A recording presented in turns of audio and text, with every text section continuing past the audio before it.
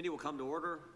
Without objection, the chair is authorized to declare recess at any time. We welcome everyone to today's hearing on oversight of the Office of Special Counsel Jack Smith. The chair now recognizes the gentlelady from Florida to lead us in the Pledge of Allegiance. The committee will come to order. Without objection, the chair is authorized to declare recess at any time. We welcome everyone to today's hearing on oversight of the Office of Special Counsel Jack Smith. One nation, under God, indivisible, with liberty and justice for all. We'll begin today's hearing with opening statements. The chair is now recognized for an opening statement. It was always about politics. And to get President Trump, they were willing to do just about anything. January 7th, 2023, Kevin McCarthy becomes Speaker of the House. 16 days later, Jack Smith issues a subpoena for his phone records. Phone records from 2 years prior for a 2-month time frame, Election Day 2020 to January 7th, 2021. Jack Smith and the Biden Justice Department get the phone records of the top Republican in government, the guy second in line to the president. They know who he called, who called him, when the call took place, and how long it lasted. You can pattern an individual's life. They know who the speaker talked to before big votes, who he talked to after big votes, when he calls his colleagues, when he calls his family.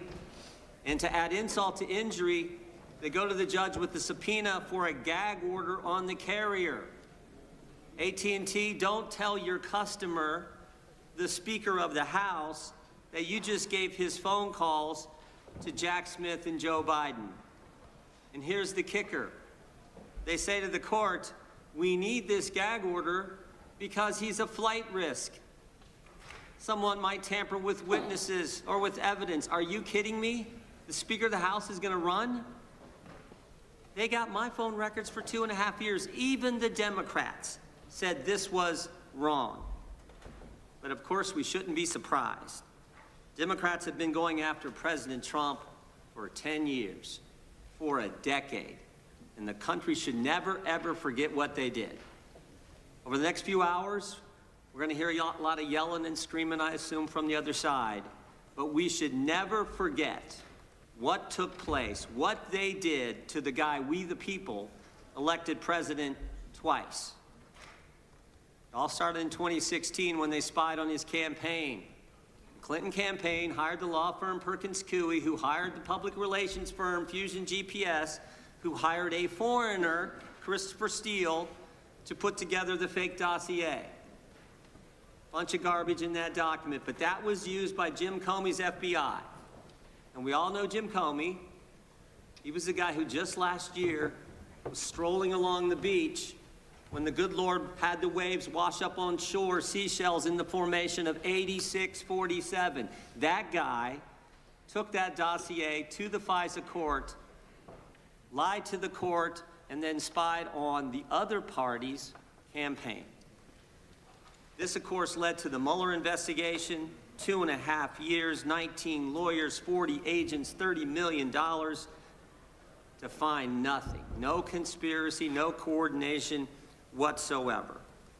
Then it was impeachment 1, the anonymous whistleblower. We couldn't even know who was bringing the charge against the guy they were trying to take it, the guy we elected, who were they trying to kick out of office. We couldn't know. Secret hearings in the bunker, in the basement of the Capitol. Again, nothing. Then it was impeachment 2. No secret hearings here because they didn't have any hearings. It was a snap impeachment, and the Senate trial actually took place after President Trump wasn't in office. Then, of course, it was Alvin Bragg, who said before he got elected district attorney that there was no case here. Then he gets elected and changes his mind when the left starts pressuring him to go after President Trump. He hires Michael Colangelo, former Democrat National Committee consultant, and the number 3 guy at the Department of Justice. And then, of course, it's Bonnie and Nathan, Bonnie Willis and Nathan Wade in Fulton County, Georgia. We actually deposed Mr. Wade, one of the most interesting depositions I've sat through. We said to him, you know, you billed taxpayers in Georgia thousands of dollars for meetings in D.C. with the January 6th committee and with the Biden administration. And we asked him some questions. Who'd you talk to, Mr. Wade? He couldn't remember. We said, where'd you meet? Did you meet the Capitol? Did you meet the White House? Where'd you meet? Couldn't remember that either. We said, were these meetings in person, on the phone, or did you have a Zoom meeting? Couldn't remember, couldn't remember, couldn't remember. We finally just asked him, did you really come to D.C. and meet people? He said, oh yeah, I came, and I billed the taxpayers. I know I came, just no idea who he talked to or what he did. And then there was the raid on President Trump's home, you know, where they searched Barron's room and the First Lady's closet. In our deposition with Stephen D'Antuono, head of the FBI Washington field office, he told us none of the normal process, none of the normal protocol was followed in the investigation. He said, first of all, the case was run out of D.C. Normally you run it out of the Miami field office. No, we're gonna run out of D.C. He said he recommended, and the people in the FBI at the time in the Washington field office recommended they give the president notice before they do the search, or at least when they got there, before they start the search, call the president's lawyers, ask them to come there and meet them and conduct the search together. Again, the answer from Maine Justice was no. Which brings us back to Mr. Smith. On November 18th, 2022, 3 days after President Trump announces he's running for president, Attorney General Garland names Jack Smith special counsel. One of the first things Mr. Smith does is put on his team the very people responsible for the raid on President Trump's home. The very people. And then Jack Smith also puts on his team the people responsible for getting the phone records of dozens of members of Congress. People like Thomas Wyndham, who, when we deposed him, took the fifth 71 times. We've actually referred him to the Justice Department for obstructing our investigation. Jack Smith then gets a gag order in his investigation on President Trump from Judge Chutkan without filing a single affidavit with the court from a witness or a potential witness that they felt threatened by statements from the president. Stop and think about it. Jack Smith restricts the speech of the former president while he's a candidate for president. Thank goodness Mr. Smith was slapped down on appeal and the order was changed. In fact, just 2 weeks ago, the Washington Post editorial page, Jack Smith would have blown a hole in the First Amendment. I just want to read 2 sentences from this. Mr. Smith seemed unconcerned about interfering in the democratic process by seeking to muzzle a candidate for high office. 3 appellate judges, all nominated by Democrat presidents, ruled that Mr. Smith's proposed gag order infringed on President Trump's First Amendment rights. And of course they did. And this wasn't the only time Mr. Smith lost in court. In the classified documents case in Miami, Judge Cannon held that Mr. Smith was not permitted to be special counsel. Jack Smith was never properly appointed. In fact, he couldn't be properly appointed because he was never confirmed by the Senate for any position in the executive branch as the law requires. Here's what Judge Cannon stated. Quote, the special counsel's position effectively usurps that important legislative authority, transferring it to a head of department, and in the process threatening the structural liberty inherent in the separation of powers. And of course, on July 1st, 2024, the United States Supreme Court ruled that President Trump had immunity for actions taken in his official capacity as the president. 1 month later, after this decision by the Supreme Court, Jack Smith files a superseding indictment on August 27, 2024. But Mr. Smith doesn't stop there. He does something unprecedented. On October 2nd, he files a motion with the court before President Trump's defense counsel has even responded to the indictment. Everyone knows the normal process is the government indicts, the defense responds with some motions, and then the government responds to the defense. But Mr. Smith skips the second step, and the brief that he files is 165 pages, almost 4 times the court limit.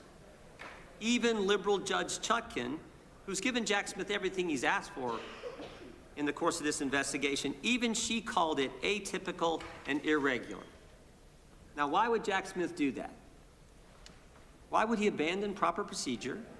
Why would he ignore court rules? Why would he do that? Because he's running out of time. There's an election around the corner. It's coming in 33 days, and he's got to get President Trump. He's got to stop President Trump from running, tie him up in court. He's got to get to trial, or at a minimum, insert an 165-page political document into the presidential campaign. It was always about politics. The good news is the American people saw through it. They saw through it. For so long, the left has controlled so much in this country. The left controlled big media, the left controlled big tech, the left controlled academia, Hollywood, certainly the Democrat Party, and I think all too much the federal bureaucracy. But the left doesn't control we the people. And in spite of the left and the weaponization efforts of Jim Comey, Alvin Bragg, Bonnie Willis, and Jack Smith, we the people saw through it all. And we elected President Trump twice. Before turning to the ranking member for his opening statement, I would just ask unanimous consent to enter into the record the Washington Post editorial, Jack Smith would have blown a hole in the First Amendment. With that, I yield to the gentleman from Maryland. Well, thank you kindly, Mr. Chairman. I want to start by recognizing the presence of 4 American heroes here today, 4 of the hundreds of officers who defended us on January 6, 2021, Michael Fanone, Aquilino Ganell, Daniel Hodges, and Harry Dunn. And I thank them for being here today. Mr. Smith, thank you for appearing before the American people. I'm glad that the committee has finally granted you the same chance to report your findings to the American people that every other special counsel investigating an American president has had. The good chairman started by saying it's all about the politics. Well, maybe for them, but for us, it's all about the rule of law and who's going to stand by the rule of law and who's going to oppose it. Now, Mr. Smith, you're one of America's great prosecutors. For nearly 3 decades, you worked for justice under both Republicans and Democrats. The Manhattan DA office, where you prosecuted sex crimes and domestic violence cases. The Eastern District of New York, where you prosecuted murderers, rapists, gangbangers, and other violent criminals. Leading the public integrity section at the Department of Justice, you brought prosecutions against corrupt public officials across the political spectrum. When you went to The Hague as chief prosecutor in the Kosovo trial, you prosecuted war crimes and crimes against humanity perpetrated against thousands of innocent victims. While others may have devoted their lives to corrupt self-enrichment, you have devoted your life to the rule of law and to public service. You've never been prosecuted for anything. You've never been convicted of anything. As far as I can tell, you've never even been the subject of a disciplinary proceeding over the course of your multi-decade career. But Donald Trump says you're a criminal and you belong in prison. He says you belong in prison, not because you did anything wrong, mind you, but because you did everything right. You pursued the facts, you followed the law, you stuck with extreme caution to every rule of professional responsibility. You had the audacity to do your job. Everybody here knows what you did wrong in Donald Trump's eyes and why he says you belong in prison. You found, and I quote from your sworn testimony before the committee, you found proof beyond a reasonable doubt that President Trump engaged in a criminal scheme to overturn the results of the 2020 election and to prevent the lawful transfer of power. When asked whether you believe the evidence was enough to obtain a criminal conviction against Donald Trump at trial, you had a one-word answer: yes. When asked if Donald Trump was responsible for the violence that took place at the Capitol on January 6th, you said, our view of the evidence was that he caused it and that he exploited it and that it was foreseeable to him. You found that Trump knew he had lost the election. How? Well, his own Attorney General, William Barr, repeatedly told him so and described all of Trump's theories as BS. Trump's top campaign advisors told him he lost the election. Vice President Pence told him he lost the election. More than 60 federal, state, and court decisions, including 8 rendered by judges he appointed to the bench, rejected every outlandish election fraud and corruption claim that he made. Trump himself even privately acknowledged it, gesturing to Joe Biden on TV and saying, quote, "Can you believe I lost to that effing guy?" He knew he lost, but he threw everything into his big lie, which some people, even in this room to this day, will stand by and swear by. Well, when the big lie wasn't enough to convince officials like Georgia Secretary of State Brad Raffensperger, a Republican, to commit election fraud and just fine Trump 11,780 votes, when it wasn't enough to convince Trump's DOJ to, quote, "just call the election corrupt and leave the rest to me and the House Republicans," when it wasn't enough to force Vice President Mike Pence to announce and then exercise lawless powers to reject Electoral College votes and use counterfeit slates to anoint Trump the winner, that's when Trump incited mass violence on January 6th.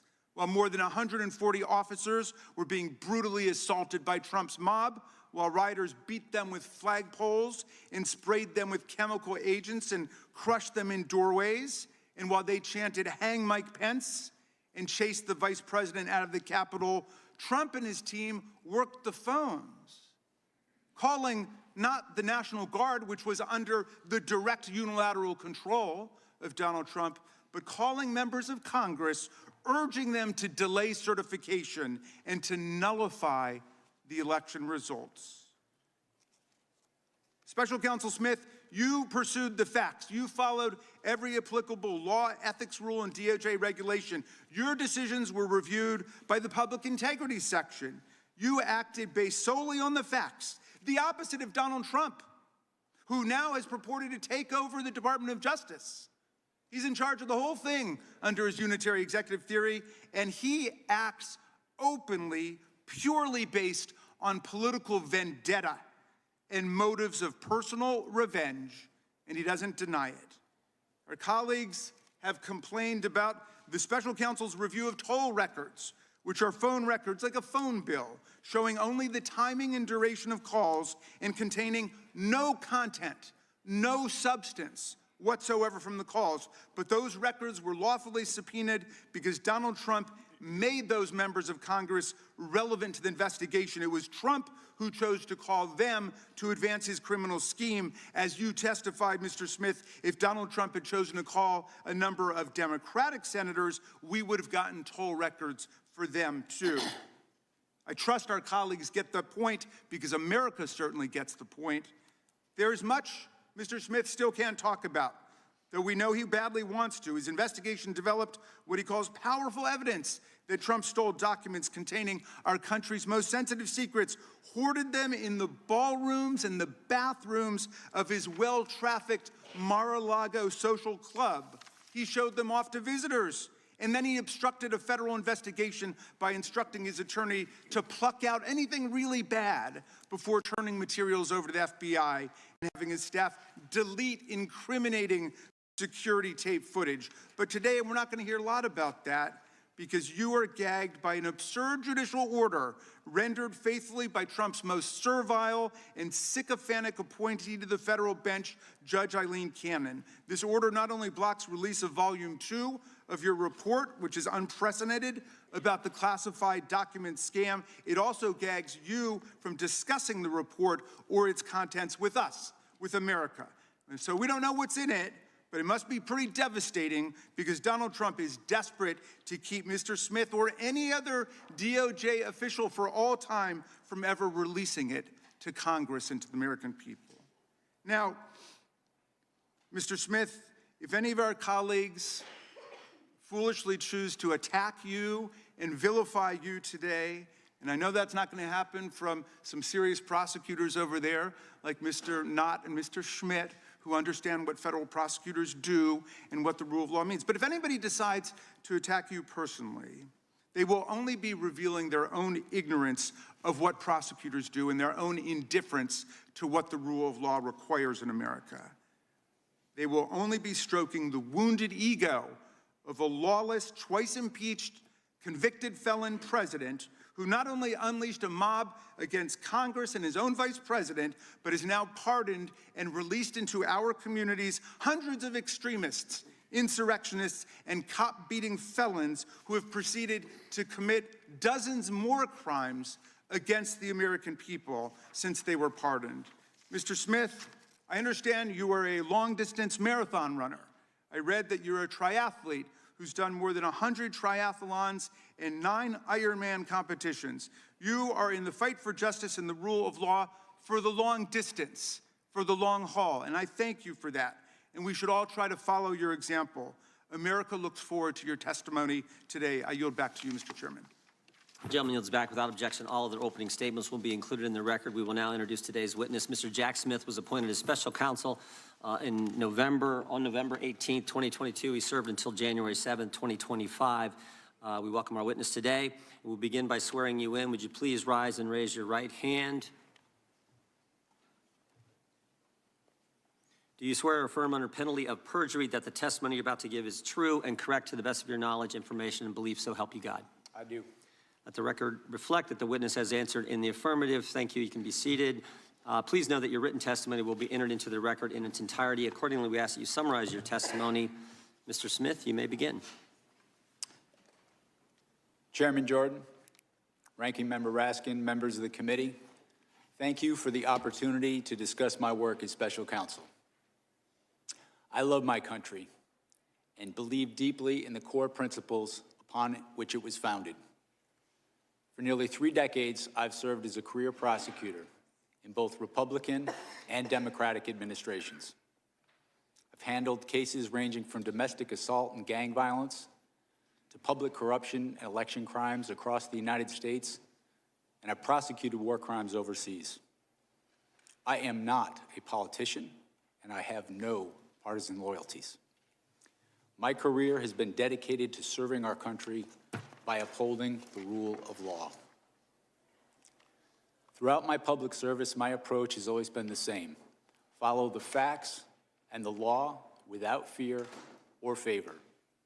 Experienced prosecutors know that specific case outcomes are beyond our control. Our responsibility is to do the right thing, the right way, for the right reasons. These principles have guided me through my career, including as special counsel. I'm proud of the work my team did, and I appreciate the opportunity to appear here today to correct false and misleading narratives about our work. During my tenure as special counsel, we followed Justice Department policies, we observed legal requirements, and took actions based on the facts and the law. I made my decisions without regard to President Trump's political association, activities, beliefs, or candidacy in the 2024 election. President Trump was charged because the evidence established that he willfully broke the law, the very laws he took an oath to uphold. Grand juries in 2 separate districts reached this conclusion based on his actions, as alleged in the indictments they returned. Rather than accept his defeat in the 2020 election, President Trump engaged in a criminal scheme to overturn the results and prevent the lawful transfer of power. After leaving office in January of 21, President Trump illegally kept classified documents at his Mar-a-Lago social club and repeatedly tried to obstruct justice to conceal his continued retention of those documents. Highly sensitive national security information was held in a ballroom and a bathroom. As I testify before the committee today, I want to be clear. I stand by my decisions as special counsel, including the decision to bring charges against President Trump. Our investigation developed proof beyond a reasonable doubt that President Trump engaged in criminal activity. If asked whether to prosecute a former president based on the same facts today, I would do so regardless of whether that president was a Democrat or a Republican. No one should be above the law in this country, and the law required that he be held to account, so that is what I did. To have done otherwise on the facts of these cases would have been to shirk my duties as a prosecutor and as a public servant, of which I had no intention of doing. I remain grateful for the counsel, judgment, and advice of my team. President Trump has sought to seek revenge against career prosecutors, FBI agents, and support staff simply for having worked on these cases. To vilify and seek retribution against these people is wrong. Those dedicated public servants are the best of us, and it has been a privilege to serve with them. After nearly 30 years of public service, including in international settings, I have seen how the rule of law can erode. My fear is that we have seen the rule of law function in our country for so long that many of us have come to take it for granted. The rule of law is not self-executing. It depends on our collective commitment to apply it. It requires dedicated service on behalf of others, especially when that service is difficult and comes with costs.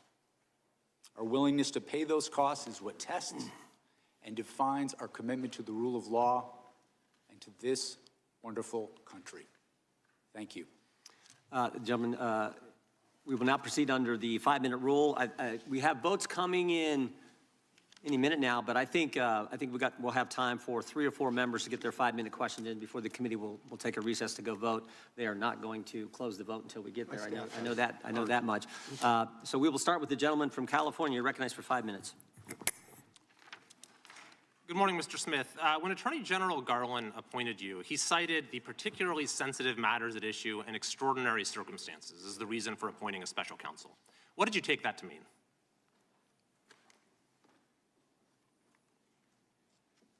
What I understood that to mean is I was to conduct an independent investigation and come to my own conclusions about whether the facts and the law supported a prosecution.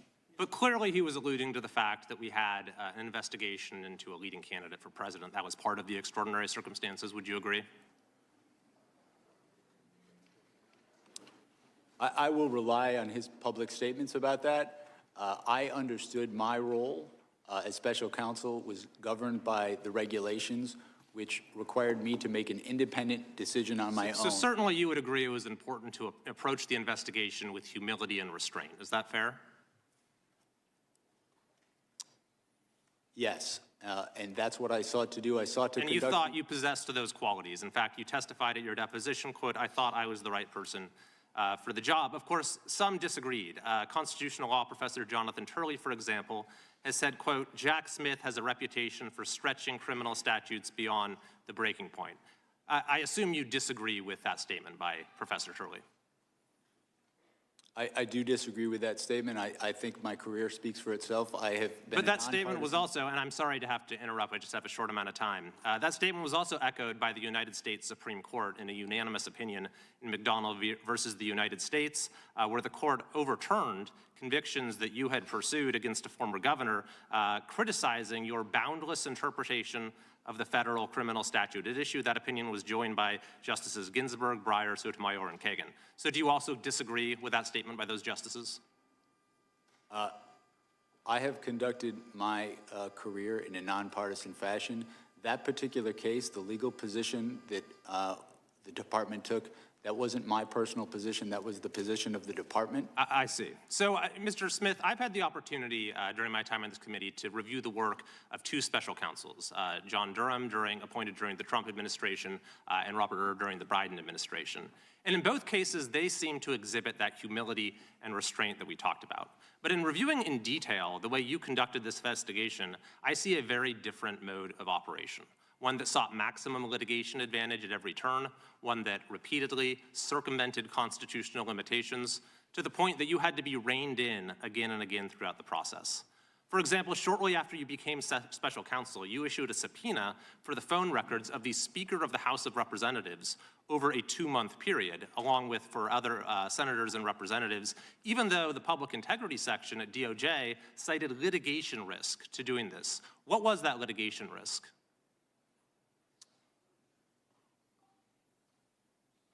With respect to the toll record subpoenas that we issued, they were approved by the Public Integrity Section.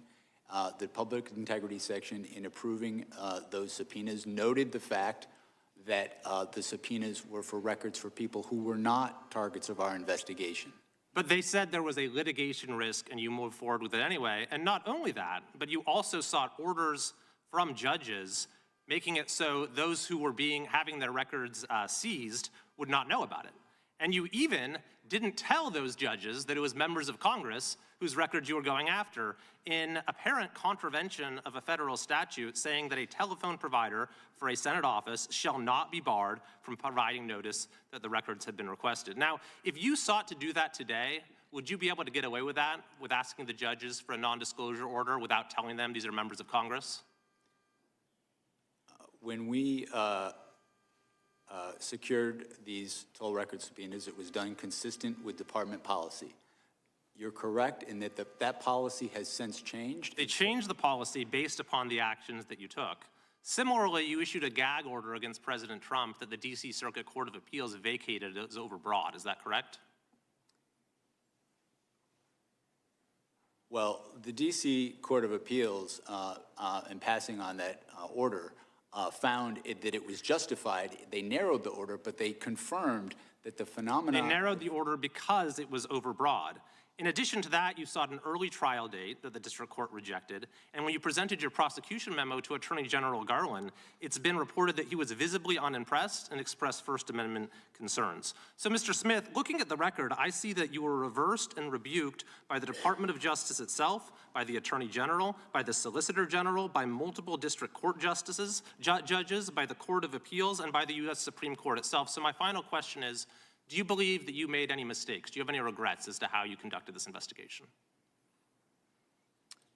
If I have any regret, it would be not expressing enough appreciation for my staff who work so hard in these investigations.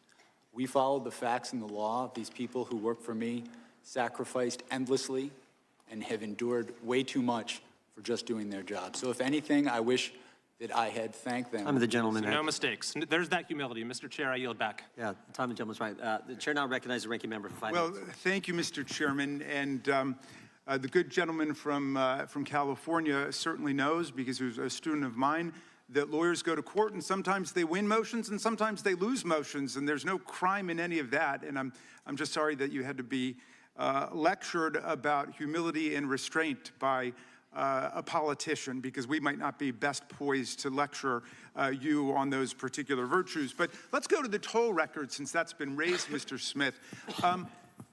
First of all, Congress has allowed toll records to be subpoenaed.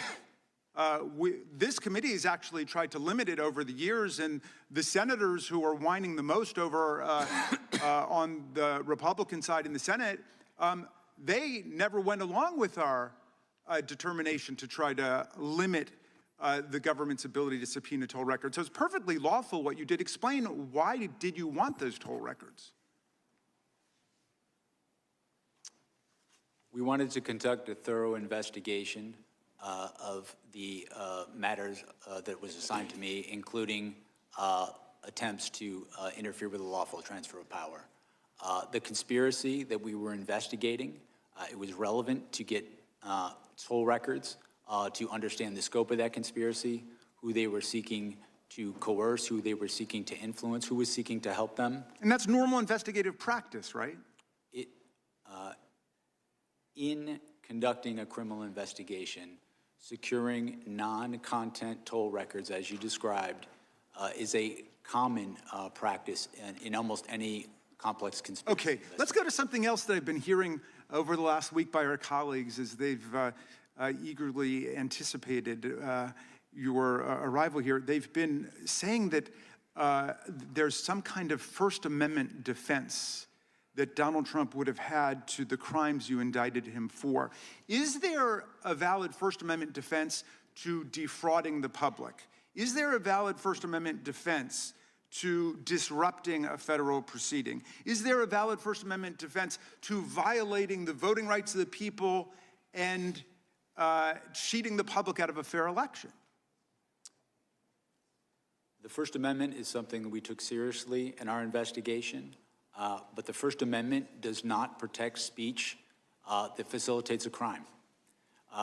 Speech that is used to facilitate a crime, a fraud crime in particular, is not protected under the First Amendment. The Supreme Court precedent on that is clear. This is an issue that we litigated before the district court, and the district court ruled, as I just stated, that it is not in fact protected. And the case law is perfectly clear on this, right? All frauds are perpetrated by speech, right? Yes. All conspiracies are perpetrated by speech. So just because your criminal conduct is brigaded with speech doesn't somehow mean you've got a First Amendment defense against trying to overthrow the government. I mean, the people who attacked the police officers on January 6th were chanting, "Hang Mike Pence." I suppose that was political speech, or they were saying, "Stop the steal." Does that mean they've got a First Amendment defense to violent assault against the officers? It does not. William Barr, by the way, was somebody who was perfectly clear about that. Donald Trump's own attorney general said, there's no freedom of speech that you have to engage in a conspiracy, to overthrow an election, to commit crime.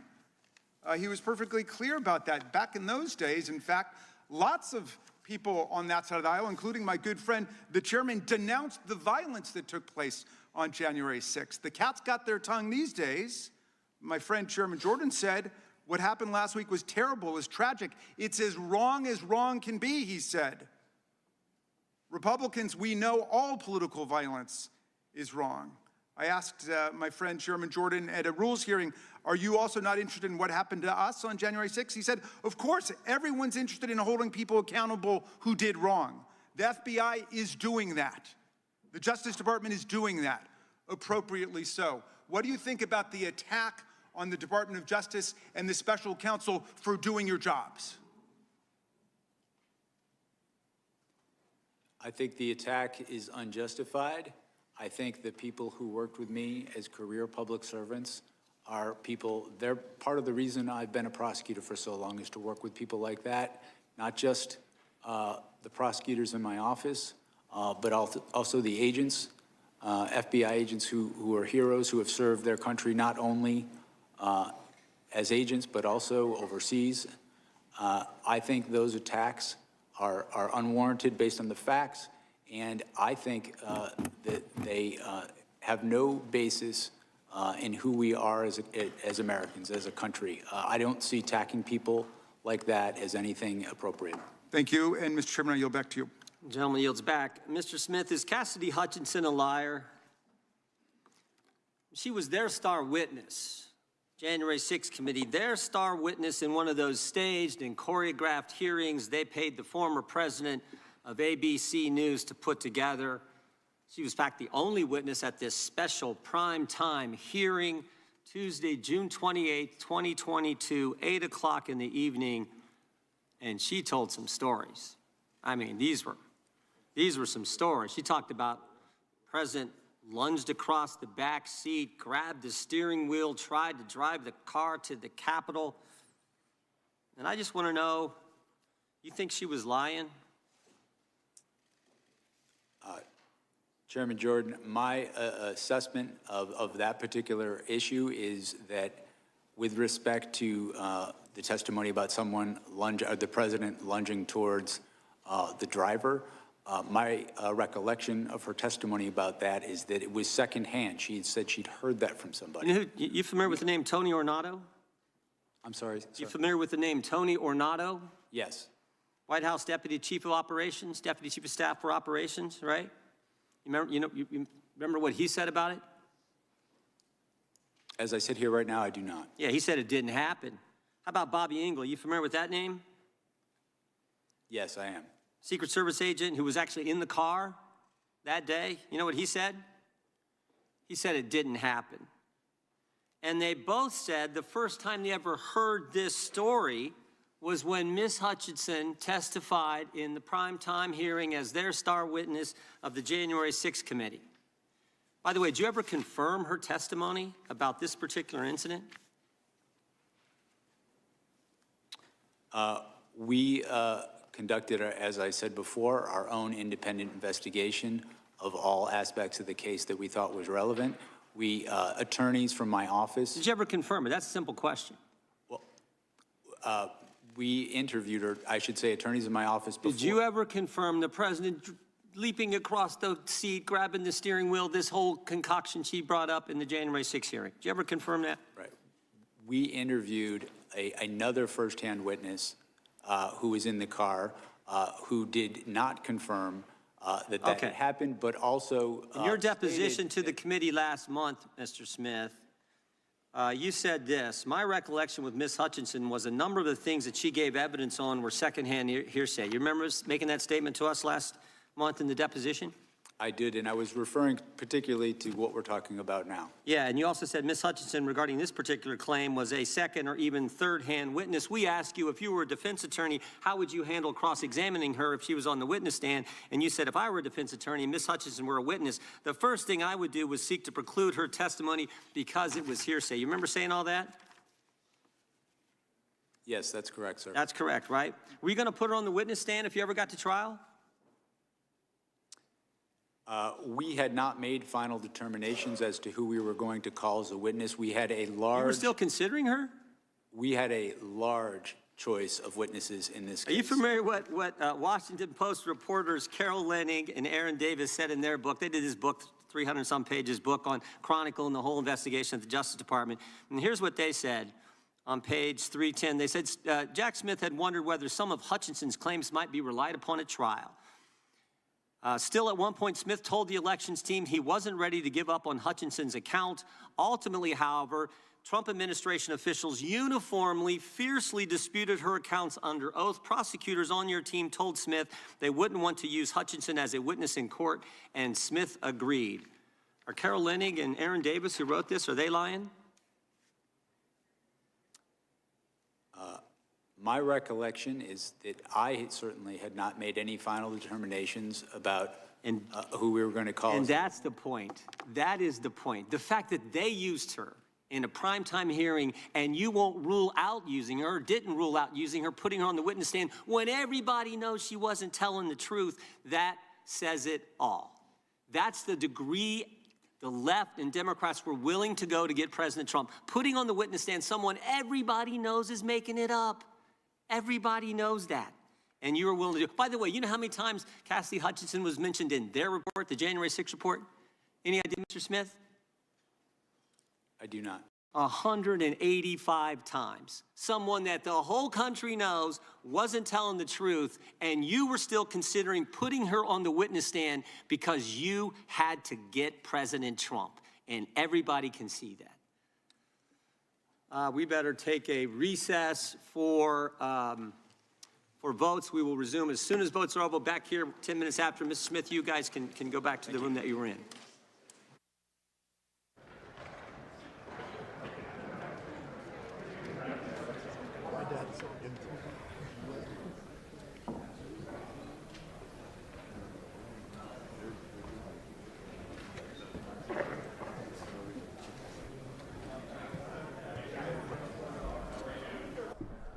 You've been watching our live coverage of former special counsel Jack Smith testifying on his investigations and prosecutions of President Trump before the House Judiciary Committee. The panel is now taking a break as members are heading to the floor to cast their votes. When the hearing restarts, be sure to follow our live coverage right here on C-SPAN 2.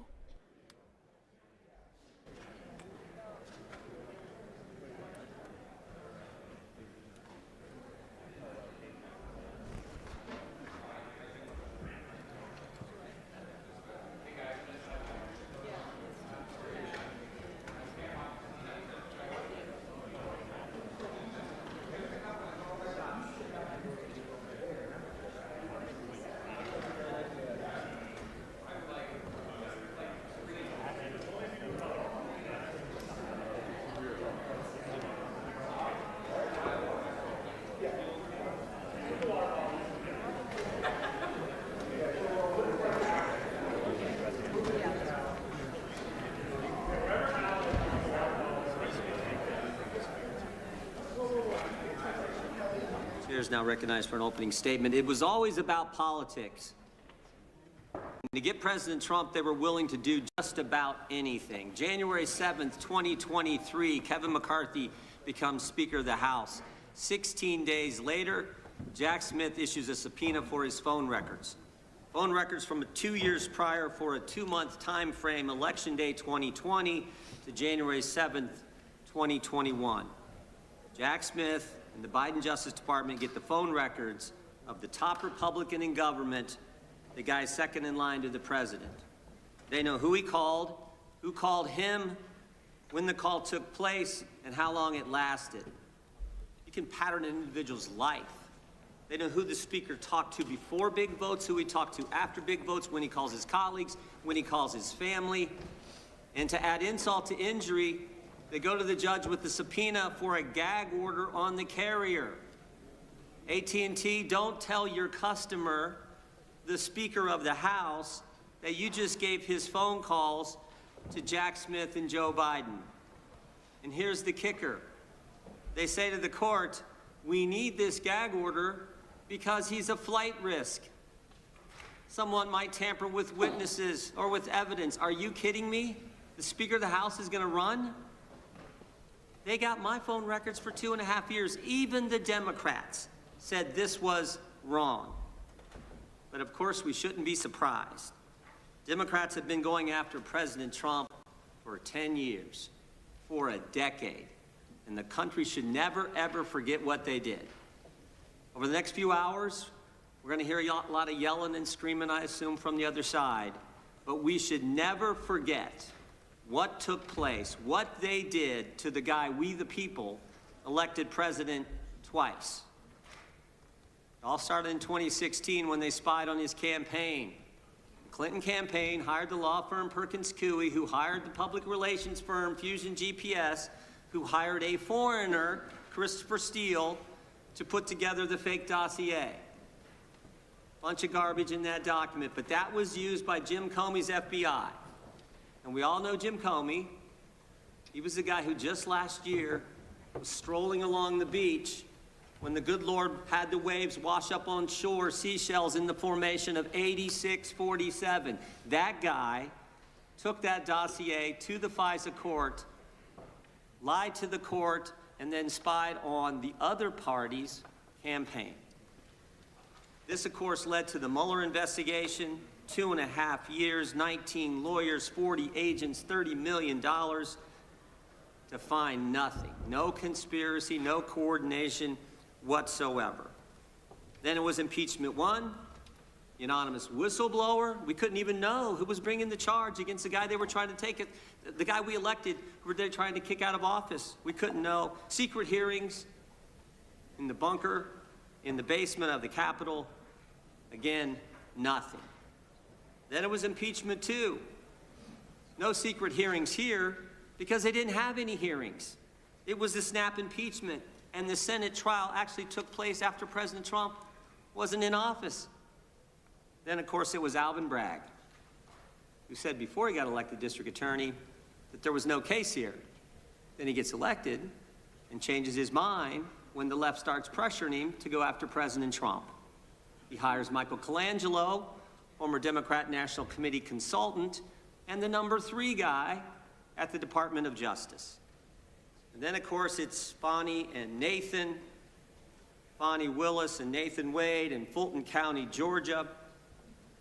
We actually deposed Mr. Wade, one of the most interesting depositions I've sat through. We said to him, you know, you billed taxpayers in Georgia thousands of dollars for meetings in D.C. with the January 6th committee and with the Biden administration. And we asked him some questions. Who'd you talk to, Mr. Wade? He couldn't remember. We said, where'd you meet? Did you meet the Capitol? Did you meet the White House? Where'd you meet? Couldn't remember that either. We said, were these meetings in person, on the phone, or did you have a Zoom meeting? Couldn't remember, couldn't remember, couldn't remember. We finally just asked him, did you really come to D.C. and meet people? He said, oh yeah, I came, and I billed the taxpayers. I know I came, just no idea who he talked to or what he did. And then there was the raid on President Trump's home, you know, where they searched Barron's room and the First Lady's closet. in our deposition with Stephen D'Antuono, head of the FBI Washington field office, he told us none of the normal process, none of the normal protocol was followed in the investigation. He said, first of all, the case was run out of D.C. Normally you run it out of the Miami field office. No, we're gonna run out of D.C. He said he recommended, and the people in the FBI at the time in the Washington field office recommended they give the president notice before they do the search, or at least when they got there, before they start the search, call the president's lawyers, ask them to come there and meet them and conduct the search together. Again, the answer from Maine Justice was no. Which brings us back to Mr. Smith. On November 18th, 2022, 3 days after President Trump announces he's running for president, Attorney General Garland names Jack Smith special counsel. One of the first things Mr. Smith does is put on his team the very people responsible for the raid on President Trump's home. The very people.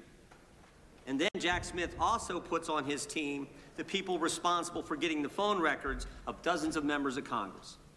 People like Thomas Wyndham, who, when we deposed him, took the fifth 71 times.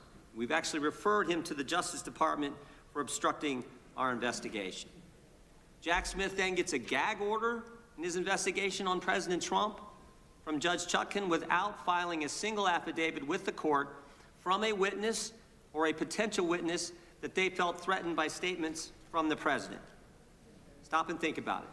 Jack Smith restricts the speech of the former president while he's a candidate for president. Thank goodness Mr. Smith was slapped down on appeal and the order was changed. In fact, just 2 weeks ago, the Washington Post editorial page, Jack Smith would have blown a hole in the First Amendment. I just want to read 2 sentences from this. Mr. Smith seemed unconcerned about interfering in the democratic process by seeking to muzzle a candidate for high office. 3 appellate judges, all nominated by Democrat presidents, ruled that Mr. Smith's proposed gag order infringed on President Trump's First Amendment rights. And of course they did. And this wasn't the only time Mr. Smith lost in court. In the classified documents case in Miami, Judge Cannon held that Mr. Smith was not permitted to be special counsel. Jack Smith was never properly appointed. In fact, he couldn't be properly appointed because he was never confirmed by the Senate for any position in the executive branch as the law requires. Here's what Judge Cannon stated. Quote, the special counsel's position effectively usurps that important legislative authority, transferring it to a head of department, and in the process threatening the structural liberty inherent in the separation of powers. And of course, on July 1st, 2024, the United States Supreme Court ruled that President Trump had immunity for actions taken in his official capacity as the president. 1 month later, after this decision by the Supreme Court, Jack Smith files a superseding indictment on August 27th, 2024. But Mr. Smith doesn't stop there. He does something unprecedented. On October 2nd, he files a motion with the court before President Trump's defense counsel has even responded to the indictment. Everyone knows the normal process is the government indicts, the defense responds with some motions, and then the government responds to the defense. But Mr. Smith skips the second step. And the brief that he files is 165 pages, almost 4 times the court limit. Even liberal Judge Chutkan, who's given Jack Smith everything he's asked for in the course of this investigation, even she called it atypical and irregular. Now, why would Jack Smith do that? Why would he abandon proper procedure? Why would he ignore court rules? Why would he do that? Because he's running out of time. There's an election around the corner. It's coming in 33 days, and he's got to get President Trump. He's got to stop President Trump from running, tie him up in court. He's got to get to trial, or at a minimum, insert an 165-page political document into the presidential campaign. It was always about politics. The good news is the American people saw through it. They saw through it. For so long, the left has controlled so much in this country. The left controlled big media, the left controlled big tech, the left controlled academia, Hollywood, certainly the Democrat Party, and I think all too much the federal bureaucracy. But the left doesn't control we the people. And in spite of the left and the weaponization efforts of Jim Comey, Alvin Bragg, Bonnie Willis, and Jack Smith, we the people saw through it all. And we elected President Trump twice. Before turning to the ranking member for his opening statement, I would just ask unanimous consent to enter into the record the Washington Post editorial, Jack Smith would have blown a hole in the First Amendment. With that, I yield to the gentleman from Maryland.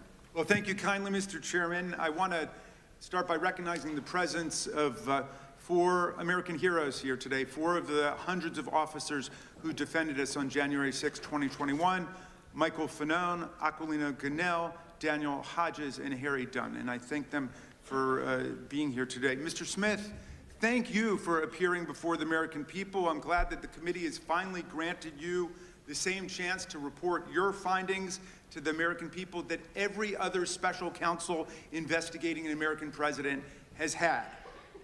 The good chairman started by saying it's all about the politics. Well, maybe for them, but for us, it's all about the rule of law and who's going to stand by the rule of law and who's going to oppose it. Now, Mr. Smith, you're one of America's great prosecutors. For nearly 3 decades, you worked for justice under both Republicans and Democrats. The Manhattan DA office, where you prosecuted sex crimes and domestic violence cases. The Eastern District of New York, where you prosecuted murderers, rapists, gangbangers, and other violent criminals. Leading the public integrity section at the Department of Justice, you brought prosecutions against corrupt public officials across the political spectrum. When you went to The Hague as chief prosecutor in the Kosovo trial, you prosecuted war crimes and crimes against humanity perpetrated against thousands of innocent victims. While others may have devoted their lives to corrupt self-enrichment, you have devoted your life to the rule of law and to public service. You've never been prosecuted for anything.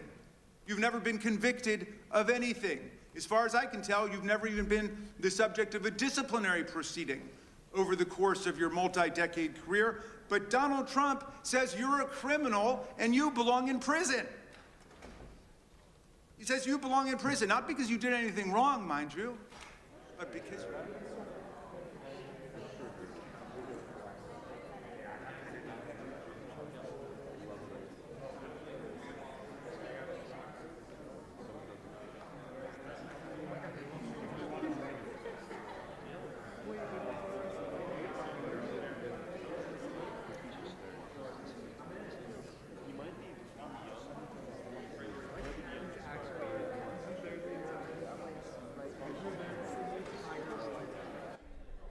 We're going to leave the hearing briefly to take you to the other side of the Capitol, where the Senate stands in recess until 3 p.m.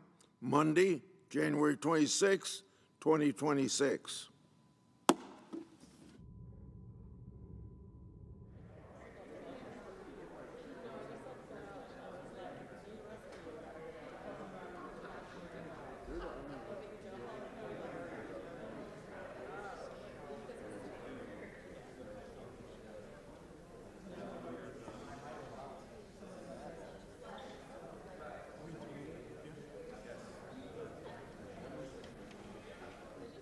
How? Well, his own Attorney General, William Barr, repeatedly told him so and described all of Trump's theories as BS.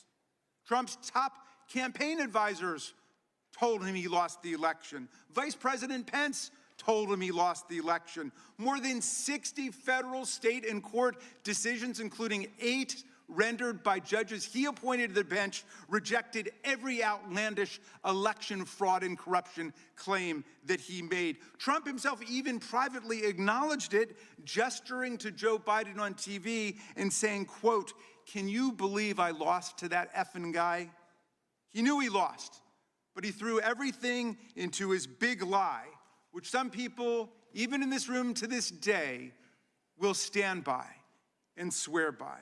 Well, when the big lie wasn't enough to convince officials like Georgia Secretary of State Brad Raffensperger a Republican to commit election fraud and just fine Trump 11,780 votes, when it wasn't enough to convince Trump's DOJ to, quote, just call the election corrupt and leave the rest to me and the House Republicans, when it wasn't enough to force Vice President Mike Pence to announce and then exercise lawless powers to reject electoral college votes and use counterfeit slates to anoint Trump the winner, that's when Trump incited mass violence on January 6th. While more than 140 officers were being brutally assaulted by Trump's mob, while rioters beat them with flagpoles and sprayed them with chemical agents and crushed them in doorways, and while they chanted, "Hang Mike Pence," and chased the vice president out of the Capitol, Trump and his team worked the phones, calling not the National Guard, which was under the direct unilateral control of Donald Trump, but calling members of Congress, urging them to delay certification and to nullify the election results. Special Counsel Smith, you pursued the facts. You followed every applicable law, ethics rule, and DOJ regulation. Your decisions were reviewed by the Public Integrity Section. You acted based solely on the facts, the opposite of Donald Trump, who now has purported to take over the Department of Justice. He's in charge of the whole thing under his unitary executive theory, and he acts openly, purely based on political vendetta and motives of personal revenge, and he doesn't deny it. Our colleagues have complained about the special counsel's review of toll records, which are phone records like a phone bill, showing only the timing and duration of calls and containing no content, no substance whatsoever from the calls. But those records were lawfully subpoenaed because Donald Trump made those members of Congress relevant to the investigation. It was Trump who chose to call them to advance his criminal scheme. As you testified, Mr. Smith, if Donald Trump had chosen to call a number of Democratic senators, we would have gotten toll records for them too. I trust our colleagues get the point because America certainly gets the point. There is much Mr. Smith still can't talk about, though we know he badly wants to. His investigation developed what he calls powerful evidence that Trump stole documents containing our country's most sensitive secrets, hoarded them in the ballrooms and the bathrooms of his well-trafficked Mar-a-Lago social club. He showed them off to visitors. And then he obstructed a federal investigation by instructing his attorney to pluck out anything really bad before turning materials over to the FBI and having his staff delete incriminating security tape footage. But today we're not going to hear a lot about that because you are gagged by an absurd judicial order rendered faithfully by Trump's most servile and sycophantic appointee to the federal bench, Judge Eileen Cannon. This order not only blocks release of Volume 2 of your report, which is unprecedented, about the classified document scam, it also gags you from discussing the report or its contents with us, with America. And so we don't know what's in it, but it must be pretty devastating because Donald Trump is desperate to keep Mr. Smith or any other DOJ official for all time from ever releasing it to Congress and to the American people. Now, Mr. Smith, if any of our colleagues foolishly choose to attack you and vilify you today, and I know that's not going to happen from some serious prosecutors over there like Mr. Knott and Mr. Schmidt, who understand what federal prosecutors do and what the rule of law means. But if anybody decides to attack you personally, they will only be revealing their own ignorance of what prosecutors do and their own indifference to what the rule of law requires in America. They will only be stroking the wounded ego of a lawless, twice impeached, convicted felon president who not only unleashed a mob against Congress and his own vice president, but is now pardoned and released into our communities hundreds of extremists, insurrectionists, and cop-beating felons who have proceeded to commit dozens more crimes against the American people since they were pardoned. Mr. Smith, I understand you are a long-distance marathon runner. I read that you're a triathlete who's done more than 100 triathlons and 9 Ironman competitions. You are in the fight for justice and the rule of law for the long distance, for the long haul, and I thank you for that. And we should all try to follow your example. America looks forward to your testimony today. I yield back to you, Mr. Chairman. The gentleman yields back without objection. All of their opening statements will be included in the record. We will now introduce today's witness. Mr. Jack Smith was appointed as special counsel on November 18, 2022. He served until January 7, 2025. We welcome our witness today. We'll begin by swearing you in. Would you please rise and raise your right hand? Do you swear or affirm under penalty of perjury that the testimony you're about to give is true and correct to the best of your knowledge, information, and belief, so help you God? I do. Let the record reflect that the witness has answered in the affirmative. Thank you. You can be seated. Please know that your written testimony will be entered into the record in its entirety. Accordingly, we ask that you summarize your testimony. Mr. Smith, you may begin. Chairman Jordan, Ranking Member Raskin, members of the committee, thank you for the opportunity to discuss my work as special counsel.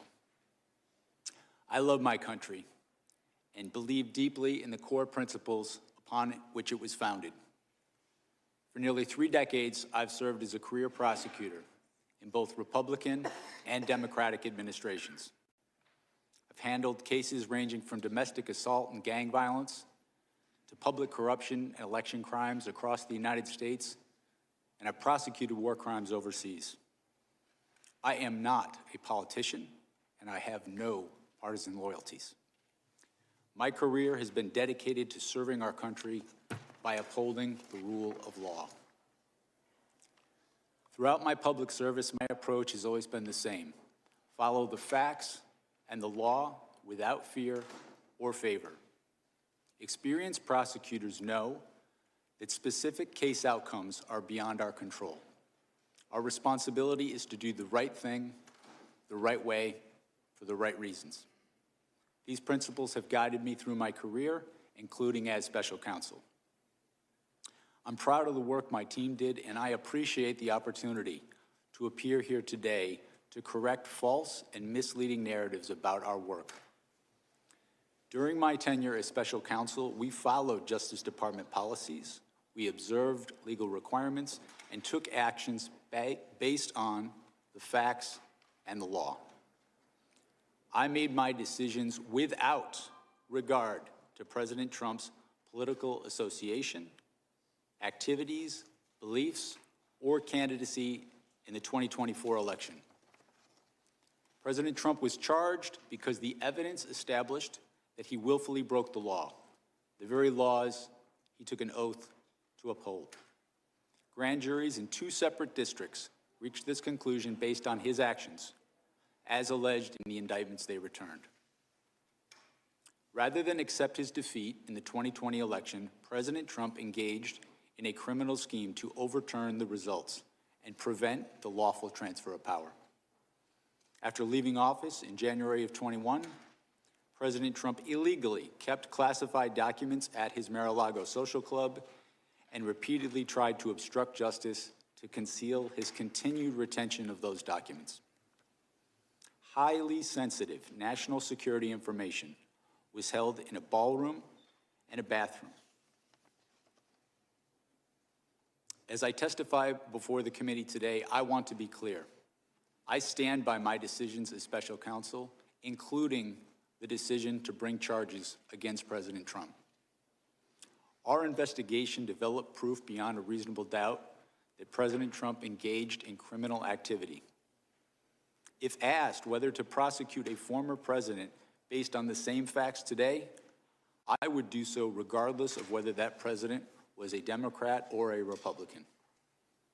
No one should be above the law in this country, and the law required that he be held to account, so that is what I did.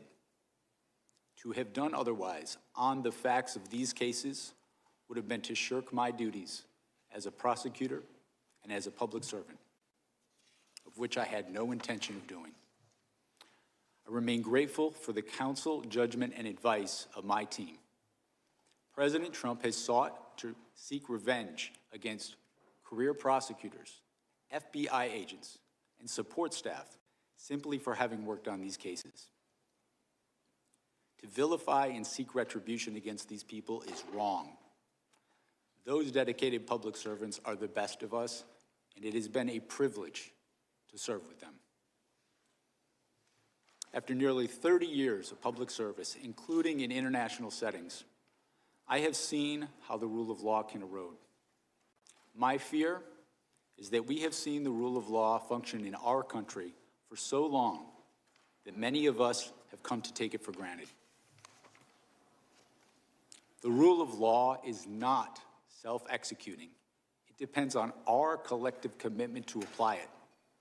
It requires dedicated service on behalf of others, especially when that service is difficult and comes with costs. Our willingness to pay those costs is what tests and defines our commitment to the rule of law and to this wonderful country. Thank you. Gentlemen, we will now proceed under the 5-minute rule. We have votes coming in any minute now, but I think we'll have time for 3 or 4 members to get their 5-minute questions in before the committee will take a recess to go vote. They are not going to close the vote until we get there. I know that much. So we will start with the gentleman from California. You're recognized for 5 minutes. Good morning, Mr. Smith. When Attorney General Garland appointed you, he cited the particularly sensitive matters at issue and extraordinary circumstances as the reason for appointing a special counsel. What did you take that to mean?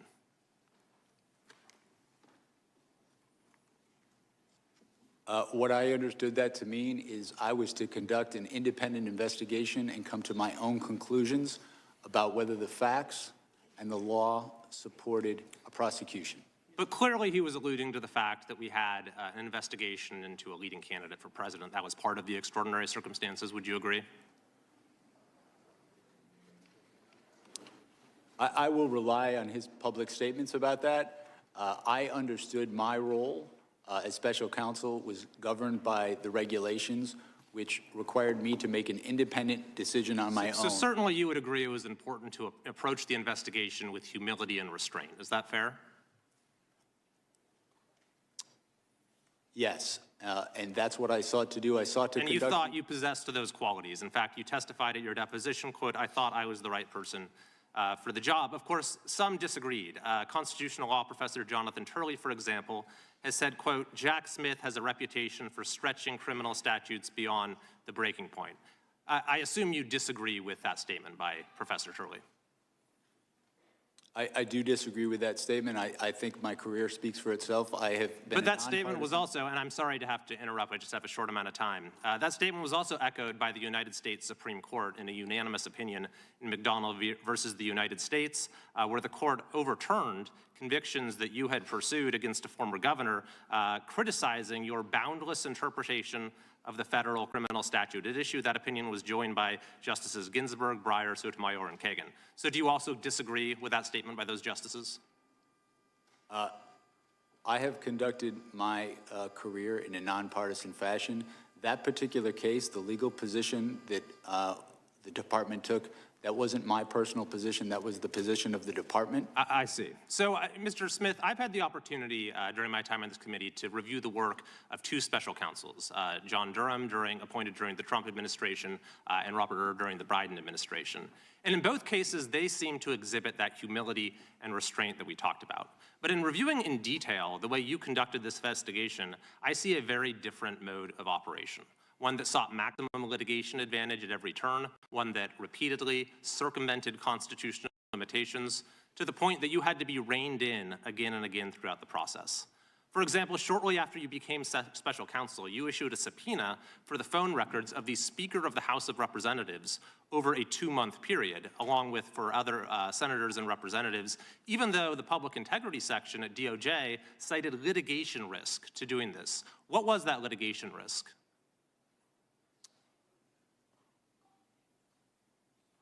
With respect to the toll record subpoenas that we issued, they were approved by the Public Integrity Section.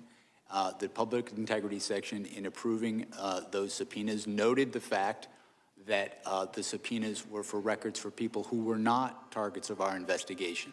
But they said there was a litigation risk and you moved forward with it anyway. And not only that, but you also sought orders from judges making it so those who were having their records seized would not know about it.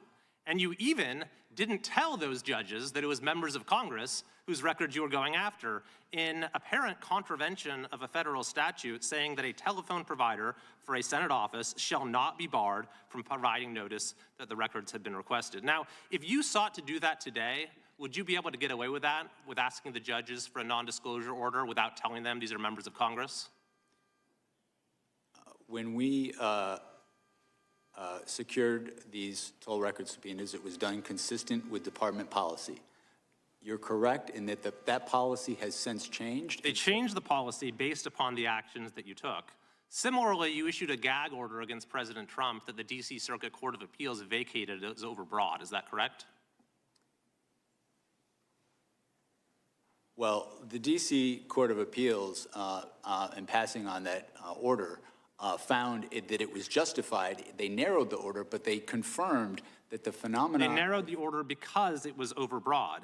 In addition to that, you sought an early trial date that the district court rejected, and when you presented your prosecution memo to Attorney General Garland, it's been reported that he was visibly unimpressed and expressed First Amendment concerns. So, Mr. Smith, looking at the record, I see that you were reversed and rebuked by the Department of Justice itself, by the Attorney General, by the Solicitor General, by multiple district court justices, judges, by the Court of Appeals, and by the U.S. Supreme Court itself. So my final question is, do you believe that you made any mistakes? Do you have any regrets as to how you conducted this investigation?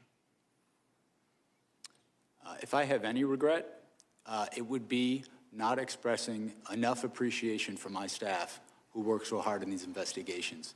We followed the facts and the law. These people who work for me sacrificed endlessly and have endured way too much for just doing their job. So if anything, I wish that I had thanked them. Time of the gentleman. So no mistakes. There's that humility. Mr. Chair, I yield back. Yeah, the time of the gentleman's right. The chair now recognizes the ranking member for 5 Well, minutes. thank you, Mr. Chairman. And the good gentleman from California certainly knows, because he was a student of mine, that lawyers go to court and sometimes they win motions and sometimes they lose motions, and there's no crime in any of that. And I'm just sorry that you had to be lectured about humility and restraint by a politician, because we might not be best poised to lecture you on those particular virtues. But let's go to the toll record, since that's been raised, Mr. Smith. First of all, Congress has allowed toll records to be subpoenaed. This committee has actually tried to limit it over the years, and the senators who are whining the most over on the Republican side in the Senate, they never went along with our determination to try to limit the government's ability to subpoena toll records. So it's perfectly lawful what you did. Explain, why did you want those toll records? We wanted to conduct a thorough investigation of the matters that was assigned to me, including attempts to interfere with the lawful transfer of power. The conspiracy that we were investigating, it was relevant to get toll records to understand the scope of that conspiracy, who they were seeking to coerce, who they were seeking to influence, who was seeking to help them. And that's normal investigative practice, right? In conducting a criminal investigation, securing non-content toll records, as you described, is a common practice in almost any complex conspiracy. Okay, let's go to something else that I've been hearing over the last week by our colleagues as they've eagerly anticipated your arrival here. They've been saying that there's some kind of First Amendment defense that Donald Trump would have had to the crimes you indicted him for. Is there a valid First Amendment defense to defrauding the public? Is there a valid First Amendment defense to disrupting a federal proceeding? Is there a valid First Amendment defense to violating the voting rights of the people and cheating the public out of a fair election? The First Amendment is something that we took seriously in our investigation, but the First Amendment does not protect speech that facilitates a crime. Speech that is used to facilitate a crime, a fraud crime in particular, is not protected under the First Amendment. The Supreme Court precedent on that is clear. This is an issue that we litigated before the district court, and the district court ruled, as I just stated, that it is not in fact protected. And the case law is perfectly clear on this, right? All frauds are perpetrated by speech, right? Yes. All conspiracies are perpetrated by speech. So just because your criminal conduct is brigaded with speech doesn't somehow mean you've got a First Amendment defense against trying to overthrow the government. I mean, the people who attacked the police officers on January 6th were chanting, "Hang Mike Pence." I suppose that was political speech, or they were saying, "Stop the steal." Does that mean they've got a First Amendment defense to violent assault against the officers? It does not. William Barr, by the way, was somebody who was perfectly clear about that. Donald Trump's own attorney general said, there's no freedom of speech that you have to engage in a conspiracy, to overthrow an election, to commit crime. He was perfectly clear about that. Back in those days, in fact, lots of people on that side of the aisle, including my good friend, the chairman, denounced the violence that took place on January 6th. The cat's got their tongue these days. My friend Chairman Jordan said, what happened last week was terrible, is tragic. It's as wrong can be, he said. Republicans, we know all political violence is wrong. I asked my friend Chairman Jordan at a rules hearing, are you also not interested in what happened to us on January 6th? He said, of course, everyone's interested in holding people accountable who did wrong. The FBI is doing that. The Justice Department is doing that, appropriately so. What do you think about the attack on the Department of Justice and the special counsel for doing your jobs? I think the attack is unjustified. I think the people who worked with me as career public servants are people, they're part of the reason I've been a prosecutor for so long, is to work with people like that, not just the prosecutors in my office, but also the agents, FBI agents who are heroes, who have served their country not only as agents, but also overseas. I think those attacks are unwarranted based on the facts, and I think that they have no basis in who we are as Americans, as a country. I don't see attacking people like that as anything appropriate. Thank you, and Mr. Chairman, I yield back to you. The gentleman yields back. Mr. Smith, is Cassidy Hutchinson a liar? She was their star witness. January 6th committee, their star witness in one of those staged and choreographed hearings they paid the former president of ABC News to put together. She was, in fact, the only witness at this special primetime hearing, Tuesday, June 28th, 2022, 8 o'clock in the evening, and she told some stories. I mean, these were some stories. She talked about President lunged across the back seat, grabbed the steering wheel, tried to drive the car to the Capitol. And I just want to know, you think she was lying? Chairman Jordan, my assessment of that particular issue is that with respect to the testimony about the president lunging towards the driver, my recollection of her testimony about that is that it was secondhand. She had said she'd heard that from somebody. You familiar with the name Tony Ornato? I'm sorry, sir? You familiar with the name Tony Ornato? Yes. White House Deputy Chief of Operations, Deputy Chief of Staff for Operations, right? You remember what he said about it? As I sit here right now, I do not. Yeah, he said it didn't happen. How about Bobby Engel? You familiar with that name? Yes, I am. Secret Service agent who was actually in the car that day. You know what he said? He said it didn't happen. And they both said the first time they ever heard this story was when Ms. Hutchinson testified in the primetime hearing as their star witness of the January 6th committee. By the way, did you ever confirm her testimony about this particular incident? We conducted, as I said before, our own independent investigation of all aspects of the case that we thought was relevant. We, attorneys from my office. Did you ever confirm it? That's a simple question. Well, we interviewed her, I should say, attorneys in my office before. Did you ever confirm the president leaping across the seat, grabbing the steering wheel, this whole concoction she brought up in the January 6th hearing? Did you ever confirm that? Right. We interviewed another firsthand witness who was in the car who did not confirm that Okay. had happened, but also In your stated deposition to the committee last month, Mr. Smith, you said this: my recollection with Ms. Hutchinson was a number of the things that she gave evidence on were secondhand hearsay. You remember us making that statement to us last month in the deposition? I did, and I was referring particularly to what we're talking about now. Yeah, and you also said Ms. Hutchinson, regarding this particular claim, was a second or even third-hand witness. We asked you, if you were a defense attorney, how would you handle cross-examining her if she was on the witness stand? And you said, if I were a defense attorney and Ms. Hutchinson were a witness, the first thing I would do was seek to preclude her testimony because it was hearsay. You remember saying all that? Yes, that's correct, sir. That's correct, right? Were you going to put her on the witness stand if you ever got to trial? We had not made final determinations as to who we were going to call as a witness. We had a You were large, still considering her? we had a large choice of witnesses in this Are case. you familiar what Washington Post reporters Carol Leonnig and Aaron Davis said in their book? They did this book, 300-some pages book on chronicling the whole investigation of the Justice Department. And here's what they said on page 310. They said, Jack Smith had wondered whether some of Hutchinson's claims might be relied upon at trial. Still, at one point, Smith told the elections team he wasn't ready to give up on Hutchinson's account. Ultimately, however, Trump administration officials uniformly, fiercely disputed her accounts under oath. Prosecutors on your team told Smith they wouldn't want to use Hutchinson as a witness in court, and Smith agreed. Are Carol Leonnig and Aaron Davis, who wrote this, are they lying?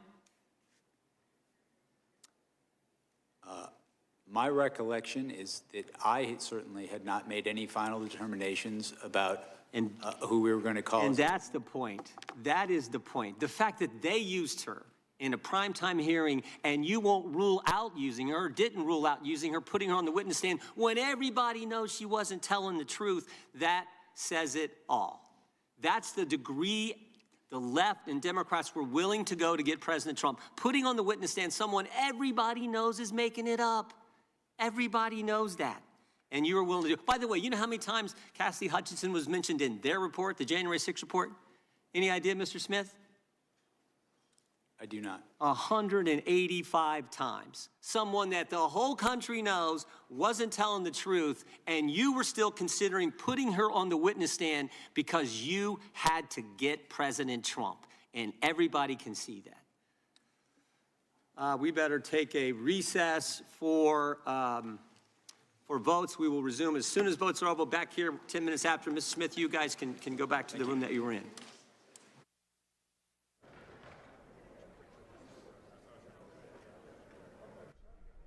That was former Special Counsel Jack Smith testifying on his investigations and prosecutions of President Trump before House Judiciary Committee members. We're now back with live view of the committee hearing room that's rather empty, as members are now in the House chamber to cast their votes. The series of votes started at 10:31 a.m. Eastern on beginning debate on funding for multiple federal government agencies, including the Departments of Defense, Labor, and Housing and Urban Development. For more coverage of the House floor, you can head over to C-SPAN for our coverage of the floor proceedings. Here on C-SPAN 2, we're committed to bringing you coverage of testimony from former Special Counsel Jack Smith. When the hearing restarts, be sure to follow our live coverage right here on C-SPAN 2.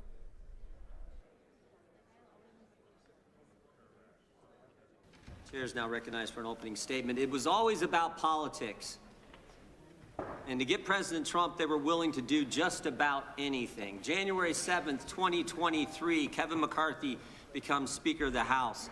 16 days later, Jack Smith issues a subpoena for his phone records. Phone records from 2 years prior for a 2-month time frame, Election Day 2020 to January 7th, 2021. Jack Smith and the Biden Justice Department get the phone records of the top Republican in government, the guy second in line to the president. They know who he called, who called him, when the call took place, and how long it lasted.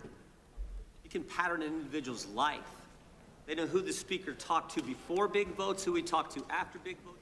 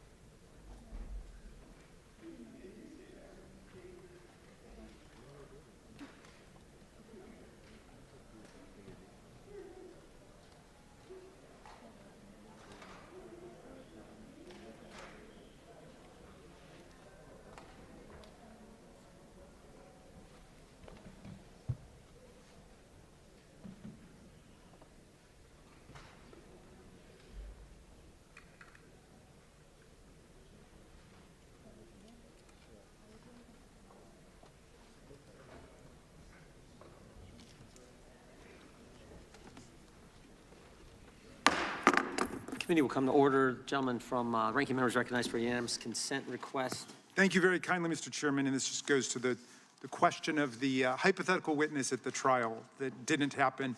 New York Times, May 1, 2024, Trump acknowledges he wanted to go to the Capitol on January 6th. Without objection. Carol Leonnig, who you quoted, Carol Leonnig outlines Tony Ornato's history of lies.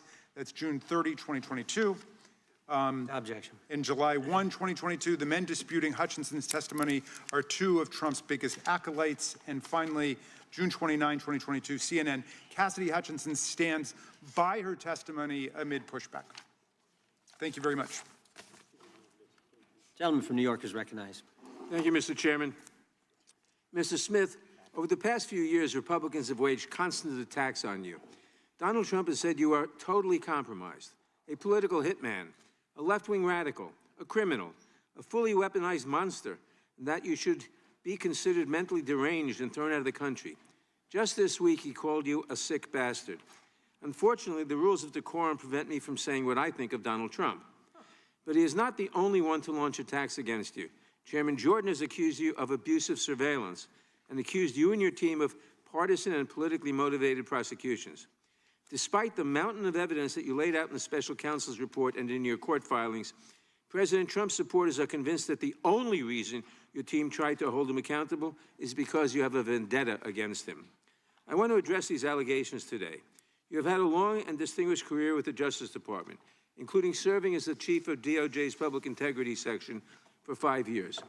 While leading the Public Integrity Section, you led investigations and prosecution of public figures and political leaders from both parties, Republicans and Democrats. Can you give us a couple of examples?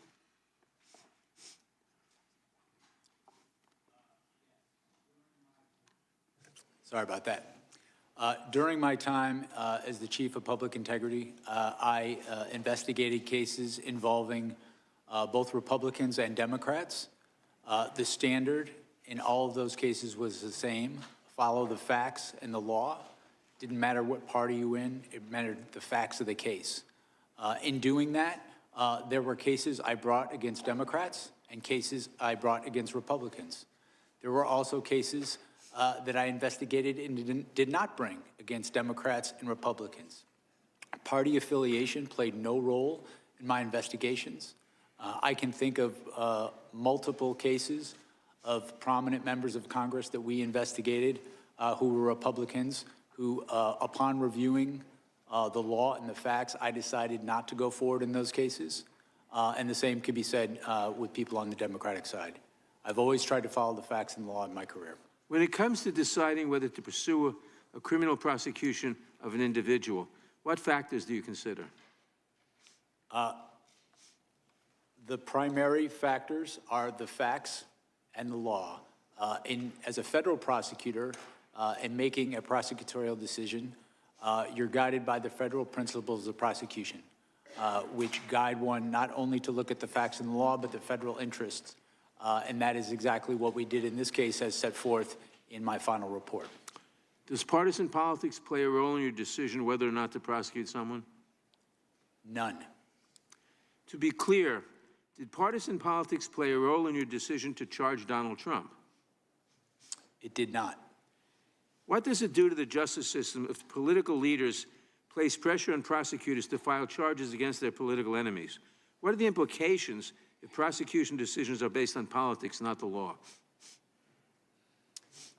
I think it weakens the rule of law in our country because it weakens the mechanism for us to prosecute, among other things, corruption. When there is political prosecutions targeting people because they're enemies of the president, the department loses credibility and it can't do its job in all sorts of cases. According to your deposition before this committee, it sounds like your problem was not determining if you had enough evidence to charge Donald Trump, but rather that you might have had too much evidence and struggled to determine how to present a clear narrative to a jury. How would you characterize the evidence against Mr. Trump about inciting an insurrection against the laws of this country? Did you have too much? Well, With respect to presenting the case that we charged, one of the central challenges was trying to present that in a concise way because we did have so many witnesses. Some of the most powerful witnesses were witnesses who, in fact, were fellow Republicans who had voted for Donald Trump, who had campaigned for him, and who wanted him to win the election. These included state officials, people who worked on his campaign, and advisors. I will say, however, with respect to the charge of insurrection, we did not charge that. As I set forth in my report, while I believe that there is, courts have found that that was an insurrection and that there's a reasonable interpretation, a reasonable prosecutor could interpret the evidence to support that charge. I chose not to do that, looking at the facts in the law. I thought the charges we brought were appropriate, given the evidence that we had. Thank you, Mr. Smith, for your decades-long public service and for working tirelessly to uphold the rule of law. Those who attack and smear you and your team in order to protect Donald Trump should be ashamed of themselves.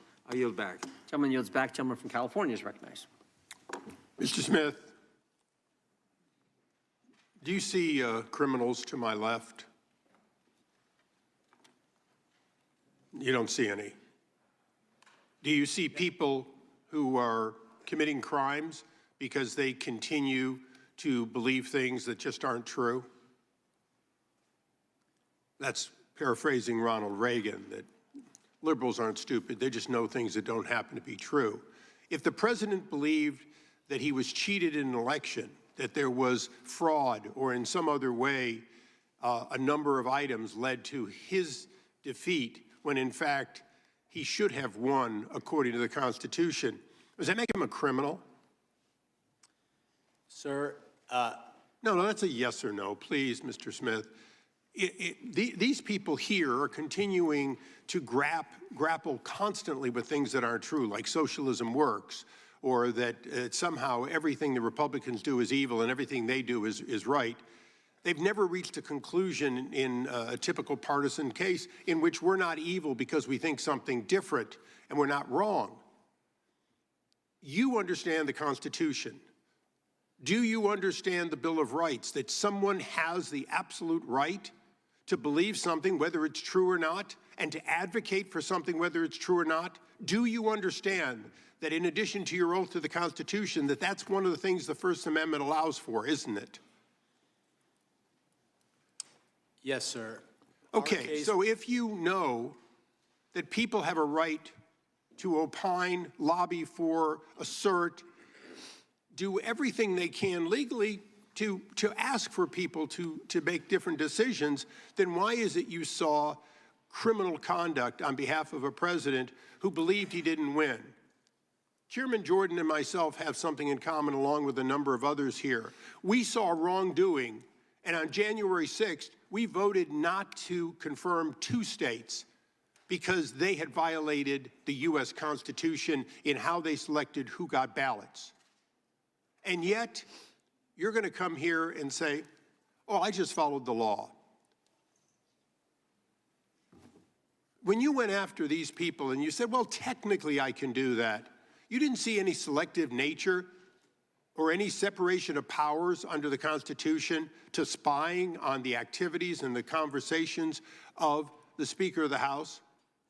To what end would conversations between the Speaker of the U.S. House, third or second in line to be the president, and the president, in what basis would it be any of your business other than you believe that there was a conspiracy without conspiracy as a basic premise?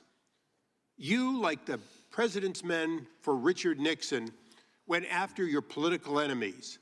Maybe they're not your political enemies, but they sure as hell were Joe Biden's political enemies, weren't they?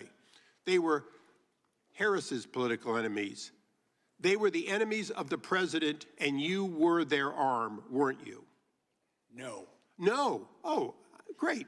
So you spied on the Speaker of the House and these other senators and so on, and informed no one, and in fact put in a gag order so they couldn't discover it. If they were not subjects of a conspiracy investigation, why did Congress, a separate branch that you under the Constitution, have to respect. Why is it that no one should be informed, including the judges? As you went in to spy on these people, did you mention that you were spying on, seeking records so you could find out about when conversations occurred between the U.S. Speaker of the House and the President? Did you inform the judge, or did you hold that back? My office didn't spy on anyone. Wait a second. The question I asked you, Mr. Smith, was pretty straightforward. Did you withhold that information from an Article III judge in the process of taking the records of the Speaker of the House? We complied with Department. Did you hold back Mr. that Chairman, would you information? please instruct the gentleman to allow the witness to answer the questions? It's not your time. I'd like my time back. Mr. Chairman, again, you have please. repeatedly done that in the past. The witness has the right to answer the question. And there'll be due time to answer the question. Would you please put my time back and let me finish this? Mr. Smith, I asked you a question and you were not responsive to it, and I want you to be responsive to it. Did you, whether you think it was legal or not, whether you think it was right or not, did you withhold the name of Kevin McCarthy, Speaker of the House, when you were seeking records on Kevin McCarthy, the Speaker of the House, or Jim Jordan, the chairman of this committee? At the time the gentleman is... No, is- please you give got a me few back more the seconds. time that would take it away. Time has expired, but we're going to let the witness answer your question because it's an important question. The witness can respond. We did not provide that information to the judge when we requested a non-disclosure order, consistent with the law and consistent with Department. Mr. Chairman, the amazing thing here today is that we have an admission that an Mr. Article Chairman, I... the gentleman's time has come on. expired by now 34 seconds. It gets more than 5 minutes. How many 'cause it's a times you good going to question? interrupt me? The time belongs to the gentleman from California, but it has expired. I will be brief in my address to the chairman. We have the evidence that an Article I representative on behalf of the president withheld that Article III. Mr. Chairman, are we that being granted the information. same leniency And at with this that, I yield back in yield disgust of this witness. Sticking with California, the gentlelady from California is now recognized. Mr. Smith, thank you for being here today. Earlier the chairman spent a lot of time talking about Cassidy Hutchinson, who we know was just one of many witnesses. It's important to note that there was testimony that she was told something by Mr. Ornato, not that she had personal knowledge. And of course, Mr. Ornato was of very questionable veracity. We had a testimony from a Metropolitan Police Department official about an argument, a big argument that the president was having about going to the Capitol. And in fact, the vehicle was delayed going back to the Capitol while that argument occurred. But having said that, I want to focus on something my colleagues across the aisle seem to want to ignore.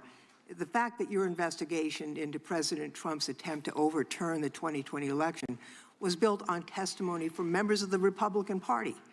In fact, last week, the New York Times published grand jury transcripts from Georgia that show the same pattern in Trump's Georgia criminal case.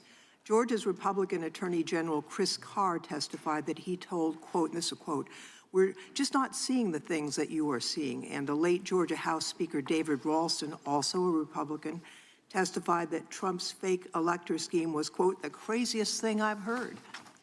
And then there's Senator Lindsey Graham, one of the president's closest allies. In his secret grand jury testimony, Senator Graham told the jurors, quote, "I have told him more times than we can count that he fell short," unquote. And then he said this, quote, "If you told him Martians came and stole votes, he'd be inclined to believe it." Martians, that's from Senator Graham speaking under oath. So here's my question. Mr. Smith, in your deposition with this committee, you testified, and here's a quote, "Our case was built on, frankly, Republicans who put their allegiance to the country before the party."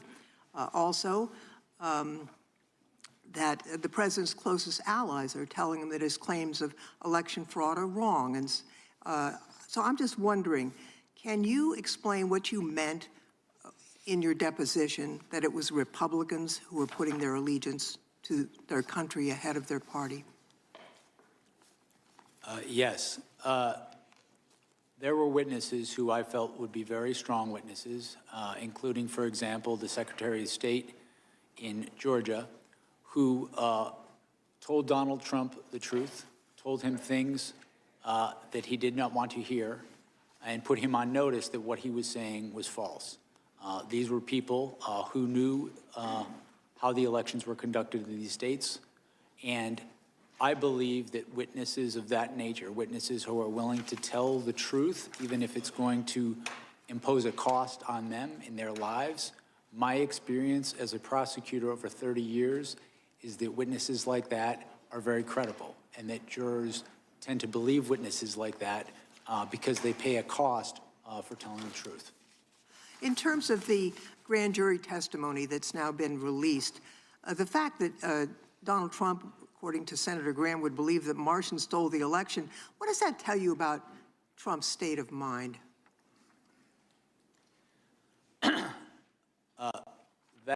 That statement is consistent with what we found in our investigation, in that our investigation revealed that Donald Trump was not looking for honest answers about whether there was fraud in the election. He was looking for ways to stay in power.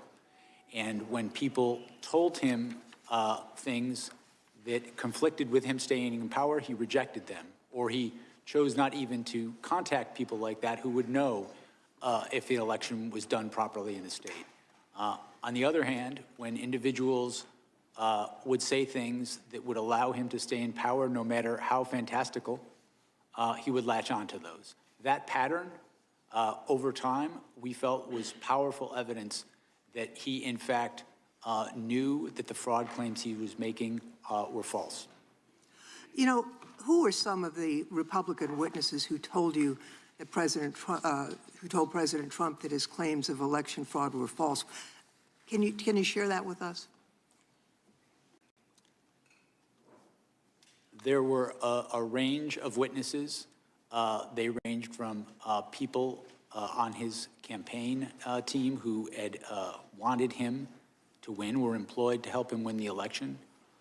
They included state officials, state Republican officials who wanted him to win, voted for him, campaigned for him, asked him and his co-conspirators to provide evidence to support their claims, and invariably they never did. It included officials, advisors, people he worked with in the White House who he relied upon for important decisions and who he trusted in other contexts. We felt we had strong evidence from a variety of sources. Time of the gentlelady has expired. Mr. Chairman, with my fellow Californian, you were allowing the witness Yeah, it's a to good answer. question. Isn't that grounds to let him answer? I've given him 30 seconds extra, the gentlelady 30 seconds extra. If the gentleman can be concise and finish up here quickly, we will allow him to finish. Yes, sir. And just conclude saying we felt that constituted powerful evidence of the knowing falsity of his statements in furtherance of the fraud. Mr. Chairman, I would like to yield back, noting the presence of officers who were severely attacked. Got nothing to yield back. You're a minute over. The gentleman from Texas. Protecting our lives on January 6th. The gentleman from Texas, Mr. Gill, is recognized for 5 minutes. Mr. Smith, in January of 2023, did you subpoena then Speaker of the House Kevin McCarthy's toll records? Yes, sir, we did. Yes, you did. And the subpoena covered the time period between November 2020 and January 2021. Is that right? I'm sorry, sir. Could you say that again? We're not going to delay like this. The subpoena covered the time period between November of 2020 and January 2021. How many days after Kevin McCarthy was sworn in as Speaker did you subpoena his records? I don't recall, but those two things had nothing to It do was with one. 16 days after becoming the highest-ranking Republican in the House of Representatives. You subpoenaed his toll records. Do you agree that that might reasonably be considered a violation of the speech or debate clause? I do not, and I want to be clear that the toll You were records... collecting months' worth of phone data on the Republican Speaker of the House, the leader of the opposition, right after he got sworn in as Speaker, all around the time of a major vote. That sounds like a flagrant violation of the speech or debate clause to me, and I think most people agree with me. And Speaker McCarthy had no recourse, did he? Because you issued a non-disclosure order ensuring that neither he nor any of the American people knew about these subpoenas. Is that right? The toll record, the non-content toll record subpoenas, We did secure non-disclosure orders for those subpoenas. You did, and let me ask you, Mr. Smith, at the time you secured those non-disclosure orders, was Speaker McCarthy a flight risk? The non-disclosure order was based on concerns about Was Speaker McCarthy a flight risk? He was not. He was not. Then why did your non-disclosure order refer to him as a flight risk? It says right here, the court finds reasonable grounds to believe that such disclosure will result in flight from prosecution. Sir, when securing a non-disclosure order, the risks don't have to be You associated. think that the Speaker of the House is a Finish flight answering risk? the question? No, this is not your time. This is my time. You think the Speaker of the House is a flight risk? You think he's going to hop on a plane and leave the country? No, what I was trying to explain is with respect to a non-disclosure order, the risks aren't necessarily associated with the subscriber to the phone. They're the risks to the investigation. I think that you were using, this was clearly in reference to Speaker McCarthy, and you were using clearly false information to secure a non-disclosure order to hide from Speaker McCarthy and from the American people the fact that you were spying on his toll records. But I've got more, so let's move on. In May of 2023, you also issued subpoenas for toll records of 9 U.S. senators and an additional representative. Is that right? In May of 23, we did issue. You did, and there were non-disclosure orders in conjunction with those subpoenas as well, right? That's correct, consistent with department policy and the law. So again, nobody would know what you were doing. The senators would, and the representatives would, and the American people wouldn't know what you were doing. Is that right? The toll records that we secured and the non-disclosure orders were consistent with policy and consistent. And you knew whenever you were doing that there was a risk you were violating the speech or debate clause. Is that right? The toll record subpoenas that we secured were with the concurrence of the public integrity. Your own analysis says that you knew there was a risk you were violating the speech or debate clause. I have it right here. This is an email from John Keller at Public Integrity Section to your team. As you are aware, quote, as you are aware, there is some litigation risk regarding whether compelled disclosure of toll records of a member's legislative calls violates the speech or debate clause in the D.C. Circuit. That's from your own analysis right there. So you did know, didn't you? Sir, with respect to the item you just put up on the screen, the last sentence states. We're going to get to the last sentence. Okay. We're going to get to the last sentence. And you cite case law in here, quote, the bar on compelled disclosure is absolute. Is that right? Or do you think that you didn't have to abide by that precedent? To be clear, this statement is not from my office. This is the statement of the public. This is your justification for those subpoenas and NDOs that you ordered. This was part of your analysis. It's a cursory analysis. I think it's worth noting. But let's get to that last sentence then. Quote, given my understanding of the low likelihood that any of the members listed below would be charged, the litigation risk should be minimal here. In other words, you're using a novel legal theory, which you knew was novel, has never been tested by any court. You're not charging any of these members. Nobody's going to know about it because you issued NDOs. Nobody's going to sue about it, so who cares? We're going to do it anyways. I mean, you walked all over the Constitution throughout this entire process. Mr. Chairman, the gentleman's time has spying expired. on members of Congress, and you know it. It's absolutely disgraceful. I yield back. Gentleman yields back. Not going to be charged. They're not going to see it. They're not going to know because we're not going to tell them. So let's go ahead and do it. It's exactly what happened. The gentleman from Tennessee is recognized for 5 minutes. Thank you, Mr. Chair. Mr. Smith, it's great that you've been allowed to come here and testify to the American public. Is there anything you'd like briefly to discuss that Mr. Gill brought up on the reasons why you needed those phone records and the limitations that you thought might have been on you and the prosecution to risk the investigation? Sure, and I would begin by pointing out that the email that was referenced wasn't a justification from my office. It was an email from the Public Integrity Section to my office approving the subpoenas. The subpoenas that we secured with non-disclosure orders from a judge because I had grave concerns about obstruction of justice in this investigation, specifically with regards to Donald Trump. Not only did we have the obstruction of justice that we were investigating in the classified documents case, but I was aware during the course of our investigation of targeting of witnesses during the course of the conspiracy itself. There were election workers who had their lives turned upside down and received vile death threats because they were targeted by Donald Trump and his co-conspirators. I had a duty to protect witnesses in this investigation. That risk, that threat to witnesses was only confirmed when we went forward in this case and Donald Trump suggested that one witness should be put to death and then also issued a statement to the effect of, if you come after me, I'm coming after you. In my mind, I can't think of a more direct threat to witnesses and individuals involved in that proceeding. Given that sort of threats, it was, in my view, completely appropriate to protect the integrity of the investigation, to protect against destruction of evidence, and to protect the witnesses in our case. And just to make clear, you did not see any of the discussion. There was not any, it was just the content that they made a call to the president and vice versa, but nothing about any content whatsoever. That's correct. A toll record subpoena gives you who a call is from, who it is to, and the length of that call. It does not tell you the content of what people are speaking about. You felt that you had a case that was one that you would win beyond a reasonable doubt, no moral certainty. Is there anything in your facts that you had that you would have used at trial that you believe has not been presented to the public in the past or have been misrepresented to the public?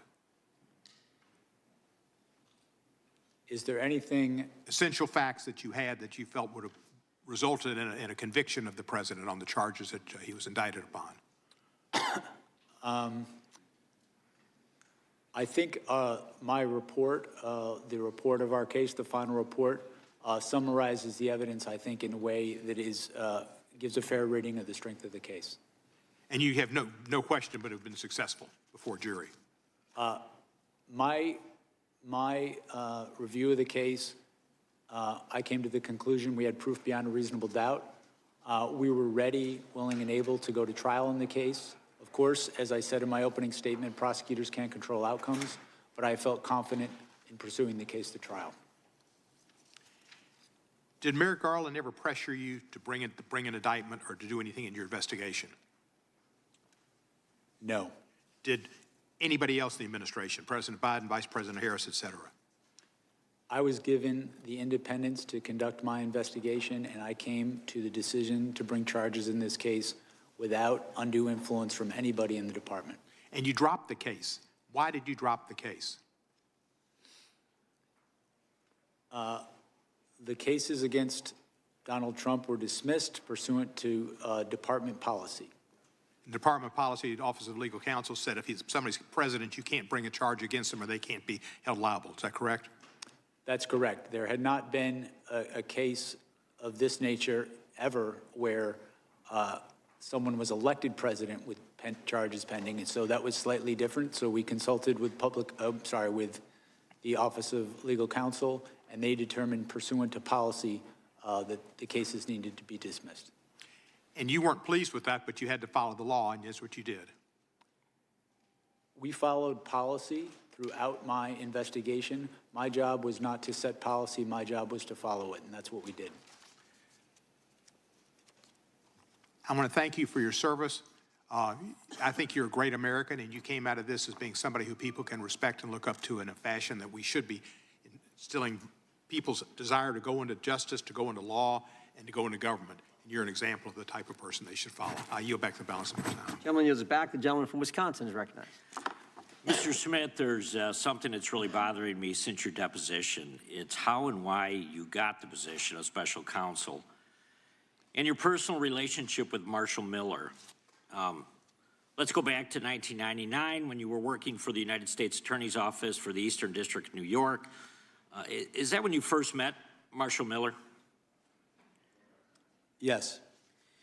So after ED New York, did the two of you ever work together again prior to becoming special counsel?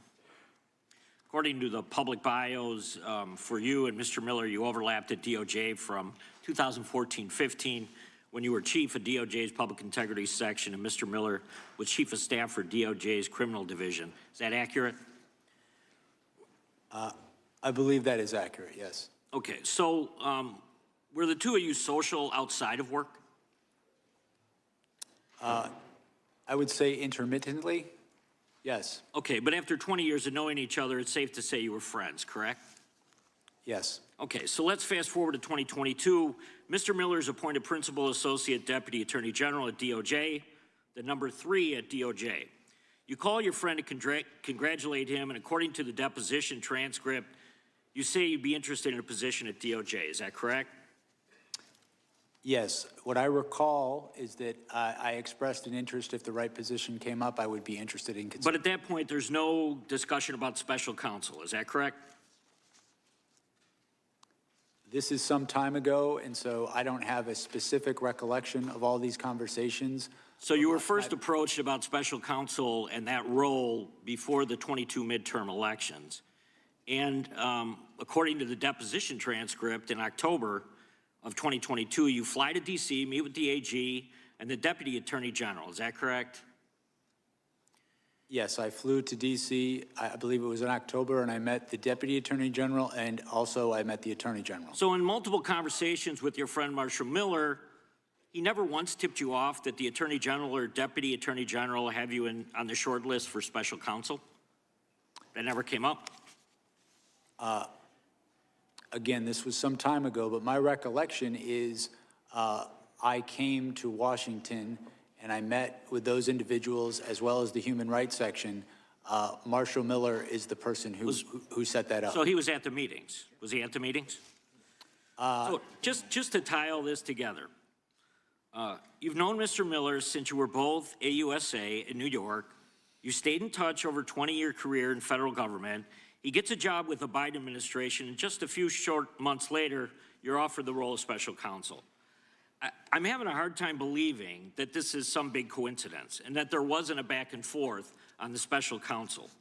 So maybe you never received directives explicitly from the AG or the Deputy Attorney General, but was Marshall Miller, did he become a two-way conduit throughout the investigation with DOJ? No, and I would not take direction from a political person, a political figure, about how I should conduct an investigation. But you never spoke to him throughout the entire time you were conducting the investigation? No, I didn't say that. What I said was that he was, I think you asked if he was a conduit of information. He was present, to my recollection, at meetings, briefings that I had with the Attorney General and Deputy Attorney General during my time as special counsel. I mean, I don't want to assume anything, but Mr. Miller wanted you in that position, not because you're necessarily the best lawyer he ever met, but because of the long-term friendship that you have with him. What I can tell you is I have been a prosecutor for 30 years. I have been an apolitical public servant for 30 years. I've prosecuted cases against Democrats and Republicans all the same. I've had, in my view, the experience necessary for this position, and that's why I accepted it. So he knew that you would pursue, I mean, he had to have an idea that you would pursue exactly what the Biden administration wanted, which was criminal charges against President Trump. I think that anybody who knows me well knows the idea that I would take direction from a political figure about how an investigation should come out. I don't think anybody who knows me thinks that's true. Well, Chairman Jordan, I think the next deposition should be with Marshall Miller at this point. I yield back. Gentleman yields back. The gentleman from Georgia is recognized. And while we are deposing Marshall Miller, maybe we can depose Donald Trump about why he chose his personal lawyer to be the head of the DOJ. On January 6, 2026, the 5th anniversary of the insurrection, the White House launched a taxpayer-funded website that attempts to rewrite history about what happened on that day of infamy. On January 6, 2021, there was an insurrection at the United States Capitol that resulted in a police officer dying the next day, another 4 officers dying by suicide in the months thereafter, with at least 140 police officers being injured by the insurrectionists, with 15 of them requiring hospitalization. And I'm proud that we have 4 former officers as well as on-duty Capitol Hill police officers here today. Mr. Smith, I want to ask you about this website because the Trump administration is using taxpayer dollars to lie to the American people about the events leading up to and the events taking place on January 6, 2021. For example, this Trump propaganda site claims that the 2020 election was, quote, stolen. Mr. Smith, did your investigation uncover evidence sufficient to prove beyond a reasonable doubt that Donald Trump knew that his claim that the election was stolen was false? Yes, it did. And did your investigation uncover evidence sufficient to prove beyond a reasonable doubt that Donald Trump publicly claimed that the 2020 election was stolen from him while he privately acknowledged that he had lost the election? Yes, we cited instances of that during in our case. But yet here we see that on the 5th anniversary of the insurrection, the Trump White House propaganda machine is still promoting the stolen election theory on this government webpage with a text box titled, quote, fraudulent election, stolen election certified, end quote. The site also has a subsection reading in part, quote, FBI entrapment operation exposed. Mr. Smith, did your investigation develop any evidence to support the allegation that the FBI entrapped insurrectionists into committing crimes on January 6? Our investigation revealed that Donald Trump is the person who caused January 6th, that it was foreseeable to him, and that he sought to exploit the violence. This website also accuses you of being a, quote, Biden prosecutor who brought, quote, weaponized charges against Mr. Trump. Mr. Smith, were you a Biden prosecutor who weaponized the Department of Justice against Donald Trump? Absolutely not. Did Attorney General Merrick Garland direct you to prosecute Trump because Donald Trump was running against Joe Biden in the presidential election? No. There are also allegations that President Trump was the victim of, quote, lawfare, and accusations that the Department of Justice lawyers who prosecuted Donald Trump used, quote, fabricated indictments and rigged show trials. Did you, Mr. Smith, or the men and women working on your team work to fabricate indictments or put on rigged show trials? No, we secured indictments from grand juries, and we were prepared to prove our case in court beyond a reasonable doubt. Did you use your appointment as special counsel to conduct a politically motivated witch hunt, scam investigation, and prosecution of Donald Trump? I did not. We followed the facts and we followed the law. Where that led us was to an indictment of an unprecedented criminal scheme to block the peaceful transfer of power. And those indictments have been dismissed. Can they be re-brought or resurrected after Trump leaves office? They were dismissed without prejudice. So they can be refiled? And he can be prosecuted after he leaves office, is that correct? I'm not going to speak to that. I can only speak to what we did, which was dismiss the case without prejudice. All right.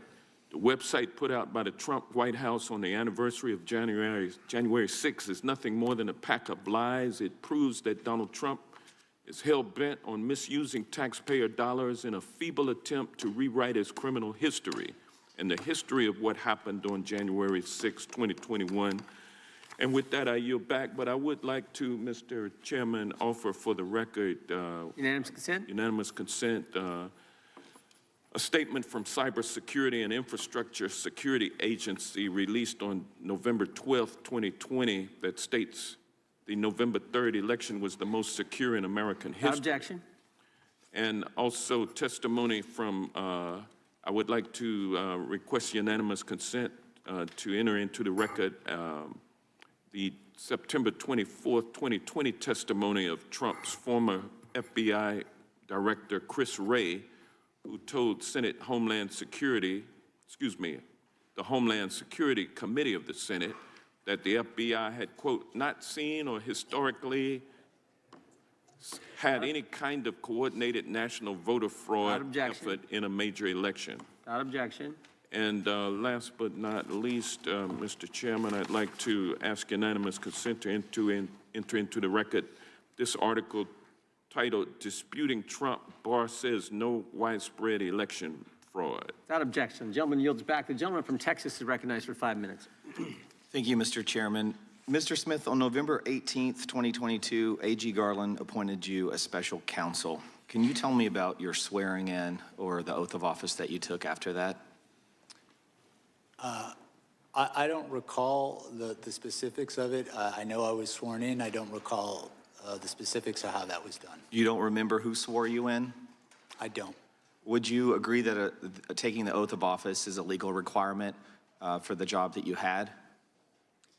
I've taken oaths of office regularly. I haven't researched whether it's required or not, but I've done that, I think, in every government case. It is required. Terms I heard earlier today were atypical, irregular, no proper procedure. Yet in your opening statement, you said that we followed Justice Department policies, and I would assume you meant the law as well. It strikes me as odd that you don't remember who swore you in, how you were sworn in. It's pretty significant. We all get sworn in here, and I remember every day. You don't remember who swore you in? I don't remember the details of it as I sit here today. But you did take the oath of office before you got rolling.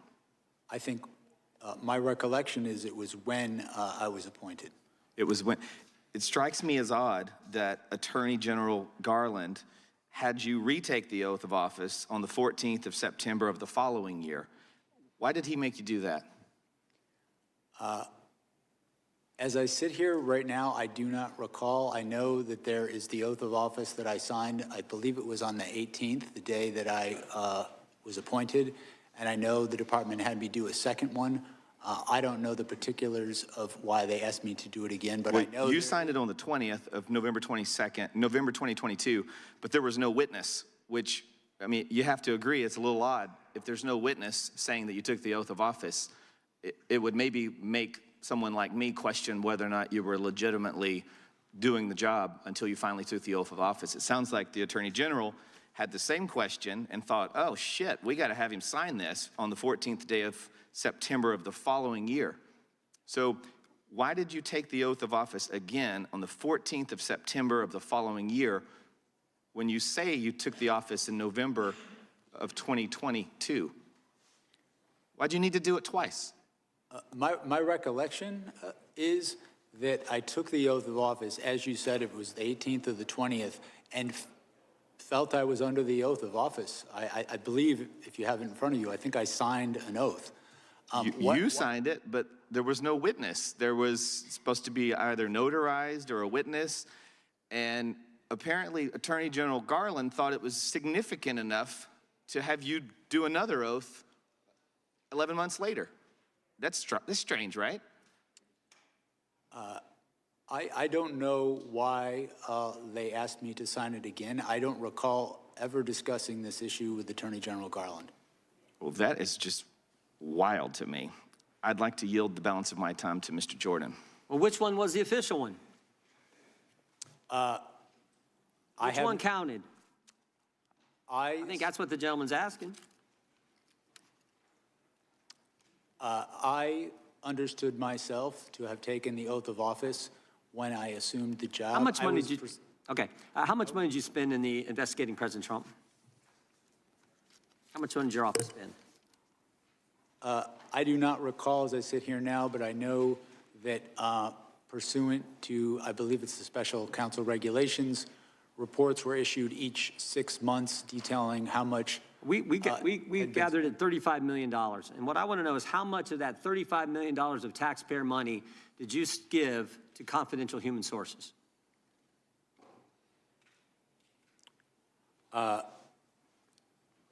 We know you gave $20,000 to someone. It just got reported last week. How much more money did you pay confidential people we don't know about, with American tax money going after the guy we elected president? My recollection regards the $20,000, which was not a payment from me. It was me approving a payment by the FBI to a confidential human source who was reviewing video and photographic. Who's the source? I do not know the identity of the source. How many other payments went to this source or other sources? As I sit here, I do not know the answer to that question. My role as special counsel, $35 million, and you're giving money to people the country doesn't know who they are, and you're giving their hard-earned money to these folks? The main question I have, too, with this is, why'd you have to do it? You subpoenaed bank records from the RNC, phone records from members of Congress. You got subpoenas for bank records for people sitting right there on the front row. Why did you have to pay people for information when you could subpoena them and get it? Time has expired. Time has expired. You can answer the question, though. Country'd like to know why you had to do it. My recollection and understanding is the payment, the $20,000 that I approved, was for a confidential human source to assist in the review of video and photographic evidence showing people who were attacking the Capitol, attacking police officers, obstructing the proceeding, and seeing if we could prove that some of those people had come directly. That wasn't my question, but my time has expired. The gentleman from California is recognized. Mr. Smith, I want you to have the utmost confidence in what you did. You did everything right. Harry Dunn, Danny Hodges, Sergeant Cannell, Mike Fanone, they did everything right. These guys, my Republican colleagues, are a joke. They're wrong. History will harshly judge them, so I want you to lean in today. You have nothing to be ashamed of. You did everything right, sir. And I am these guys are so lucky they're not under oath, because they would have to tell you what they really think of Trump. They call him crooked. They call him cruel. They call him a scumbag. I've heard you all say it. You're lucky you're not under Trump, but when the lights go on and the cameras are on, you're tiny, you're small, you shrink. Everyone remembers Matt Gaetz coming over here after a committee hearing. He would laugh at how stupid he thought Trump was. This is all a show.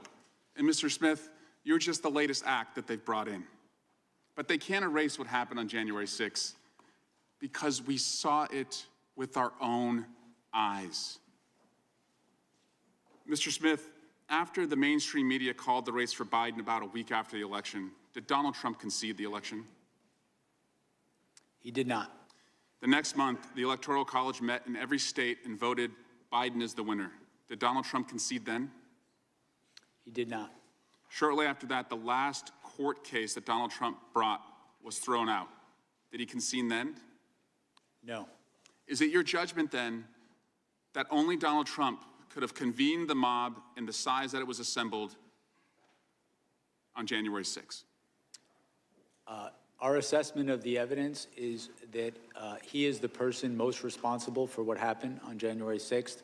He caused what happened. It was foreseeable to him. And then when it happened, he tried to exploit it in furtherance of the conspiracy. And you actually obtained indictments from a grand jury, right? You went to a grand jury and did something that the Trump administration has not been able to do as they go after their enemies. Their cases are being thrown out. You obtained criminal indictments against the president. Is that right? That's correct. Mr. Smith, do you know who Edward Loya is? I'm sorry? Edward Loya, L-O-Y-A?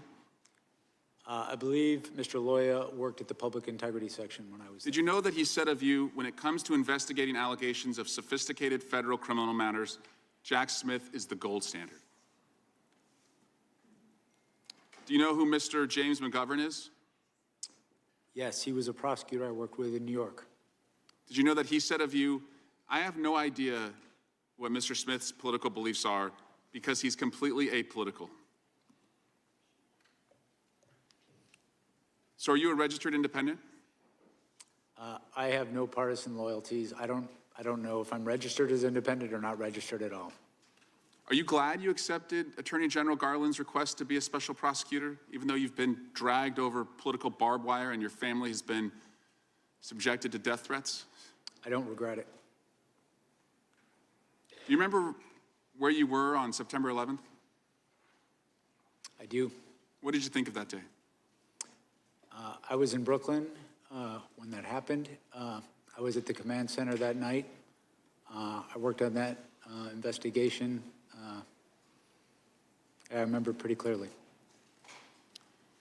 Do you remember where you were on January 6th?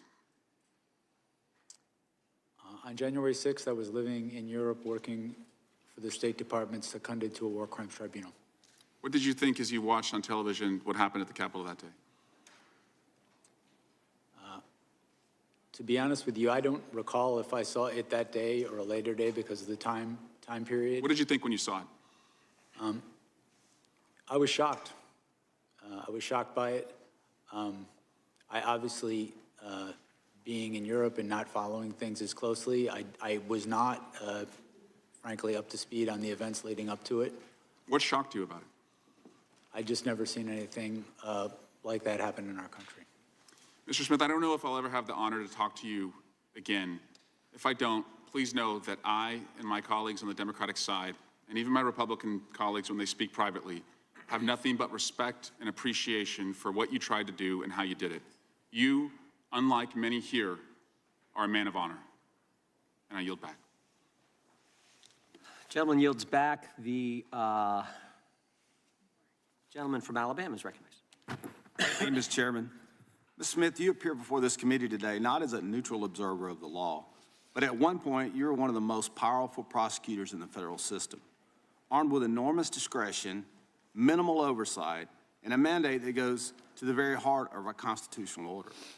You brought charges during an active election cycle. You relied on legal theories that had never before been tested in context. And you did so while disregarding long-standing Department of Justice policies designed to prevent prosecutors from influencing elections. Mr. Smith, you claimed in your investigation you developed proof beyond a reasonable doubt that President Trump engaged in criminal scheme to overturn the results in the 2020 election and to prevent lawful transfer of power. However, a few weeks ago in Georgia, Fulton County election board officials stated that 315,000 ballots were certified without required signatures on the tabulator tapes for poll workers. These signatures were required by the Georgia statute. If not counted, this could have turned the state of Georgia red, and I won't doubt there were similar schemes in many other states. You were illegally appointed to serve as special counsel since you were not confirmed by advance and consent Senate and stated in the appointments clause. You also issued an indictment against then-President Biden's most formidable political opponent. The candidate was President Trump, and you issued a gag order for President Trump during a 2024 election cycle. This was a major violation of President Trump's First Amendment rights and a poor attempt to outright censor the leading political candidate. These actions were nothing short of election interference. 9 senators, including Senator Tuberville from my state of Alabama, and multiple Republican members of the House of Representatives had their phones subpoenaed, or their records subpoenaed. Some you seized their phones. Even then, Speaker of the House Kevin McCarthy, one of the highest-ranking Republicans in the country, had his phone records subpoenaed, all for political gain. These subpoenas clearly violated the speech and debate clause. As John Keller of the DOJ's Public Integrity section addressed this issue in an email dated May 17th of 2023, D.C. Circuit President stated that the speech and debate clause, and the bar is this, bar on compelled disclosure is absolute. These instances are not only the tip of the iceberg about you and your team's flagrant disregard of the Constitution. Mr. Smith, your actions have changed and damaged confidence in our justice system. Today, this committee will determine whether that damage was a result of reckless judgment, political bias, or deliberate misuse of authority. And with that, Mr. Chairman, I'll yield you the balance of my time for questions. I thank the gentleman for yielding. I want to go back to that email. If we could put that up, this email that Mr. Gill highlighted a few minutes ago. This is the justification from the Public Integrity section. If you look at the bottom, John Keller, Public Integrity section, for going and getting the phone records, toll records of members of Congress. And there's a couple things I want to highlight. That first highlighted area, there is some litigation risk. So they admit there's some concern here. And they send this to the copy to Jack Smith's team. And then you go down later, as Mr. Gill pointed out, the case law is clear. A legislator may intervene and oppose such use. So the risk is real. But here's the deal. There was really no risk because we weren't going to know. They weren't going to tell us. They made sure they didn't tell us because they went to the judge and got a gag order. And look at the last sentence. The last sentence.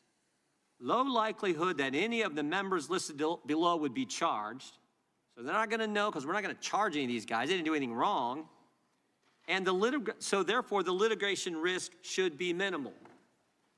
They're not going to be charged. We're not going to go after them. The litigation risk is minimal. And it's minimal because, frankly, it's non-existent because they're not going to know. And we're going to make sure they don't know because we're not even going to tell the judge who we're getting the gag orders on. And yet, Mr. Smith thought that was A-okay. That was just fine. That was in the letter and the spirit of the Constitution. I find that hard to believe. And you know why? You know why everyone knows it's wrong? Because the public integrity section at the Justice Department has now changed its policy. You can't do this anymore. They've changed their policy. But it was okay for Jack Smith to do it because we got to get Trump. We got to get the president. That's what this was all about. Yield back to the gentleman from Alabama. Thank you, Mr. Chairman. I yield back. Mr. Chairman, I have some Mr. Chairman, I have a unanimous consent request. Gentleman from New York is recognized.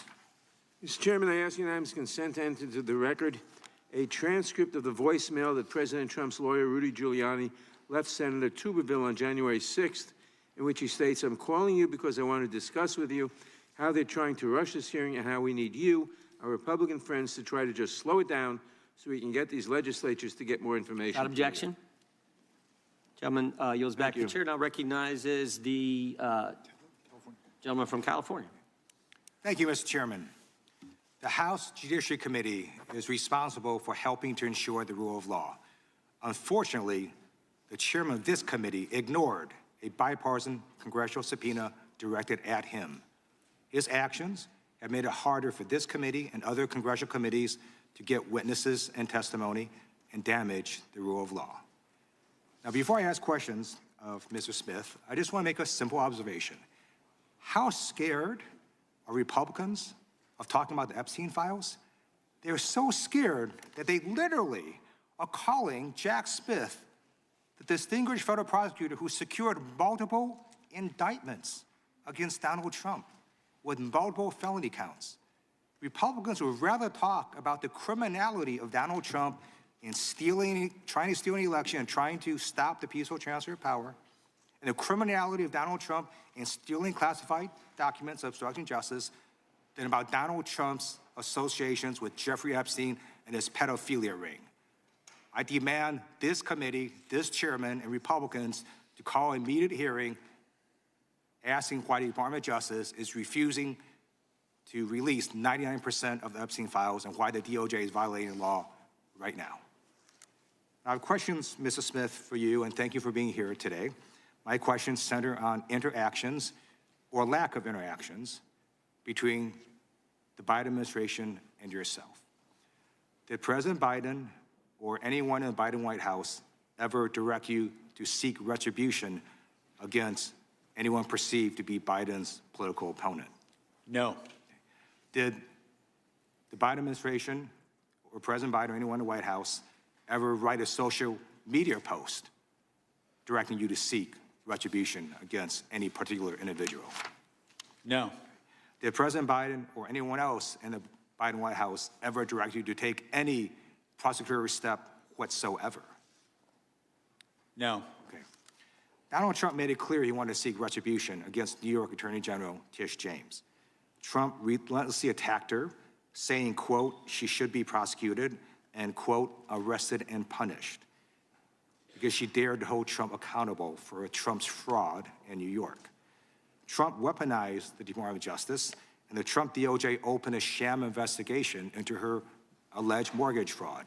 We know it's a sham investigation because they couldn't even get twice grand juries to secure indictments against her. When interim U.S. Attorney Eric Siebert, who Donald Trump himself appointed, spent 5 months investigating Tish James, He concluded there was not enough evidence to go forward. And what did Trump do? He fired his own U.S. attorney. Mr. Smith, did President Biden or anyone else in the Biden White House ever tell you that Donald Trump should be, quote, arrested and punished? No. Did President Biden or anyone else in the Biden White House ever threaten to fire you based on any action you took or did not take? No. Donald Trump also directed the Trump DOJ to open investigations into his own appointees who refused to do his bidding. His DOJ recently investigated Federal Reserve Chair Jerome Powell because Powell won't cede to Trump's bullying on interest rates. Did President Biden or anyone else in the Biden White House ever direct you to go after any Biden appointee? No. Okay. I just want to say a little bit about what the Republicans have brought up about these phone toll records. Do you believe the Speaker of the House is above the law? No, I don't believe anybody should be above the law. Right. And U.S. senators are not above the law, correct? No. Yeah. And members of Congress are not above the law, right? No. Yeah, that's right, because we're not. And what Republicans are trying to argue is somehow, if you're doing an investigation, you can't do stuff to senators or members of Congress. Get out of here. We're just under a law like everybody else. And by the way, the speech and debate clause only applies to legislative acts, communications with legislative acts. Stealing a frickin' election and trying to do so is not a legislative act. It is a crime. So I don't even know what the heck they're talking about. And this is so stupid. I'm a former prosecutor. You never in an investigation go and try to get someone's toll records or phone records and then tell them, hey, dude, we're about to get your phone records. Of course you wouldn't tell them. What the Republicans are saying today is just idiotic. I am so pleased you're here on national TV telling the American people that Trump was indicted. He was indicted lawfully, and multiple grand juries secured those indictments. Thank you for your service, and history will look upon you well. I yield back. Gentlelady from Florida is recognized for 5 minutes. Mr. Smith, you have a long tenure at the Department of Justice. Would you agree with the statement that DOJ charging policies require prosecutors to bring charges only where the admissible evidence is expected to be sufficient to obtain and sustain a conviction? Is that right? That is correct. That's from the federal principles of prosecution. And in this case you brought against President Trump, one of the charges you pursued was under Title 18, Section 371, which requires an agreement to interfere with the lawful function of the United States through deceit or dishonesty that the defendant knowingly and intentionally joined, and an overt act. And what I'd like to ask you about is this. So you would agree that Section 371 requires dishonesty or deceit and also proof that a criminal defendant acted knowingly and intentionally. Is that right? I believe that's correct. It requires knowing deceit targeted a lawful government function. So you would then also agree, would you not, that opinion, disagreement, or even mistake is insufficient to satisfy the burden of criminal intent set forth in that statute?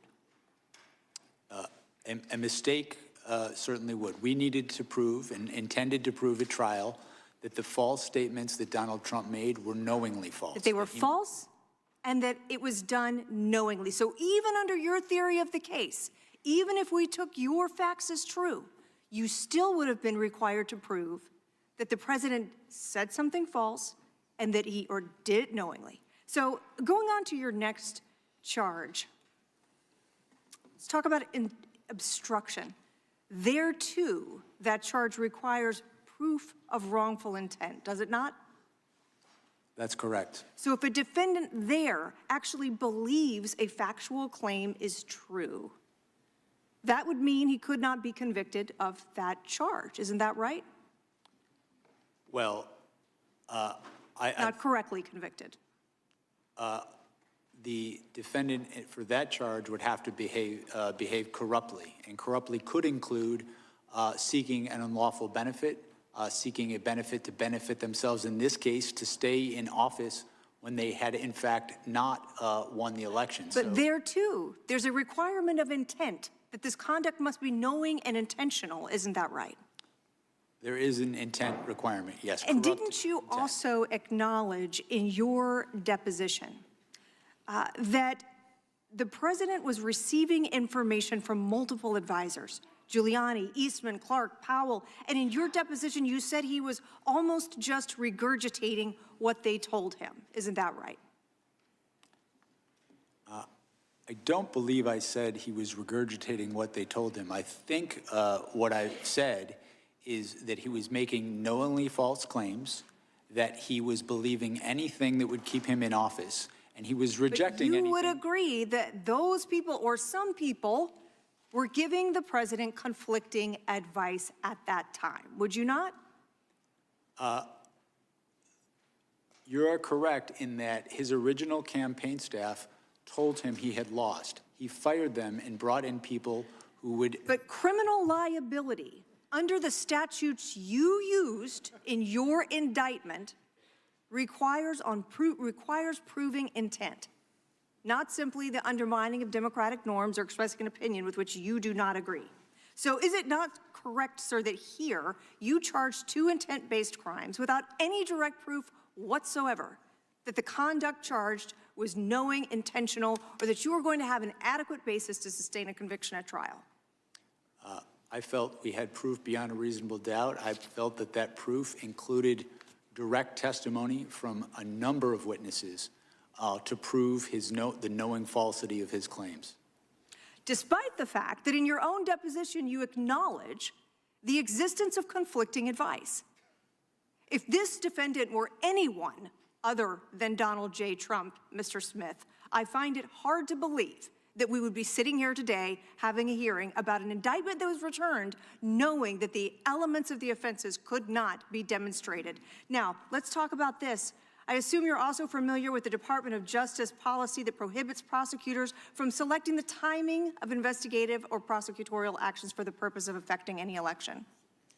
Yes, I am. That's the election year sensitivities policy, and we followed it in all respects. The public integrity section who administers that policy concurred that we followed it in all respects.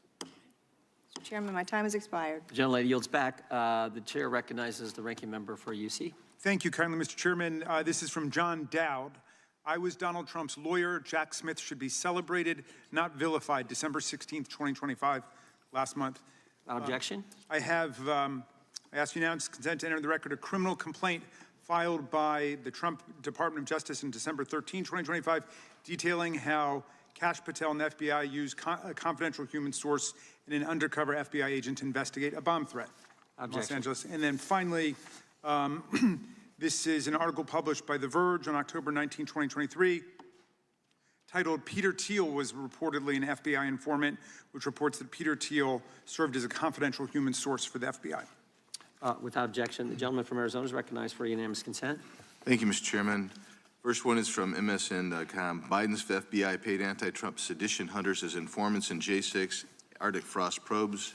Without objection. Jack Smith team approved $20,000 payment to informant to snitch on Trump during Arctic frost probe. Without objection. AT&T turned Kevin McCarthy's cell phone records over to Jack Smith. Without objection. Biden's legal team met with Jack Smith aide before Trump indictment. Without objection. Jack Smith deposition gives insight into failed effort to hold Trump accountable. Without objection. Trump special counsel Jack Smith was involved in Lois Lerner IRS scandal. Without objection.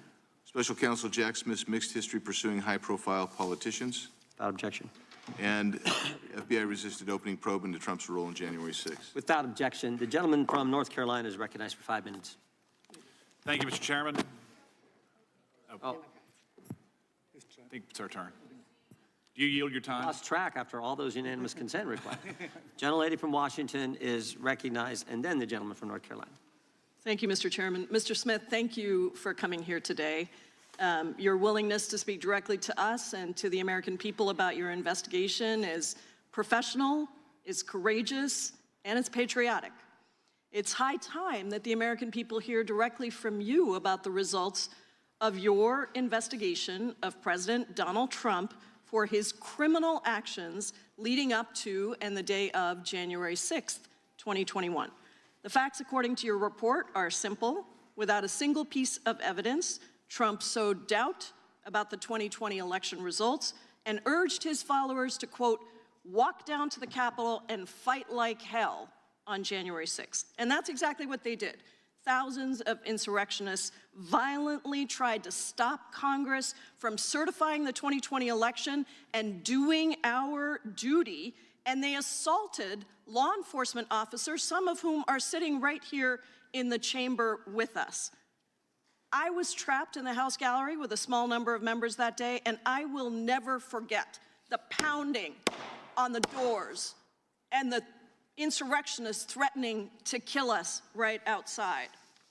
My Republican colleagues keep trying to rewrite history. They claim that somehow Trump's words and actions did not legally rise to the level of criminal activity, that he did not directly cause violence at the Capitol. And so I want to set that record straight with you right now. First of all, you successfully secured indictments against Donald Trump in 2 major federal cases: election interference in the 2020 election and mishandling of classified documents after leaving office. Is that correct? Yes. And you've been a federal prosecutor for nearly 30 years. You led this investigation, combing through hundreds of thousands of documents, photos, videos, and communication.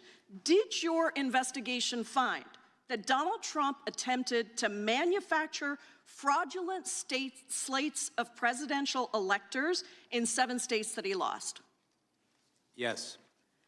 Did he pressure state officials to ignore true vote counts in those states? Yes. Did he spread lies and conspiracies to his followers to make them believe that the election had been illegally rigged against him? Yes. Did he pressure DOJ officials to stop the certification of the election? He did. Did he pressure his own vice president, Mike Pence, to stop the certification against the oath of office that he had sworn to the Constitution? He did. And when all of this didn't work, did he, Donald Trump, motivate and inspire an angry mob to the U.S. Capitol to stop the certification? Our proof showed that he caused what happened on January 6th, that it was foreseeable, and that he exploited that violence.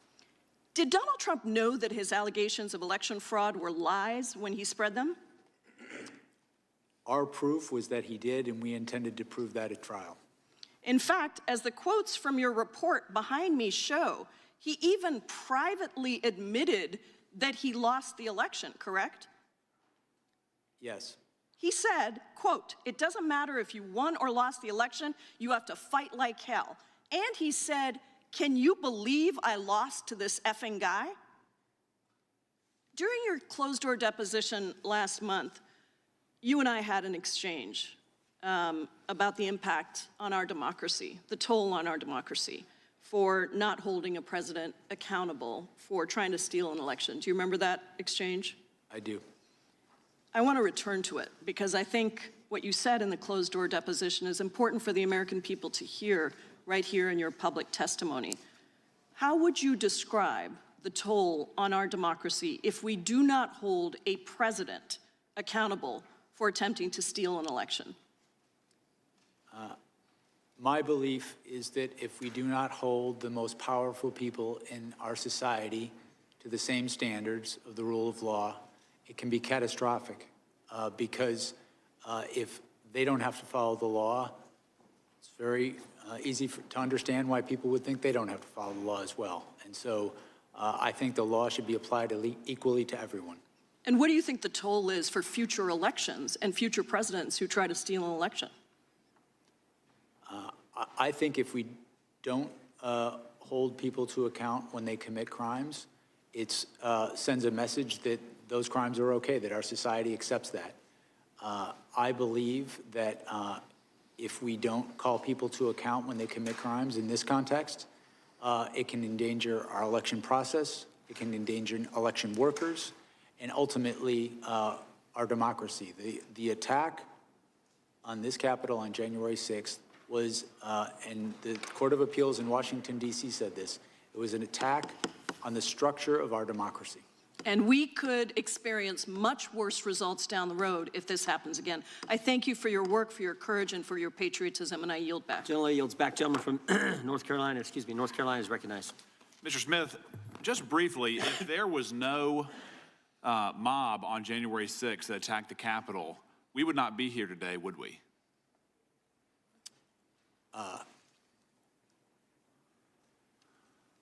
I can't speak to hypotheticals. The case I investigated involved a mob of supporters of Donald Trump's supporters. Sure, I understand that. I understand that. But had there not been a mob that rushed the Capitol, if they had just stayed in the original speech, if they had obeyed the instruction, go peacefully and patriotically and make your voices heard, we would not be here. Isn't that correct? Well, in that case, Donald Trump wouldn't have done many of the things. I'm just asking. If they had gone peacefully and patriotically, we would not have had a special prosecutor. President Trump would not have been indicted. There would not have been, quote, the attack on the foundations of our democracy, correct? That's a hypothetical, and I think it's a counterfactual hypothetical. Well, and second point, in regards to what we just heard from my colleague from Washington, I think it's noteworthy that the vice president, despite the enormous toll that he has taken in these events, was against charging the president criminally in this case.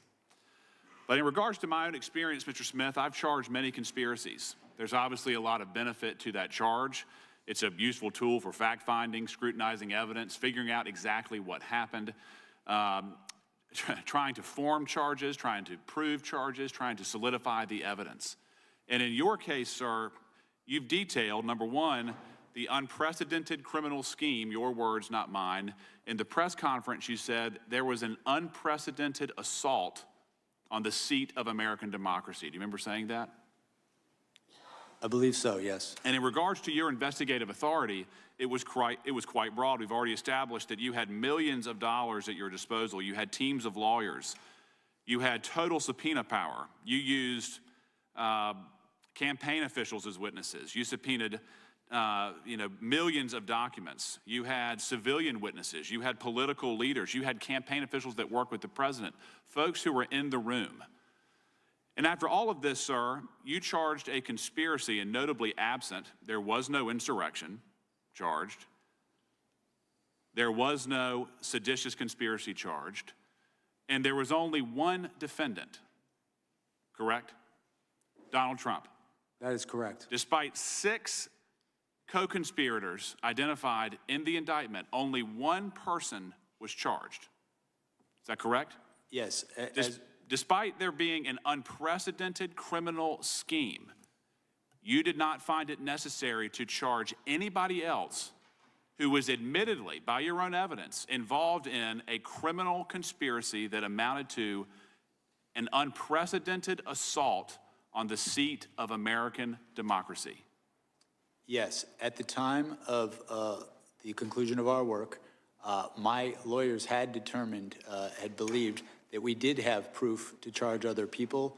I was in the process of making that determination when our work was concluded. But you are correct that the only person charged in this case was Donald Trump, who, in my estimation, was the person most culpable for the crimes charged. Well, I understand your position, sir, but again, you started at the very top and only charged the top conspirator, in your opinion. You didn't charge anybody underneath him, correct?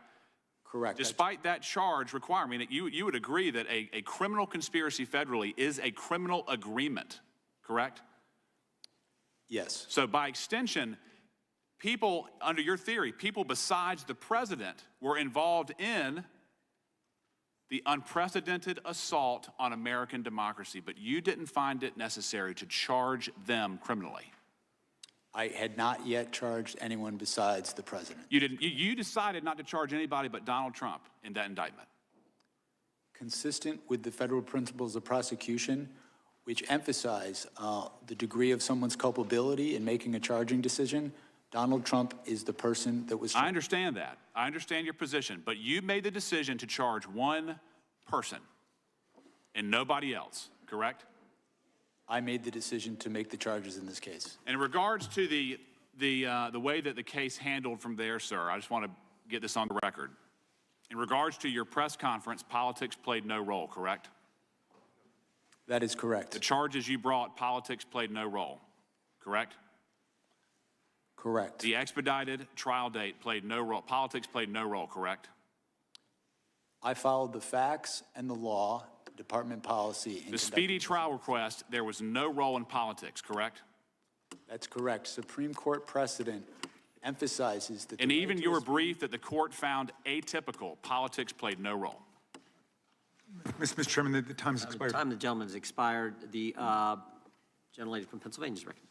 Thank you, Mr. Chairman. Thank you, Mr. Smith, for being here today. I believe it's important for the American people to finally hear from you directly about your investigations that you and your office conducted with integrity, following the facts and the law without fear or favor, as is department policy. And as people do hear from you, I think they're going to better understand why the White House and congressional Republicans are trying to rewrite history and seeking to discredit you in your investigation so that they can help the president avoid accountability for his crimes against the American people. So I'd like to move on from some of these baseless conspiracy theories we've been hearing and focus on your actual work as special counsel. In volume 1 of your report, you concluded that when it became clear that Mr. Trump had lost the election and that lawful means of challenging the election results had failed, he resorted to a series of criminal efforts to retain power. Chief among those criminal efforts was Mr. Trump's dissemination of demonstrably and often obviously false claims of election fraud in key states, claims that Donald Trump himself knew weren't true. In order to pressure officials to ignore vote tallies and submit fraudulent certificates of fake electors to Congress, he repeated these false claims and ultimately used them to direct an angry mob to attack the Capitol. So I represent southeastern Pennsylvania, which was one of the states targeted by Mr. Trump's criminal efforts. So being mindful of the clock, I wanted to try to explore 3 topics. First, the evidence that Trump made false claims of election fraud in Pennsylvania, knowing they were false. Second, the evidence concerning the submission of fake elector certificates from Pennsylvania to Congress. And third, why the evidence and witnesses concerning Trump's efforts in Pennsylvania were so compelling.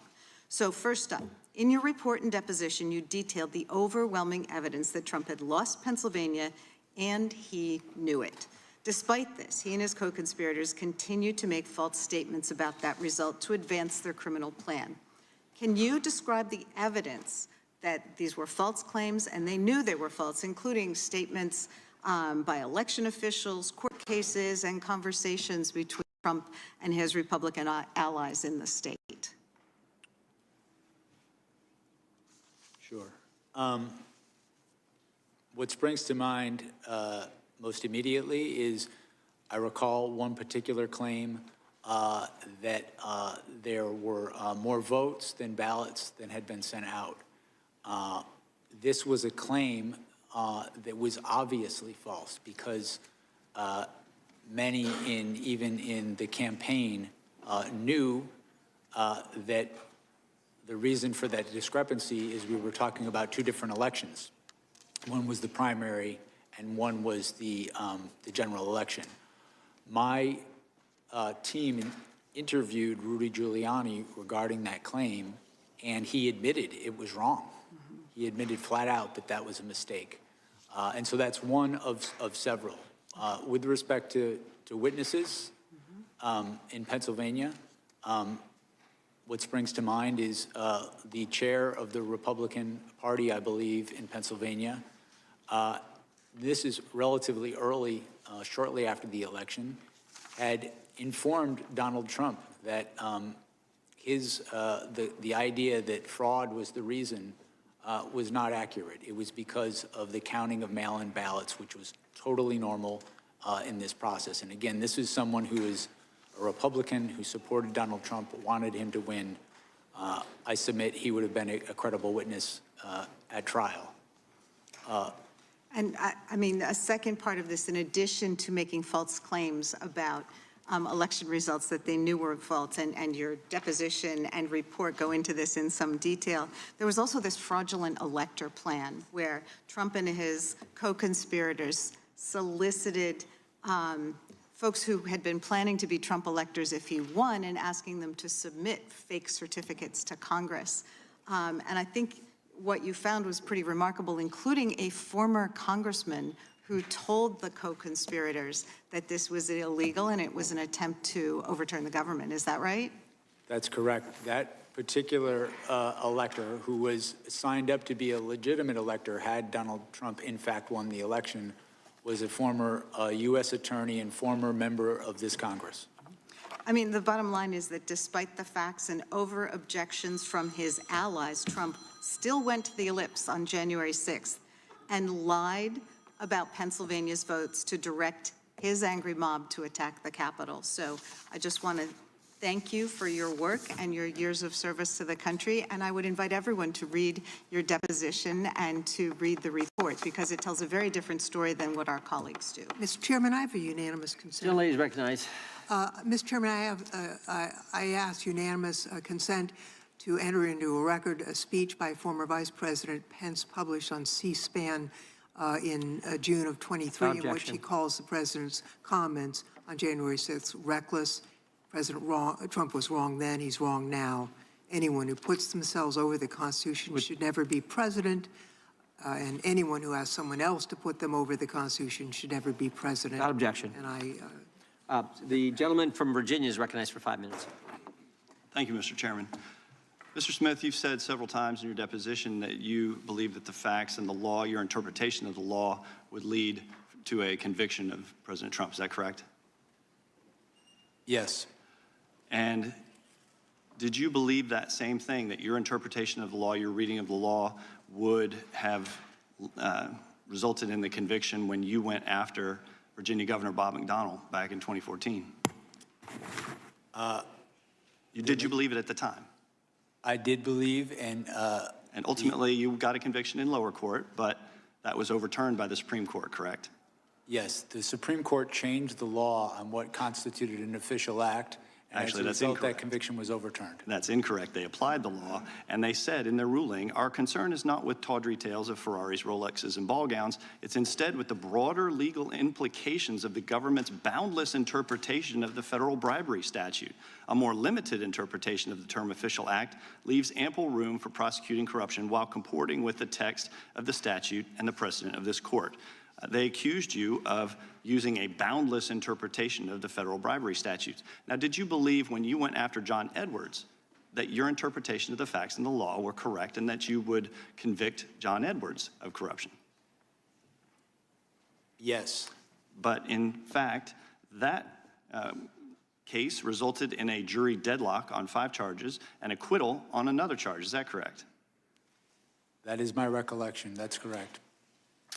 Let's move on to the court's interpretation of your gag order requests. Mr. Smith, America was founded on the principle that the government doesn't silence political speech, in particular speech before it happens. You sought a prior restraint against President Trump without a single violation of pretrial release. In fact, there was no real-world harm that you could articulate justified giving the federal government the power to silence him as a presidential candidate, was there? The court granted those motions and found that the prosecutor did not have to wait until someone was harmed to make such a motion. Actually, the request was rejected when the case was actually, when you actually were not able to, it was restricted, correct? The gag order was restricted, correct? Well, we filed for an order in the district court. The district court granted an order. President Trump appealed that order. The Court of Appeals absolutely agreed that there was a basis and that the threats to witnesses that came from the targeting by Donald Trump were real and that we had a duty to protect them. You are correct in that the Court of Appeals narrowed the order, so the order covered witnesses, court staff, the judge, and my staff. The difference was that it didn't cover me anymore, which I was fine with. Did you have any evidence that President Trump's statements about the cases against him intimidated witnesses or prevented them from coming forward? I had evidence that he said, if you come after me, I'm coming after you. He suggested a witness should be put to death. The courts found that those sort of statements not only deter witnesses who've come forward, they deter witnesses who've yet to come forward. But you weren't able to identify a single witness who didn't come forward because they were intimidated by President Trump. We had extremely thorough evidence that his statements were having an effect on the proceedings that is not permitted in any court of law in the United States. Don't you think it's a pretty low bar to clear if you're trying to silence a candidate for president? I mean, if you can't identify a single witness who's intimidated, that maybe you should reconsider the gag order? Both courts upheld the orders, and it is not incumbent on a prosecutor to wait until someone gets killed before they move for an order to protect the proceedings. Did anyone on your team raise concerns that this expansive gag order you were seeking would infringe on President Trump's First Amendment rights? My recollection is that we, of course, discussed First Amendment issues regarding this application because I and my staff respect the First Amendment, but the First Amendment does not allow one to make statements that interfere with the administration of justice in a judicial proceeding. My interpretation was supported and agreed upon by the district court and the Court of Appeals in terms of the phenomena of the statements being made, targeting individuals, causing threats to happen to them. I would also add, sir, that in the days after Donald Trump made some of these statements, the district court, in this case, received vile threats to the district court's life. In that environment, I felt a duty as a prosecutor to make that motion, and I make no apologies. And the court stayed that motion on August 3rd, 2024. I yield back. Gentleman yields back. I should have mentioned this a little bit earlier. Mr. Smith, if ever you need a break, if you need a restroom break, you or your counsel can just let us know. I think it's now the gentleman from Colorado gets 5 minutes. Mr. Smith. Can they? Yep. Can we take a short break? 5-10 minute recess, then we'll be right back at it.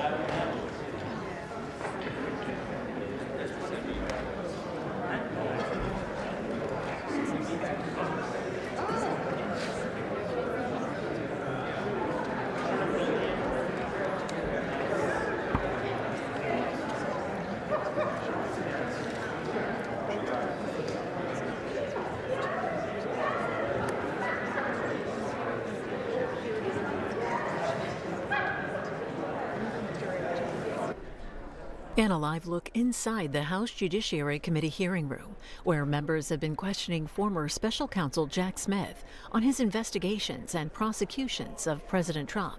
Mr. Smith was appointed as an independent special counsel in November 2022 by then Attorney General Merrick Garland to lead the criminal probes, which led to the indictment of President Trump on more than 40 charges combined.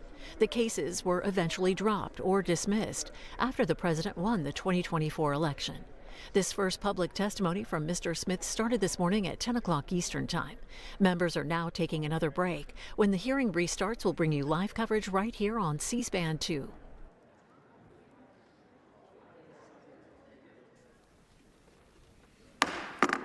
Committee will come to order. Gentleman from ranking members recognized for unanimous consent request. Thank you very kindly, Mr. Chairman, and this just goes to the question of the hypothetical witness at the trial that didn't happen. New York Times, May 1, 2024, Trump acknowledges he wanted to go to the Capitol on January 6th. Without objection. Carol Leonnig, who you quoted, Carol Leonnig outlines Tony Ornato's history of lies. That's June 30, 2022. Objection. In July 1, 2022, the men disputing Hutchinson's testimony are two of Trump's biggest acolytes. And finally, June 29, 2022, CNN, Cassidy Hutchinson stands by her testimony amid pushback. Thank you very much. Gentleman from New York is recognized. Thank you, Mr. Chairman. Mr. Smith, over the past few years, Republicans have waged constant attacks on you.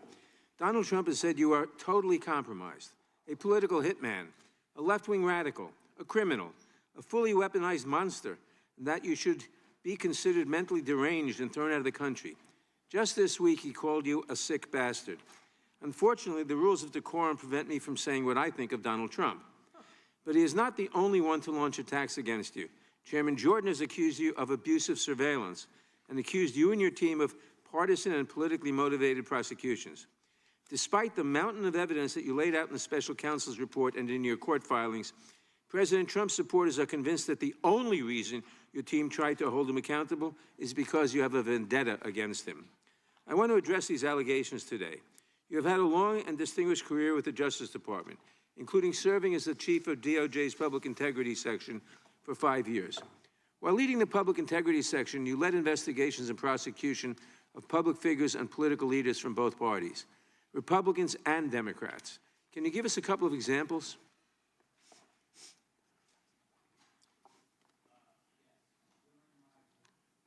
Sorry about that.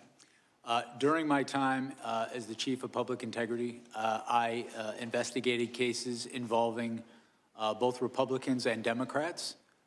The standard in all of those cases was the same: follow the facts and the law. Didn't matter what party you were in, it mattered the facts of the case.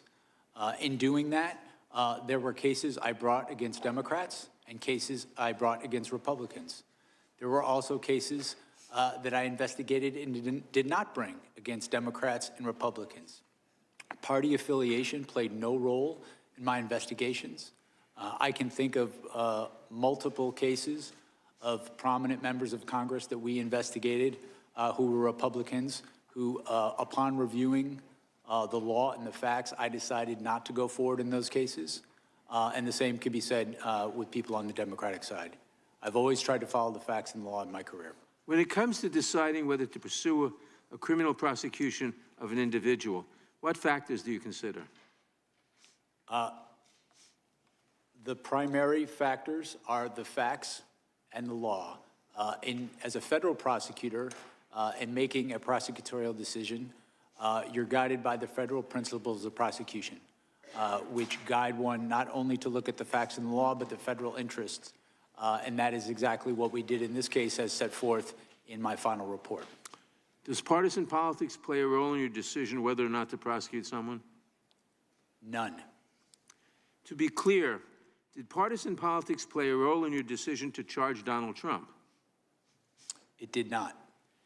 What does it do to the justice system if political leaders place pressure on prosecutors to file charges against their political enemies? What are the implications if prosecution decisions are based on politics, not the law? I think it weakens the rule of law in our country because it weakens the mechanism for us to prosecute, among other things, corruption. When there is political prosecutions targeting people because they're enemies of the president, the department loses credibility and it can't do its job in all sorts of cases. According to your deposition before this committee, it sounds like your problem was not determining if you had enough evidence to charge Donald Trump, but rather that you might have had too much evidence and struggled to determine how to present a clear narrative to a jury. How would you characterize the evidence against Mr. Trump about inciting an insurrection against the laws of this country? Did you have too much? Well, with respect to presenting the case that we charged, one of the central challenges was trying to present that in a concise way because we did have so many witnesses. Some of the most powerful witnesses were witnesses who, in fact, were fellow Republicans who had voted for Donald Trump, who had campaigned for him, and who wanted him to win the election. These included state officials, people who worked on his campaign, and advisors. I will say, however, with respect to the charge of insurrection, we did not charge that.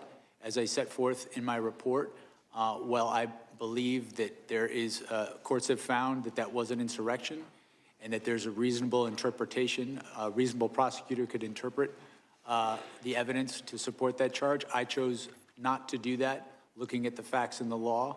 I thought the charges we brought were appropriate given the evidence that we had. Thank you, Mr. Smith, for your decades-long public service and for working tirelessly to uphold the rule of law. Those who attack and smear you and your team in order to protect Donald Trump should be ashamed of themselves. I yield back. Gentleman yields back. Gentleman from California is recognized. No shame. Sir. No shame.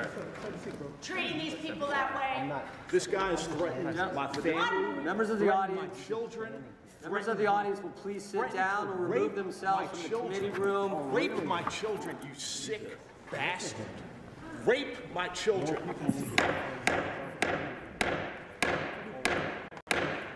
Sit down, please.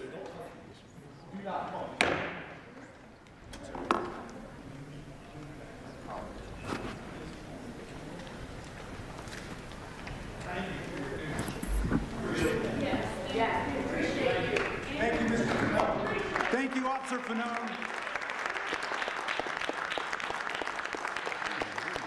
Mr. Chairman, please control the deranged observer, Mr. Rakeland, so he doesn't create any other problems with us today. Imagine what he did on January 6th with that demeanor. Look at my demeanor. Complete professional here.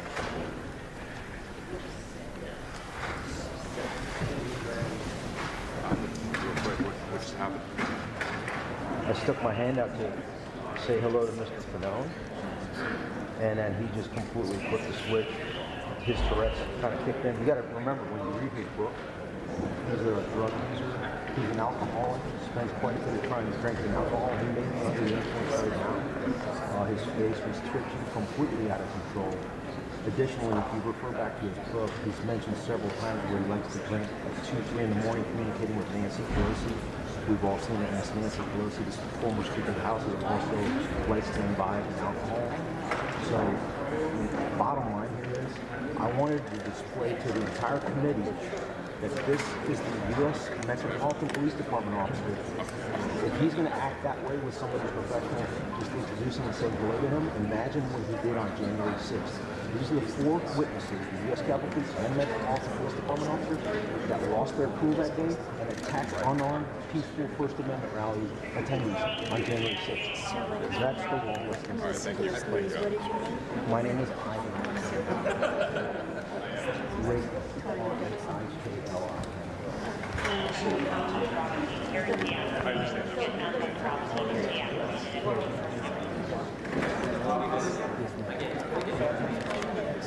gotta just keep your cool, man. Relax. It's ridiculous.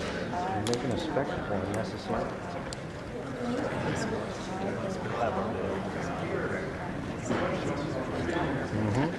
We will.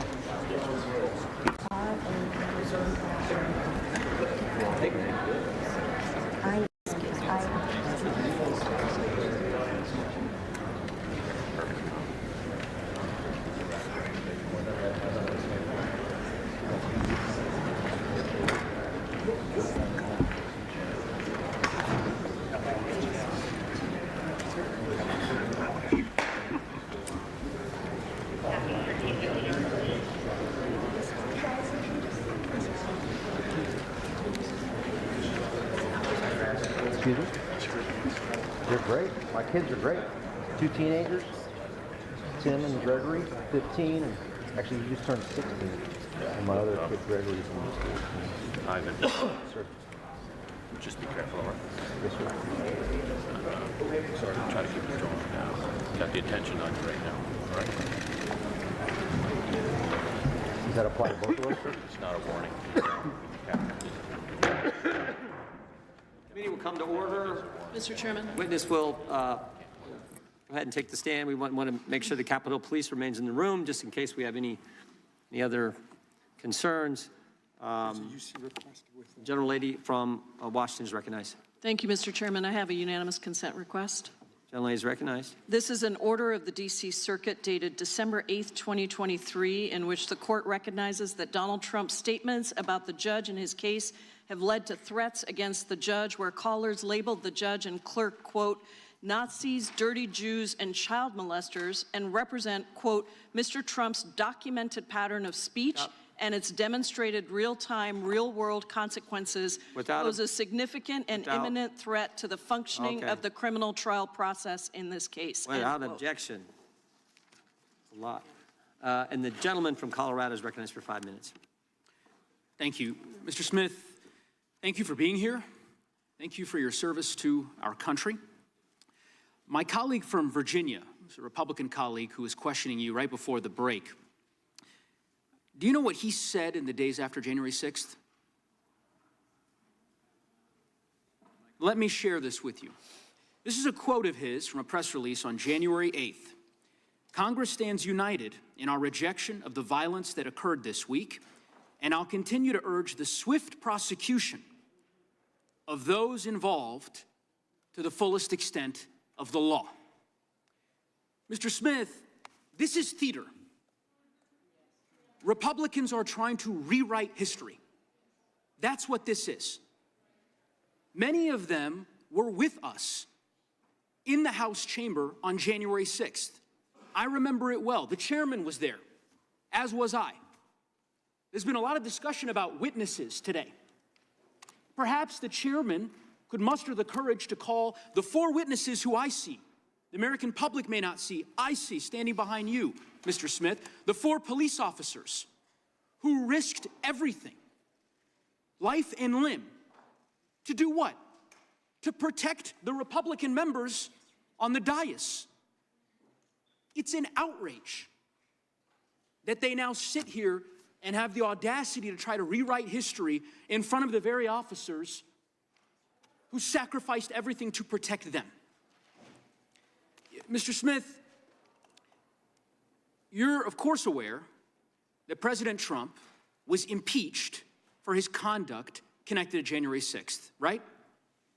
Correct. Do you know how many members of Congress voted to impeach him? I don't recall. 232. Do you know how many Republican members of Congress voted to impeach him? I don't recall. 10 Republican members of Congress voted to impeach him for his conduct related to January 6th, including at the time the sitting Republican chairwoman of their conference. There was a trial in the United States Senate. Senators sat as jurors. I remember it well because I was one of the prosecutors who prosecuted that case. Do you know how many senators voted to convict President Trump of high crimes and misdemeanors during that trial, Mr. Smith? I don't recall. 57 senators. Do you know how many Republicans voted to convict him? I don't recall. 7 Republican United States senators voted to convict President Trump of high crimes and misdemeanors. It was the most bipartisan vote for conviction of a president in the history of the Republic. So they can engage in as much histrionics as they want to try to rewrite history. But facts are facts. They talk about weaponization. They accuse you of weaponization of the justice system.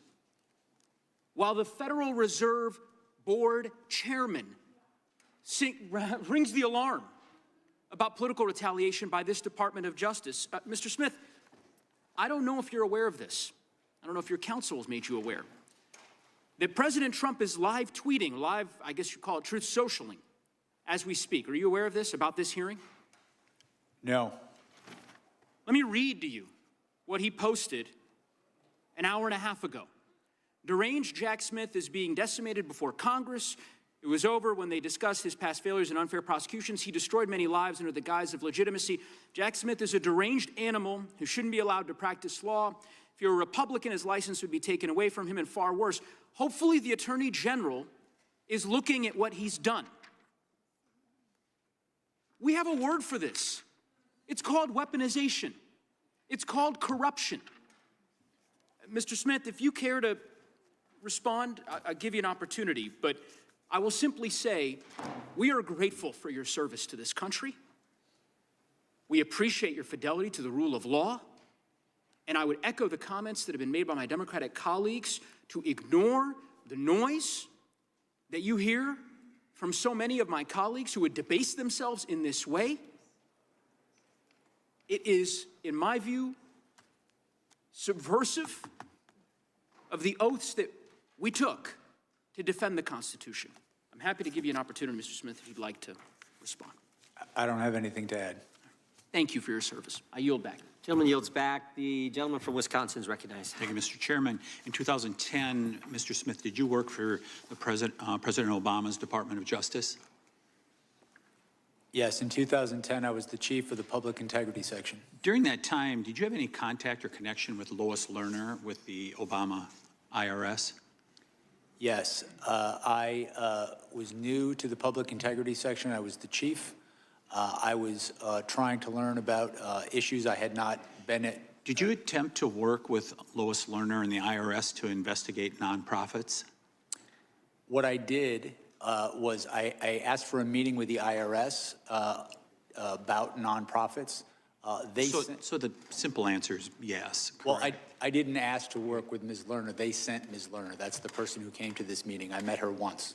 And they went after Second Amendment groups, correct? If you remember correctly, that's what was the offshoot of it, that Second Amendment groups that tried to gain nonprofit status, they were slow-rolled through the IRS. Do you recall that? Separate from this, there was an investigation of that that I was a part of in public integrity. Did you prosecuted Virginia Governor Bob McDonnell? This was asked earlier. You prosecuted him, correct? I was part of the prosecution, yes. And that ended up with a that decision ended up being unanimously overturned by the Supreme Court, correct? That is correct, sir. Yeah, including Justice Ginsburg joined in on that opinion, correct? I believe that's correct. Yeah. You also prosecuted John Edwards and Bob Menendez, and those both ended in mistrials, is that right? The John Edwards case did. The Menendez case, I had left the public integrity section by the time that case was tried. I wasn't. So, Mr. Chairman, what we heard from the other side here is that this gentleman is the gold standard for prosecution here in the United States. So think about it. We had a witch hunt done by the IRS going after Second Amendment groups, unanimously overturned by the Supreme Court, prosecuted two prominent political figures, and they ended up as mistrials. That's the gold standard here in America? I would just say this, Mr. Chairman. If Mr. Smith ever works for the Department of Justice again, I would recommend a remedial course on the First Amendment to the Constitution. Before I yield the rest of my time, Mr. Smith, I just have one other question. Is there any historical precedent for an alternate slate of electors to be sent to Congress? Has that ever happened before?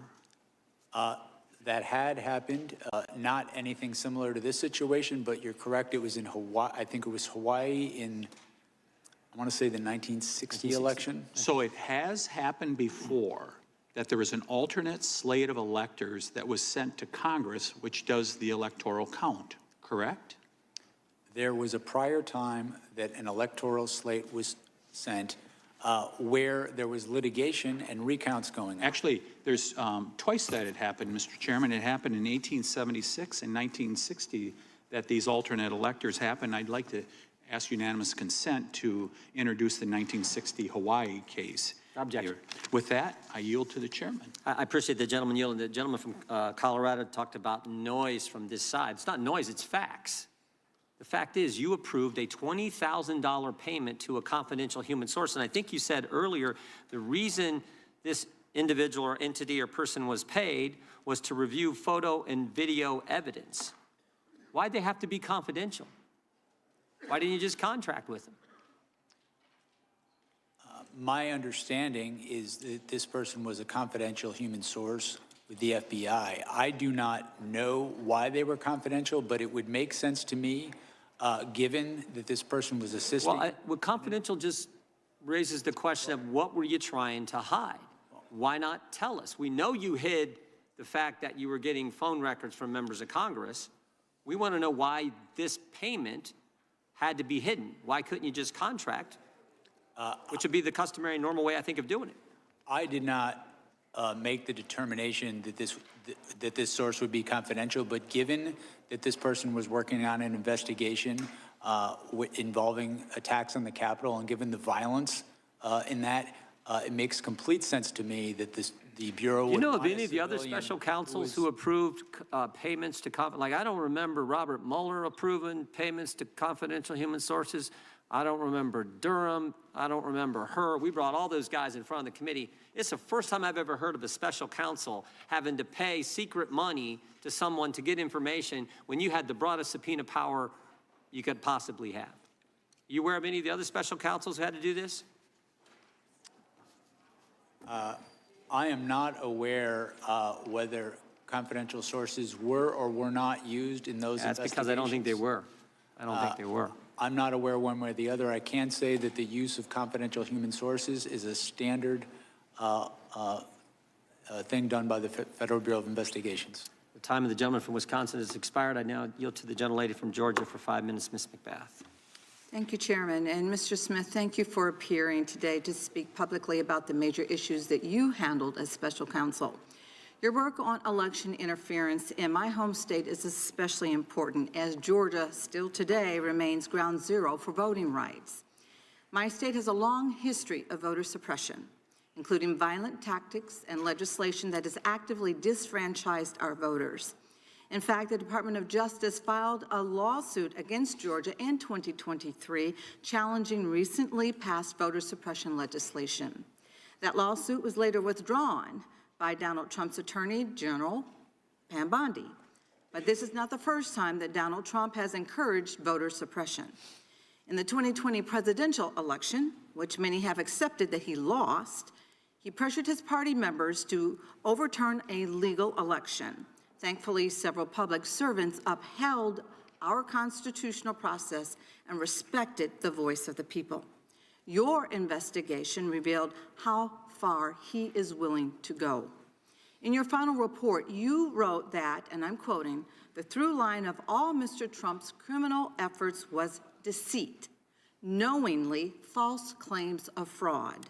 Mr. Smith, what did your investigation reveal about President Trump's interactions with Georgia's officials regarding his frauds claims?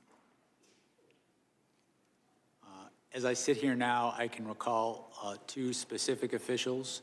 The first was the Secretary of State, who was a fellow Republican. My understanding, he voted for and supported Donald Trump in the election, but told Donald Trump in a conversation that was recorded in no uncertain terms the results of the election and debunked many of the fraud claims that Donald Trump had to him in real time. In addition to that, I recall that Donald Trump also spoke firsthand with the Attorney General of your state, also a Republican, who informed Donald Trump that he had supported him and voted for him twice in the past. He also told Donald Trump he did not see outcome determined fraud in that state. I have an audio from a phone call between Trump and the Georgia Secretary of State regarding the 2020 election. Could you please play the audio? Are angry. The people of the country are angry, and there's nothing wrong with saying that, that you've recalculated. Well, Mr. President, the challenge that you have is the data you have is wrong. So, look, all I want to do is this. I just want to find 11,780 votes, which is one more than we have, because we won the state. Mr. Smith, you explained in your deposition that Georgia Secretary of State was one of the witnesses who disabused President Trump's false claims. How did Georgia Secretary of State push back against Trump's efforts? I think my recollection is in this same call, President Trump repeatedly raised fraud claims, and the Secretary of State repeatedly explained not only that they weren't true, but I believe my recollection is in several instances explained why they weren't true. And I believe that call ended, my recollection is that it ended with President Trump, in essence, threatening the Secretary of State that he might be a target for criminal prosecution if he didn't do what President Trump wanted him to do. So see, that raises a very critical point. President Trump didn't just spread lies about the election. In your words, and I'm quoting, he preyed on, end quote, Republican officials in Georgia and other states who believed would help him. Mr. Smith, Donald Trump thought these officials would break the law out of party loyalty. And when those officials, his own political allies, told him the truth, he dismissed them and continued to spread the lies anyway. Is that correct? That is correct. Mr. Smith, if your case had gone to trial, would the evidence from Georgia have helped prove that President Trump knowingly engaged in a criminal scheme to overturn the 2020 election? Yes. After an investigation following the facts and the law, we believed we had proof beyond a reasonable doubt to prove those charges.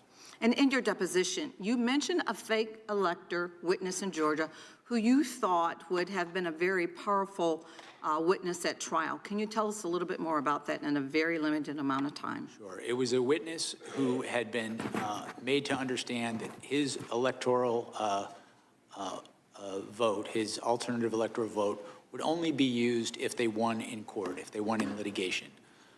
That didn't happen, and President Trump and his co-conspirators tried to use those alternative fake elector certificates to get Mike Pence. Mr. Chairman, regular order. Himself. Okay, well, Mr. Smith, thank you so much for the work that you and your team of career prosecutors have put forth in uncovering this evidence. The American people need to know what happened, and they need to know how their president pressured Georgia state officials Time of the gentlelady is to expired. overturn their free Gentleman and fair from and I Alabama has a unanimous consent request. Thank you, Mr. Speaker. December 6, 2025, Atlanta News First. Fulton County admits to verifying 315,000 votes in the 2020 without poll worker signatures. I yield back. Without objection, the chair now recognizes for 5 minutes the gentleman from Arizona. Thank you, Mr. Chairman. Mr. Smith, isn't it true that for a federal criminal conspiracy charge, it requires more than one individual? In other words, you're making a contractual agreement of some kind with somebody other than yourself, right? That is correct. There has to be an agreement. And so when you made the determination to charge President Trump with conspiracy, you surely knew that you had somebody else that he must have agreed upon somewhere to engage in this act that generated the conspiracy, right? That's correct. We alleged specific individuals in the indictment as co-conspirators. And so you knew who you were going to do who you were going to charge when you pursued the indictment. You knew who the agreeing parties were, but you chose to list them as co-conspirators, but you didn't indict them. How often have you done that in the past? In the past, I have had a number of cases where I have charged some members of a conspiracy and not charged others. One member of the conspiracy. How many times have you done that? Charged one member of the conspiracy and let everybody else off the hook? I'm sure that's happened. That is not an. You don't remember doing that? That is not an uncommon thing to do in an investigation. In my view. So okay. I dispute that, but we're going to leave that as it may. But let's just get to this. If a member of Congress moves to decertify a state's electors, that would not be a crime, would it? When you say to decertify. You make a motion to decertify on that January 6th, that way every 4 years. That's not a crime, right? Correct. And if another elected official urged someone to join them in that decertification, that's not a crime either, right? As you stated, it's not. Several members of Congress get together over breakfast. They say, this is the normal path. We watched it because we saw the Democrats do it for every Republican president. So we're not sure how to do it. We've never done it before. That's not a crime to sit down at breakfast to talk about that or any other time together to talk about decertification, is it? No, it's not a crime to talk about that over breakfast. In your deposition, you talked about, you made the argument that an elected official who's been deemed to have lost could not knowingly make false statements about election fraud to target a lawful government operation. Isn't that true? That's what you said in your deposition. Page 27. I believe it's a lawful government function. Yeah, I'm sorry, yeah, lawful government function. That's what you said. You remember saying that?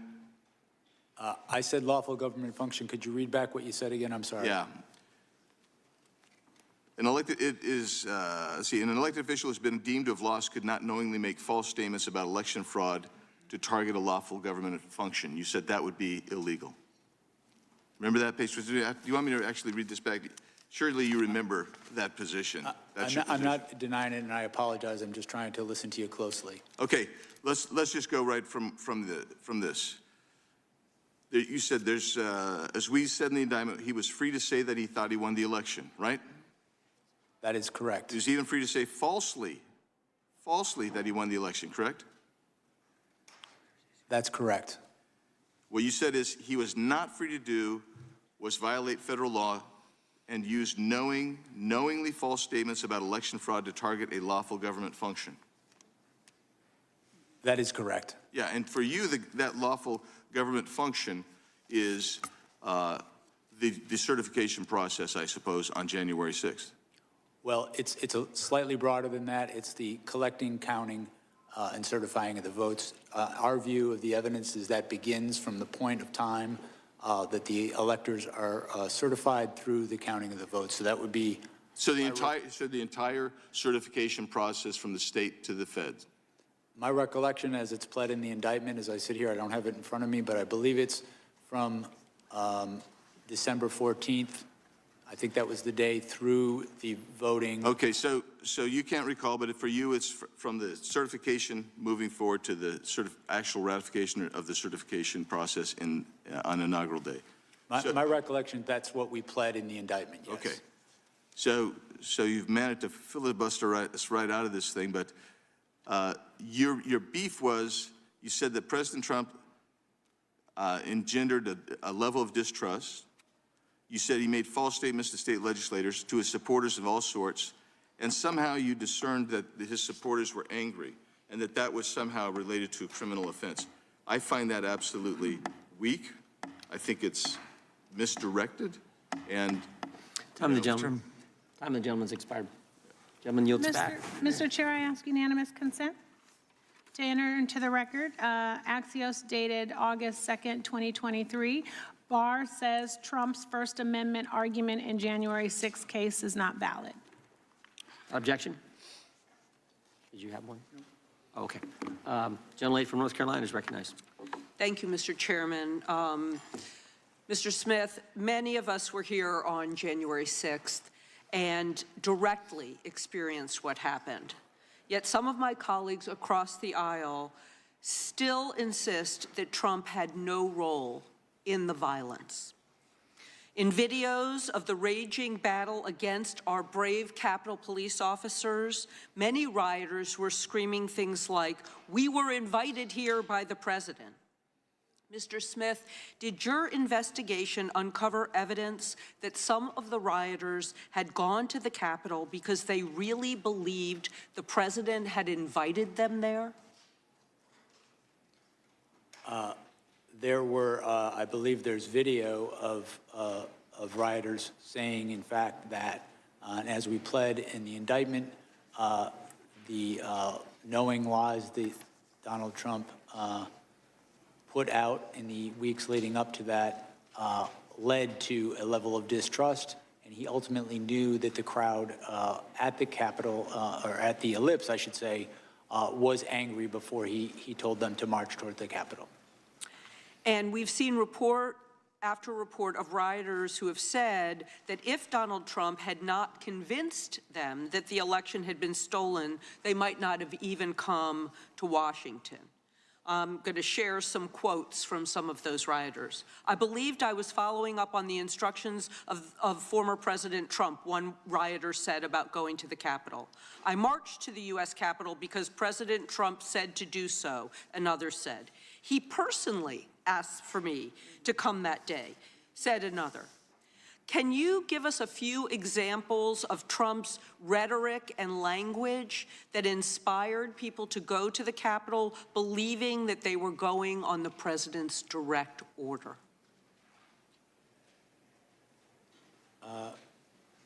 One instance I can recall is during the speech he gave to his supporters, and in context, his supporters, he told them to come to Washington, D.C. and be wild. He was on notice that they were angry, and he told that crowd, "We can't let this happen." And he told them that, my recollection is multiple times, at a time when there was nothing that could be done to stop the outcome of the election but to obstruct it. In addition to that, he told them when there is fraud, you can go by different rules. And my recollection is there is a videotape of when he's making these sort of statements and he's saying that they need to fight if they want to save their country. There are, in fact, people in the crowd chanting, "Fight for Trump." That all happened during the lip speech before people headed towards the Capitol and the Capitol was attacked. And did your investigation find any of the rioters trying to use Trump's words and calls to action as a defense in the criminal cases against them? I can read you something from your special counsel report. I was just going to say, I think we cited a number of rioters who ultimately admitted that they had committed their crimes at the behest and in the name of Donald Trump.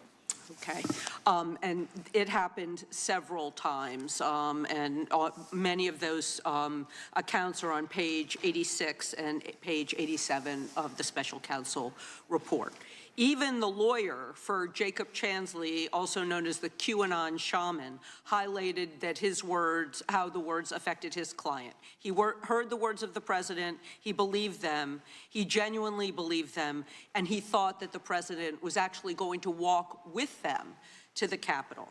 For my final question, Mr. Smith, do you believe that Donald Trump motivated and was responsible for the violence that occurred on that day, even if he didn't walk with them to the Capitol? Yes, as we stated in our report, the results of our investigation following the facts and following the law was that he was the person most responsible for what happened at the Capitol, and that he caused what happened at the Capitol, and that it was foreseeable to him. Thank you. Mr. Chairman, I have two UCs. Gentlemen, can state her unanimous consent request. I asked unanimous consent to enter into the record a tweet from Representative Biggs on January 7th, 2021, in which he said, quote, "Yesterday, criminal rioters hijacked a joint session of Congress." Objection. Without objection. And the second one is a unanimous consent to enter into the record an interview from March 2024 on the Capitol Hill show, in which you called on those who attacked the Capitol on January 6th to be, quote, held accountable because, quote, that's the way our system does work and should work. Without objection. Thank you very much. Thank you I very recognize much. the gentleman from Texas. Thank you, Chairman. Mr. Smith, how many members of Congress or the Senate did you subpoena phone toll records? As I sit here right now, I do not recall a specific number. Is this the complete list right here?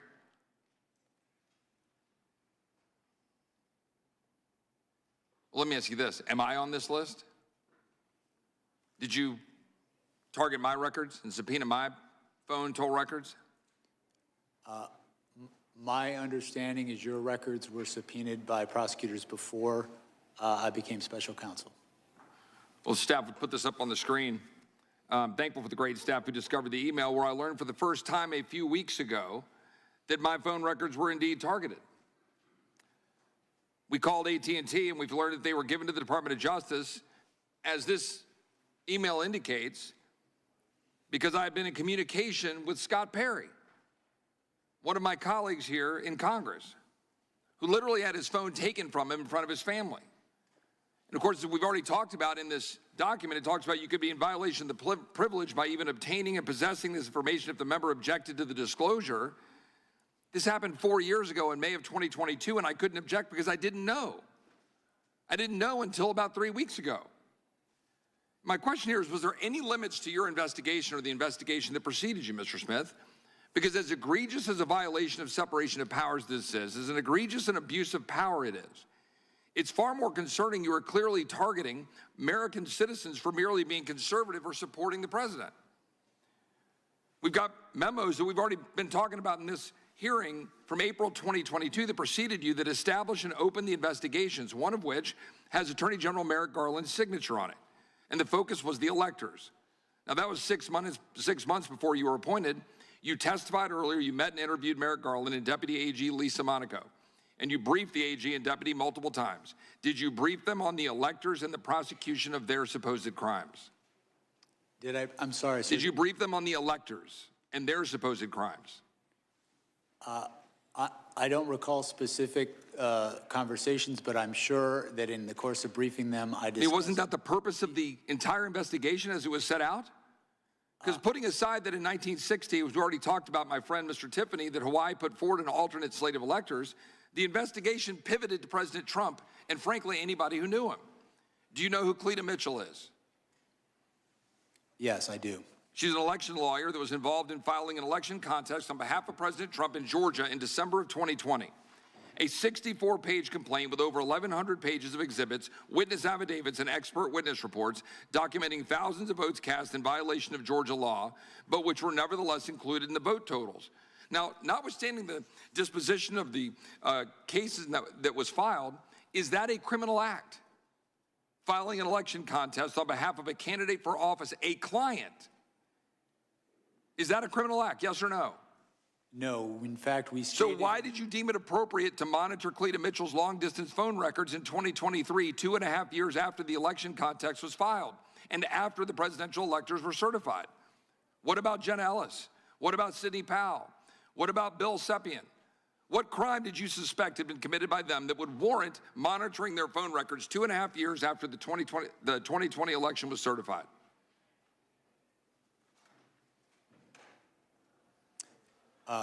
With respect to Sidney Powell, she is one of the co-conspirators alleged in the indictment. I don't know what you mean by monitoring, sir, if you're talking... Well, there were some 400-plus Republican conservative groups and leaders who were targeted by your investigation. Their financial records were obtained, records of the RNC, the Trump campaign, Cleta Mitchell, the Conservative Partnership Institute, the America First Policy Institute, NRCC, NRSC, PACs, conservative groups, people all across the country, citizens, because we hear a lot about members of Congress. And we should, because of separation of powers and the egregious abuse of power. But what we're not talking about enough, in my opinion, are the American citizens that have been targeted. Because frankly, are there any limits to the power of a special prosecutor or special counsel? So much so in your abuse of power that in the summer of 2024, the indictment involving classified documents was dismissed after determining your appointment violated the Appointments Clause of the Constitution, but you continued to sign your name on court filings until the time you resigned from office in January of 2025. A federal judge just recently stated a prosecutor who continues to sign his name in court filings after a disqualification order should face disciplinary action or disbarment. I yield back. Gentleman yields back. Did the gentleman have the opportunity to respond? If the gentleman wants to respond, he can. With respect to the last point, Judge Cannon's order specifically limited her finding to that proceeding. So there would be nothing improper about continuing to litigate the cases in Washington, D.C. And with respect to Florida, there was nothing improper about taking an appeal of that very decision.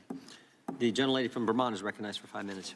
Thank you, Mr. Chair. Mr. Smith, I want to discuss Volume 2 of your report, which summarizes the findings of your investigation into President Trump's hoarding of classified documents at Mar-a-Lago and his efforts to obstruct the FBI's investigation. Mr. Smith, is it generally the practice for a special counsel's report to be made public to the American people? I want to say first, I'm limited what I can say about Volume 2 because of Judge Cannon's order. I can say generally that with respect to special counsels, there are regulations that direct a special counsel to draft a report. Whether that report becomes public is determined, the Attorney General has the authority to determine that.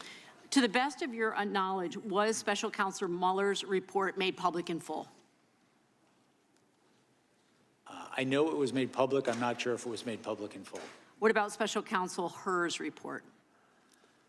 My recollection is his report was made public in full. I believe that's correct. And Special Counsel Weiss's report? I do not know. Okay. Now, I understand that the district judge, Aileen Cannon, the Trump appointee who oversaw the case in Florida, issued a gag order that prevents you from discussing any parts of the classified documents investigation that is not already public. I understand that, including your findings that you laid out in Volume 2 of that report. Am I correct that the reason your report is not available in full to the public is because of this gag order? I wrote a report. The Attorney General, it was submitted to him. I understand generally that there's been litigation about whether this report would be public or not. I have not been a party to that litigation.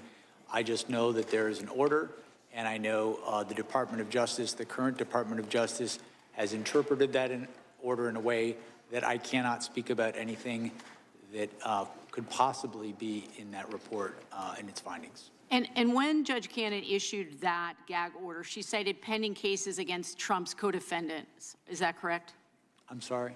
When Judge Cannon issued the gag order, she cited pending cases against Trump's co-defendants. Is that correct? That's my recollection. Are those cases still pending? No, they're not. No, they're not. So there is no reason, from where I sit, for this important information to be not made public. At this point, I want to turn now to President Trump's attacks on you. Trump has a playbook for how he handles people who try to hold him accountable. In August 2023, right after your office indicted him, President Trump shared that playbook on social media for everyone to see. He wrote, "If you go after me, I'm coming for you." Trump has said that you, Mr. Smith, should be investigated and put in prison. He called you a disgrace to humanity, a radical left Marxist, a criminal. In fact, Trump has used the words deranged Jack Smith 185 times on Truth Social. How do you think that these statements have impacted you, your staff, and your investigation? With respect to me, I think the statements are meant to intimidate me. I will not be intimidated. I think these statements are also made as a warning to others what will happen if they stand up. And I am, as I say, I'm not going to be intimidated. We did our work pursuant to department policy. We followed the facts and we followed the law, and that process resulted in proof beyond a reasonable doubt that he committed serious crimes. I'm not going to pretend that didn't happen because he's threatening me. And Mr. Smith, do you believe that President Trump's Department of Justice will find some way to indict you? I believe that they will do everything in their power to do that because they've been ordered to by the president. That's very concerning, obviously. It's very concerning to all of us, at least on this side of the aisle. This is Trump's playbook at work. Complain loudly, gin up hatred and resentment, then express our hope that somebody will do something, but never explicitly order anyone to act, and then watch as his followers and loyalists go after their targets. This is what happened on January 6th. Trump stood at the Ellipse and gave a campaign speech to his supporters, and he said, "If you don't fight like hell, you're not going to have a country anymore." And I think it's clear that his intimidation will stop at nothing. I want to speak on behalf, in closing, I want to speak on behalf No of closing. people. Chairman, regular order. No, I'm sorry. Mr. Chairman, I'm regular sorry order. you have gone over numerous times. Time belongs to the gentlelady from Vermont. I'll let you go a couple more seconds. Thank you, Mr. Chair. Like I have all day. Thank you. On behalf of the people of the state of Vermont, thank you for all of your 30 years of service to this country, and to the police officers sitting here. I'm ashamed that you have not gotten your due. Time of the gentlelady has expired. yield back. The gentleman from New Jersey is recognized. I've got a UC request. Gentleman, ranking member is recognized for UC. Thank you kindly, Mr. Chairman. The first is a New York Times article titled "Hunting Leaks, Trump DOJ Officials Seized Records of Democrats," explaining how the Trump administration subpoenaed Apple for data from the counsel of at least a dozen people tied to the House Intelligence Committee in 2017-18, including Representative Swalwell and Senator Adam Schiff.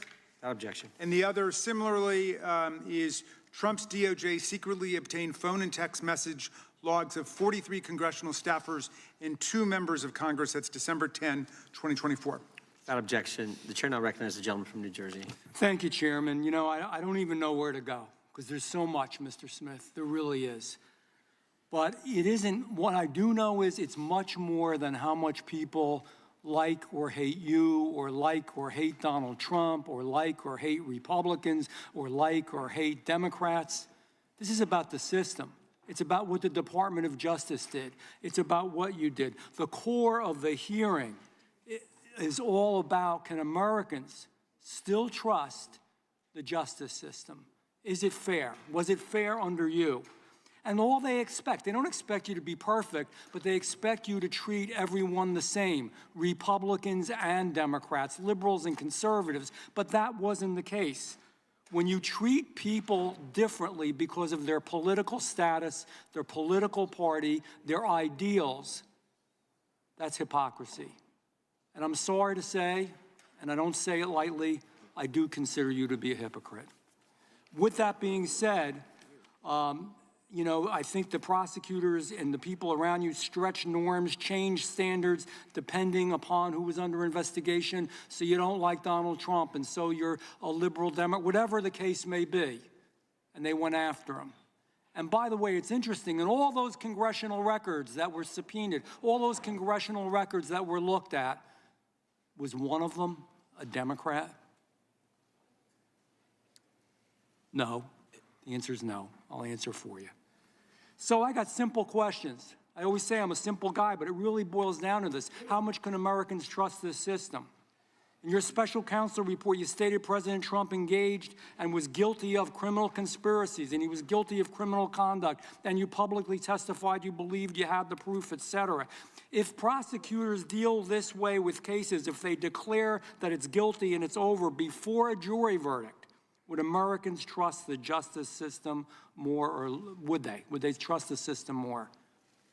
The answer, go ahead, answer, please answer. I'm sorry, I didn't understand what you were asking me. So when this was all going on, before, and I believe it was political, before there was an entire case and we went through the whole case, you pretty much declared, and I'm not going to read the whole thing through again, that President Trump was guilty. That wasn't your job. That's a judge's job. It's a jury's job. It's not your job. Don't you think that's unfair, that that's wrong, that didn't make the playing field level? Did it make people less trustworthy of the system, yes or no?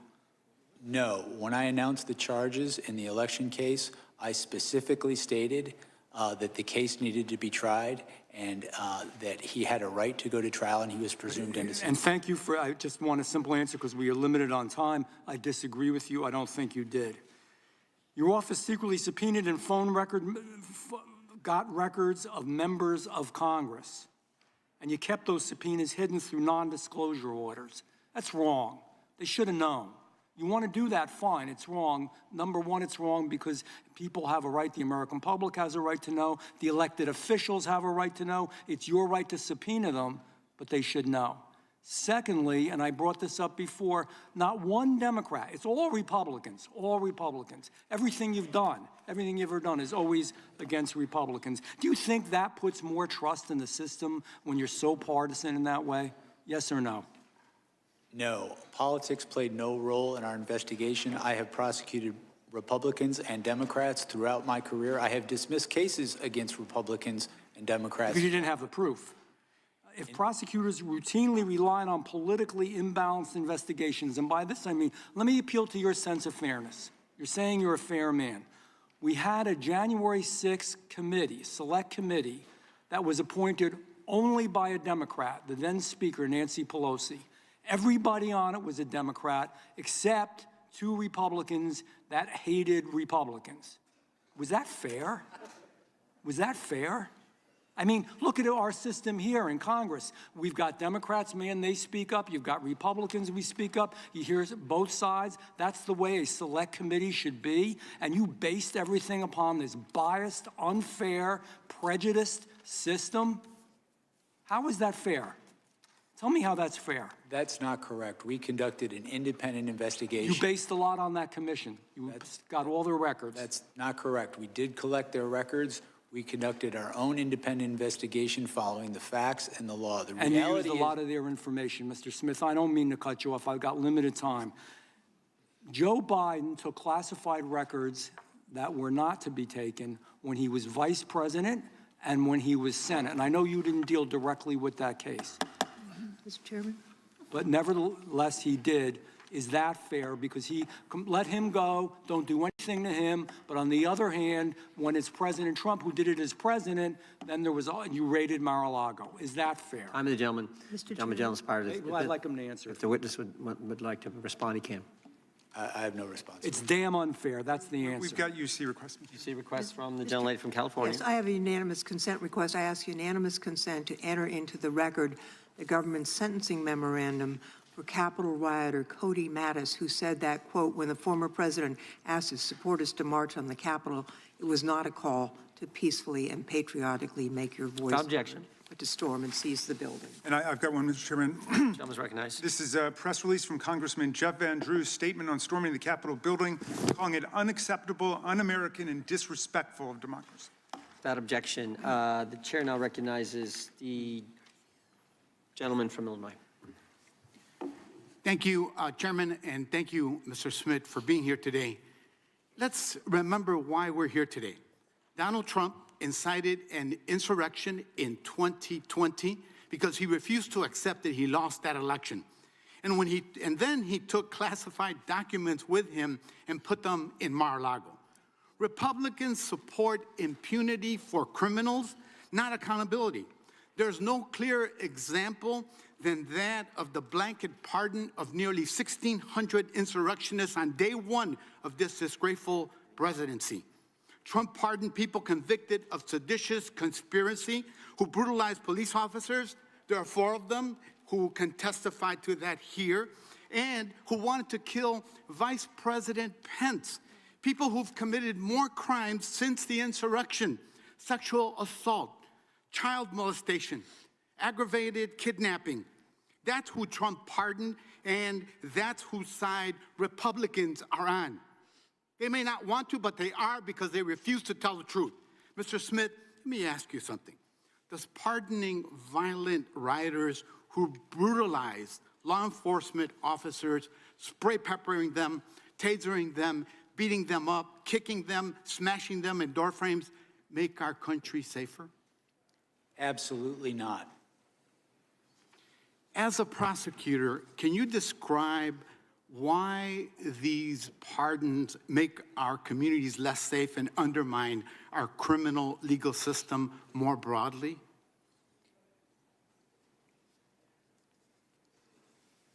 The people who assaulted police officers and were convicted after trial, in my view, and I think in the view of the judges who sentenced them to prison, are dangerous to their community. As you've mentioned, some of these people have already committed crimes against their communities again, and I think all of us, if we're reasonable, know that there's going to be more crimes committed by these people in the future. I do not understand why you would mass pardon people who assaulted police officers. I don't get it. I never will. That's exactly right. And none of this is a coincidence. The entire purpose of the Republican Party, unfortunately, has become to help criminals and corporate interests evade accountability. Republicans want impunity, not accountability. They want impunity for the January 6th people, for the classified documents case, for the Epstein files, for billionaires and big corporations, and for terror that DHS is sowing on our streets. The Gestapo tactics by ICE and CBP are the obvious result of President Trump and the Republican Party that protect anyone who helps them turn our country into an authoritarian gangster state. Whether it's storming the Capitol to overthrow an election or murdering people in broad daylight, Republicans will back you if you back their political mafia and racketeering operation. That's why Democrats must fight for accountability through oversight, through legislation, evidence collection, and through prosecution for the openly criminal acts that we're seeing in our communities every day. Democracy doesn't exist without accountability, but you gotta have a spine. I thank you, Mr. Smith, for doing your part. Our fight continues for accountability, not for impunity. Thank you, and I yield back. May May I have a Mr. Chairman, I would yield to the gentleman from New York. Mr. Smith, I just want to take a minute and allow you to explain why you requested the toll records of those officials for January 6th. For the January 6th investigation, you mean, Yeah. correct? With regard to the toll records that were subpoenaed regarding the period of the 4th, I think it was to the 7th, we had evidence that the president had directed Rudy Giuliani, one of his co-conspirators, to contact members of Congress to try to further delay the proceedings and exploit the violence that happened in the Capitol. We had evidence that those calls had happened.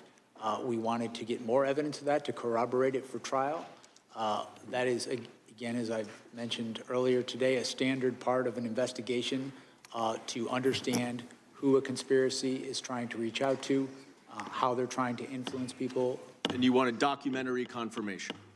Yes, correct. Yield back. Time of the gentleman is expired. The gentleman from Texas, Mr. Nels, is recognized. Thank you, Mr. Chairman. Mr. Smith, I'll just cut right to the chase here.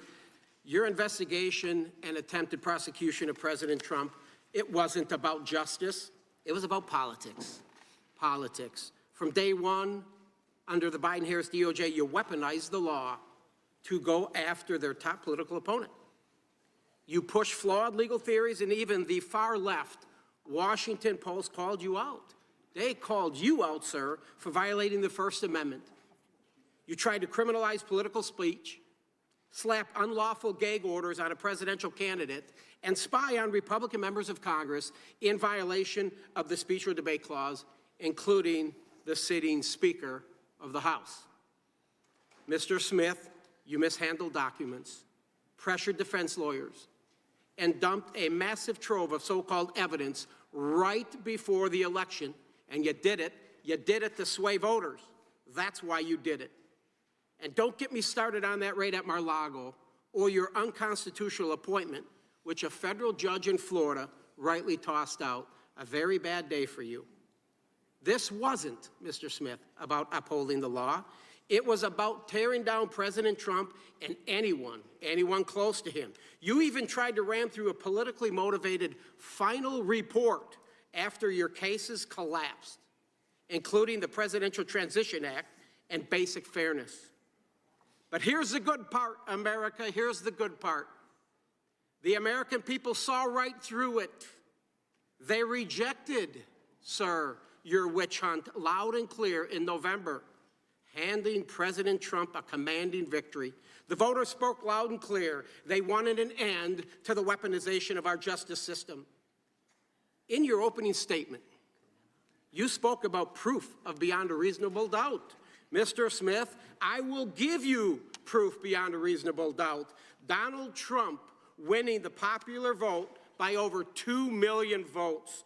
The Electoral College by 85 votes, along with every single swing state.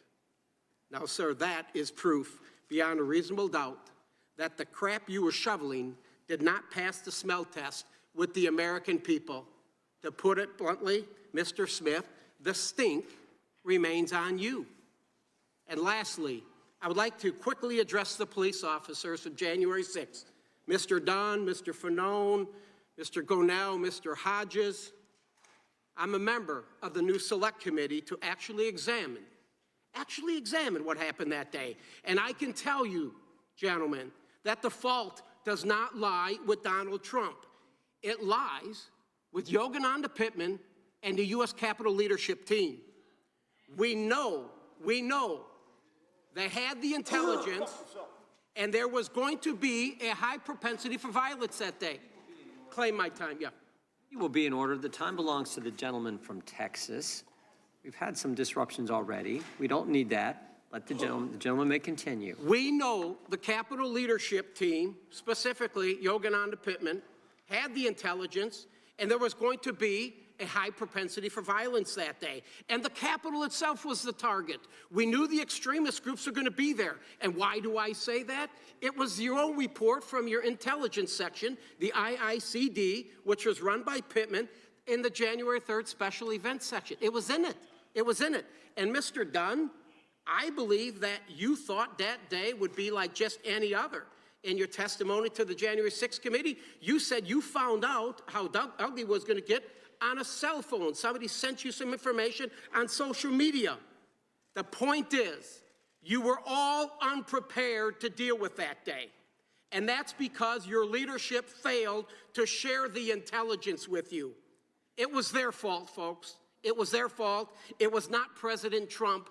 And we are going to expose it for the first time because the Benny Thompson, the sham committee didn't do it. Will the gentleman yield for a The question? sham committee didn't do it.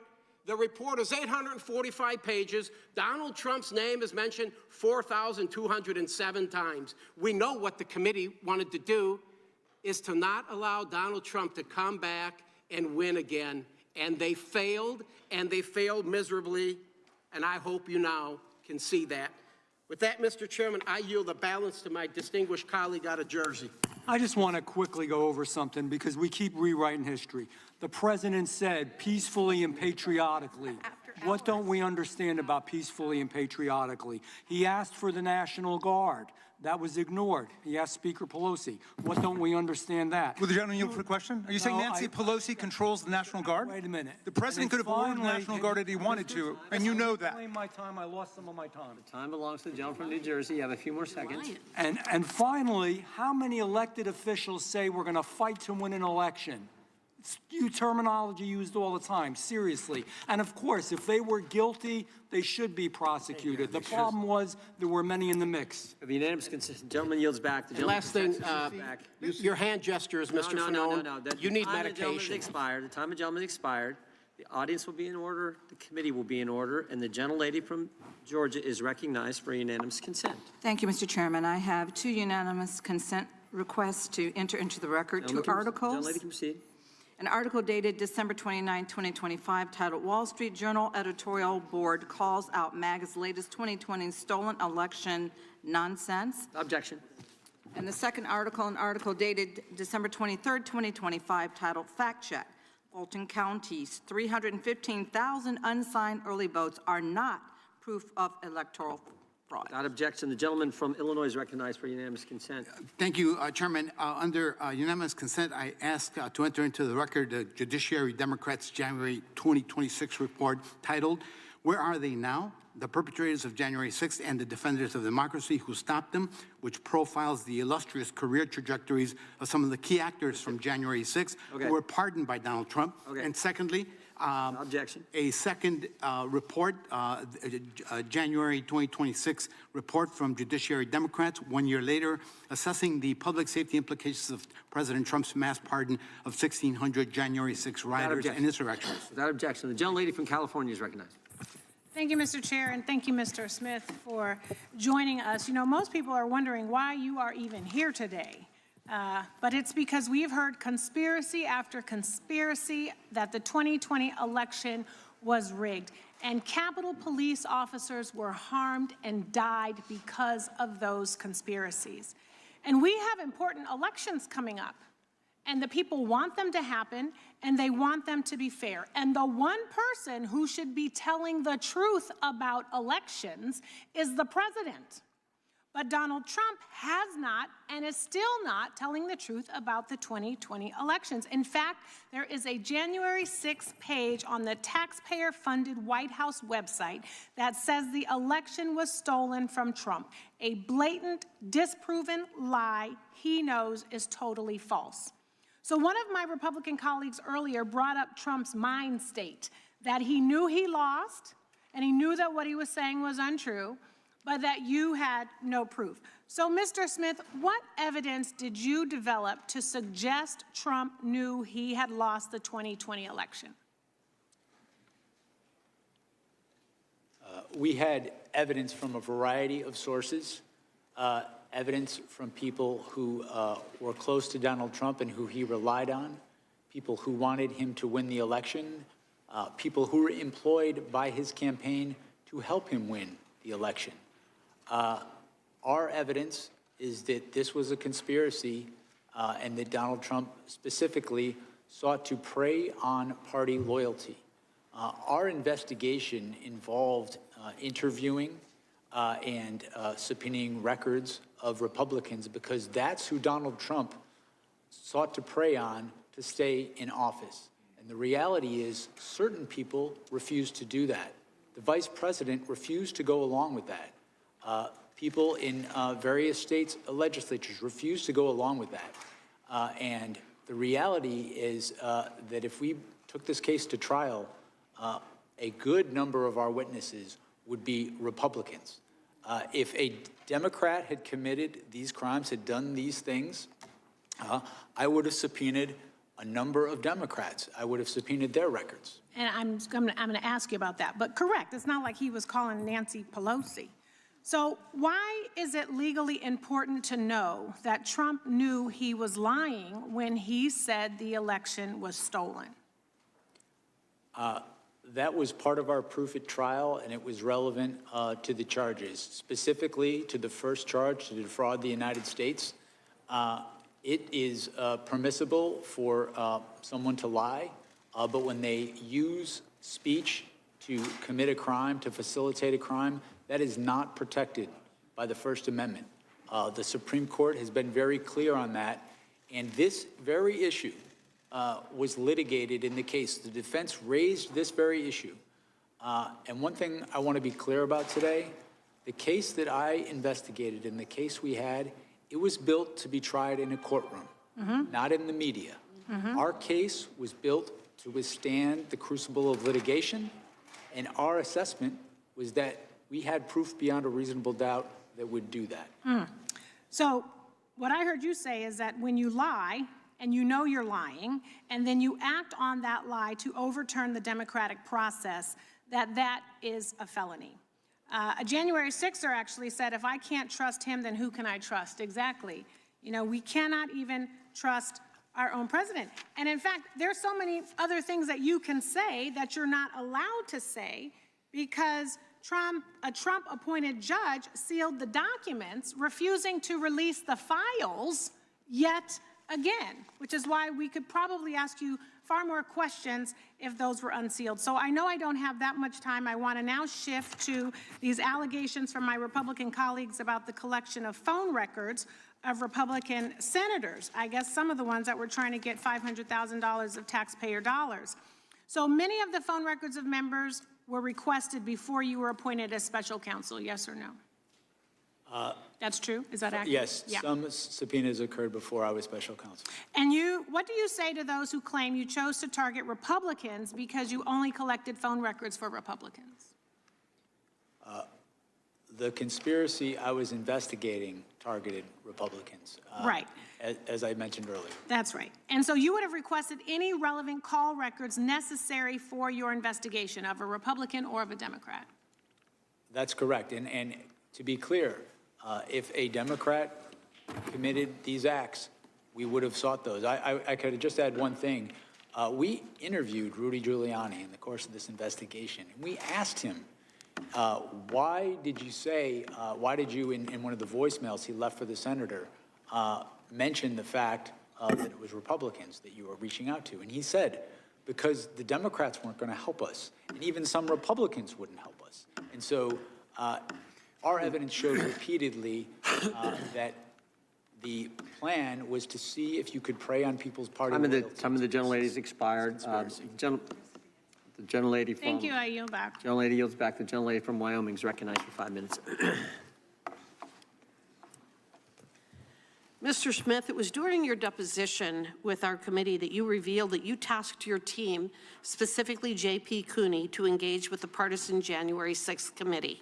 You had to have known at the time the controversy surrounding this committee, including the fact that all of the members had been appointed by Nancy Pelosi, who disallowed the Republicans from being able to engage. Yet you proceeded anyway, raising numerous questions as to your strategy for conspiring with the J6 committee.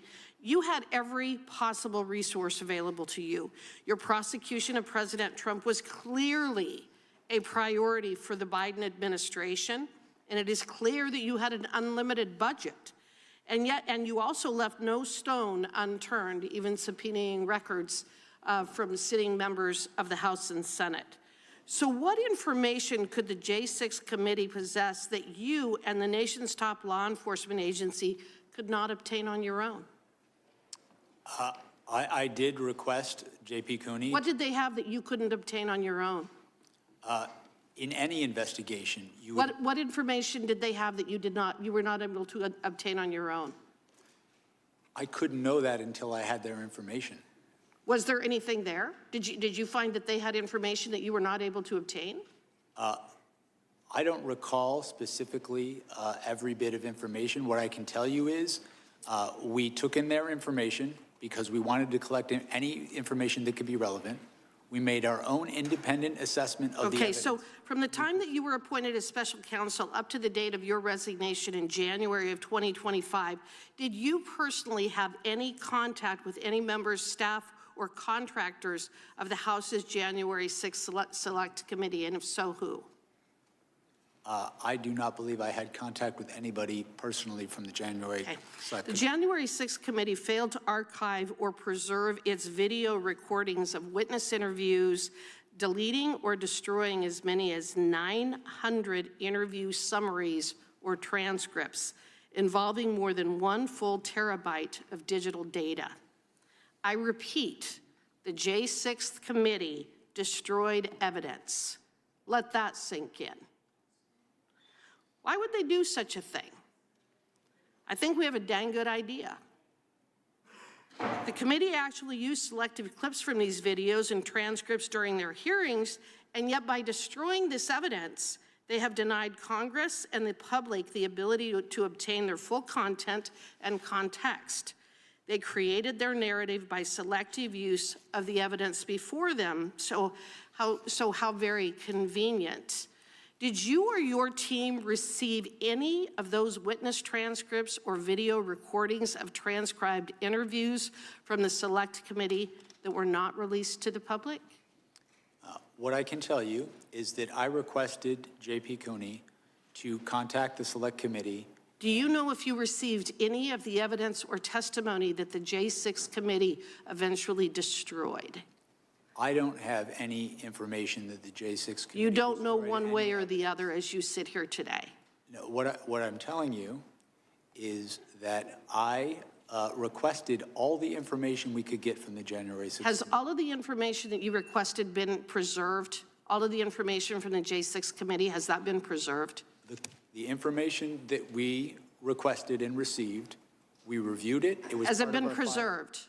Yes, as part Thank of you. our files. And Were you or your team advised, or did you get the impression from anyone affiliated with the January 6th committee that these documents were not for public release, even though portions of them had already been shown to the American people? Were you advised to keep any of the information from the J6 committee confidential? as I sit here right now, I don't recall that. Okay. I recall. Did the J6 committee provide you with the Cassidy Hutchinson testimony as part of the trove of documents that you received? As I sit here now, I don't recall, but it would Well, be very you're familiar with her testimony, aren't you? I am, and And in fact, wouldn't you agree with me that Ms. Hutchinson's testimony, especially the most explosive allegations made, was comprised of hearsay upon hearsay upon hearsay? Come on, you're an attorney, Mr. Smith. You can answer the question. Of course it was hearsay. And hearsay isn't admissible in a court of law, is it? Why? Because it is inherently unreliable, and the victim or the target of a prosecution is not able to cross-examine. Isn't that correct? In fact, Mr. Smith, if you had attempted to walk into court with Cassidy Hutchinson's testimony, you would have been thrown out on your ear. No judge, no legitimate judge would have ever allowed the testimony of Cassidy Hutchins to be admitted in a court of law, would they? I disagree. Well, and then we've already talked about your record. Mr. Chairman, today, so I can the gentlelady's understand time has long I since yield expired. back. The time of the gentlelady has expired. The gentleman from Florida. Hey, can I do one UC request first? The gentleman is recognized. This is from factcheck.org. Meme rehashes old false claim that J6 committee destroyed evidence from October 15, 2024. And this is from the District of Columbia National Guard website, stating that this is the only National Guard unit in America which reports exclusively and only to the president. Without objection, the gentleman from Florida is recognized. Thank you, Mr. Chairman. I mean, we're definitely not in a court of law today. Half this shit wouldn't come in if we were. I mean, good God, you know? I want to talk about something one of my colleagues, Mr. Nell, said from Texas. He sits on this new January 6th subcommittee, which I also happen to sit on. And he said the same thing in the subcommittee the other week, that it wasn't President Trump that inspired January 6th, right? It wasn't him. He said in the subcommittee that it was actually Ray Epps. Ray Epps. He was the one who told people to break the law and the windows and the doors and to beat police officers and hang Mike Pence and try to break into the floor of the House and wiping feces on the walls. It was all this guy, Ray Epps, right? So who is Ray Epps? Why is he so powerful? So, I mean, I just did a quick, Google search of Ray Epps, and his Wikipedia page says the powerful Ray Epps is a wedding planner to the Oath Keepers. This is the wedding planner? That's the mastermind of January. You went from Donald Trump. It wasn't Donald. Who are we going to blame? Who could it be? How about the wedding planner to the Oath Keepers? I mean, it's just pathetic. But, my colleagues love the past, Mr. Smith. Love the past. That's why you're here before Pam Bondi. Okay? We haven't had the Attorney General here. We didn't have her last year. She's the only one in the cabinet to not come in committee of reference, but they love the past. Oh, they, love talking about January 6th and Hunter Biden and COVID and Barack Obama and Hillary's emails. They love the past. These people love the past so much, they're still reenacting the Civil War, okay? Love the past. Right now. But they hate talking about the present. But you know what, let's talk about the past real quick. Here are some quotes, because I heard one of my colleagues call you a hypocrite. Here are some quotes from my colleagues. Chairman Jordan, right after January 6th, stop the violence, support Capitol Police. Ted Cruz, those storming the Capitol need to stop right now. The Constitution protects but not violence. Chip Roy, today the People's House was attacked, which is an attack on the Republic itself. Steve Scalise, United States Capitol Police saved my life. Lindsey Graham, when it comes to accountability, the president needs to understand his actions were the problem. Troy Nels, oh my God, him again. I'm happy to stand shoulder to shoulder with Capitol Police. Darrell Issa, the violence and turmoil we witnessed in Washington, D.C. was completely unacceptable. Rep. McClintock, the attack on Capitol strikes the most sacred act of our democracy. And former Speaker of the House, Kevin McCarthy, whose name we heard a lot today, what did he have to say about it? Let me be clear, last week's violence attack on the Capitol was undemocratic, un-American, and criminal. And make no mistake, those who were responsible should be brought to justice. The president bears responsibility, period, or exclamation point. But let's talk also about, the present. That's the past. Let's talk about the present. These are the guys who created the weaponization committee for the DOJ. So let's talk about the present. Jerome Powell facing investigation, okay? In fact, we heard about Jonathan Turley, that he's some legal messiah. Jonathan Turley calls the Jerome Powell thing legitimate concerns of retaliation. Lisa Cook, under investigation. Mark Kelly, United States Senator, under investigation. Adam Schiff, United States Senator, under investigation. Eric Swalwell, United States Representative, under investigation. Chris Christie, potentially under investigation. Jack Smith, oh, that's you, under investigation. Okay, Miles Taylor, former Chief of Staff to United States Department of Homeland Security, under investigation. Christopher Krebs, former Director of Cybersecurity, under investigation. Indicted. James Comey, Letitia James. John Bolton. It's weird that they indicted John Bolton but stole his foreign policy. Accused of crimes, former President Joe Biden, former President Barack Obama. Revoked or threatened with revocation of Secret Service protection, Kamala Harris, Hunter Biden, Ashley Biden, the daughter of President Joe Biden. Mayorkas, Mike Pompeo, Brian Hook, General Mark Milley, John Bolton, Dr. Anthony Fauci, the guy Trump gave a medal to.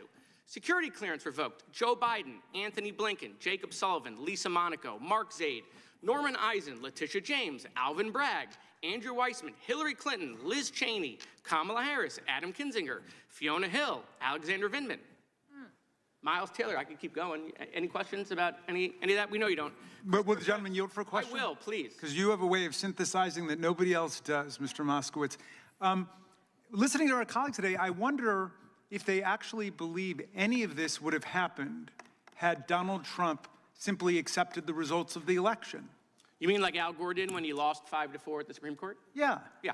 Would any of this, would the violence have happened? Would the fake counterfeit slates have happened? No, the none of- threats against Vice President Pence? No, none of it would have happened. And Leanne Panetta would still have a security clearance, so would John Brennan, so would Michael Morrell, Michael Vickers. I can't get them all in, Mr. Chairman. I can't get them. I have like 4 more pages of the weaponization of the The Department time of of the Justice. gentleman from Florida Concern. has expired. The gentleman from South Carolina is recognized. Thank you, Mr. Chairman. Mr. Smith, when was the initial indictment issued on President Trump? August 1st, 2023, does that sound about right? That's in the election case. That's correct. Correct. And on that election case, after that, you asked for a trial date when? I don't recall as I sit here right now. January 2024, does that sound about right? That sounds about right. Okay, so after the indictment, you, in August, you asked for a January trial date. That's like 5 months? 5 months? How much evidence did you have? Millions of pages? As I sit here right now, I don't recall the exact. I think in your testimony, they talked about a number, 13 million pages. Is that a ballpark accurate number? I think that was the question asked of me, and as I sit here, I don't have an accurate number for So let's just assume that that's true, right? Because you had a bunch of stuff. You had $50 million that you blew through the Treasury on a trial that went nowhere. How many pages per day is that? 100,000? That sound about right? What if we break that down per hour? It's 4,166 per minute is 70 pages. You like to read, sir? You like to read? I do. Do you read 70 pages a minute? I do not. I mean, that would be remarkable. So how do you prepare for a trial in 5 months if you're asking the defense counsel to read 70 pages a minute? How do you do that and prepare a defense and look at all the witness testimony and video evidence that you supposedly had? How do you do that? You know what's shocking to me, and I think that one of the most egregious aspects of this case, Mr. Smith, is that if you get a traffic ticket in Washington, D.C., you're not going to trial in 5 months. But you want the president, the former president of the United States, to have a trial date with 13 million pages of documents within 5 months. I think that's ridiculous. And I think that speaks exactly to what we talk about when we examine not only your record, but the things in this case that are deeply troubling. That this was not the pursuit of facts and law and letting the judge and the jury decide, that this was an exercise in it was a political hit shop, timed perfectly against the President of the United States. Sir, in the Florida case, in the records case, what happened ultimately in that case? What happened ultimately in the case? Yeah, the Mar-a-Lago records case. I'm going to answer because I don't think this is covered by Judge Cannon's order. We moved to dismiss that case pursuant to Justice Department policy. No, the records case in Florida. Against Donald Trump. The records case in Mar-a-Lago, were you ruled to be, what was the ruling in that? That was Judge Cannon's ruling, and she ruled my appointment unlawful, and we sought to appeal that, and that appeal was pending at the time that we dismissed the cases. So from the very beginning, were you ever confirmed by the United States Senate? I have never been confirmed by the United States Senate. I will say that the history supporting my appointment is over 100 years old. Other special counsels. But isn't there a have been statute on the approved. appointment? I mean, you have to be confirmed by the Senate. So I think that's kind of interesting. But I think the point is, from the very beginning, on the documents case and others, you weren't even lawfully appointed, and that's why Judge Cannon ruled the way that she did. And from the beginning, we talk about that you followed Department of Justice policy, you followed the facts, you followed the law, you followed the Constitution. That's what you have said all throughout this day, parroted by the Democrats, that you have done nothing wrong. But from the very beginning, you weren't even lawfully, and you can't even recall who swore you in. So as we sit here today, based on your testimony in the transcribed interview, can you tell us who swore you in as special prosecutor? As I said, I know I took the oath of office. I don't recall who swore me in. What I can share with you. I don't know, sir. Call me naive, but that's a milestone career move for you that you get to do this, and you don't remember the circumstances. I just find that a little bit odd. But here's the thing, and I'm going to wrap up quick. You're unconstitutionally appointed. You breached the 60-day rule, releasing this very partisan attack against the president right before the election. You tampered with evidence in the Mar-a-Lago case that you admitted to in court filings.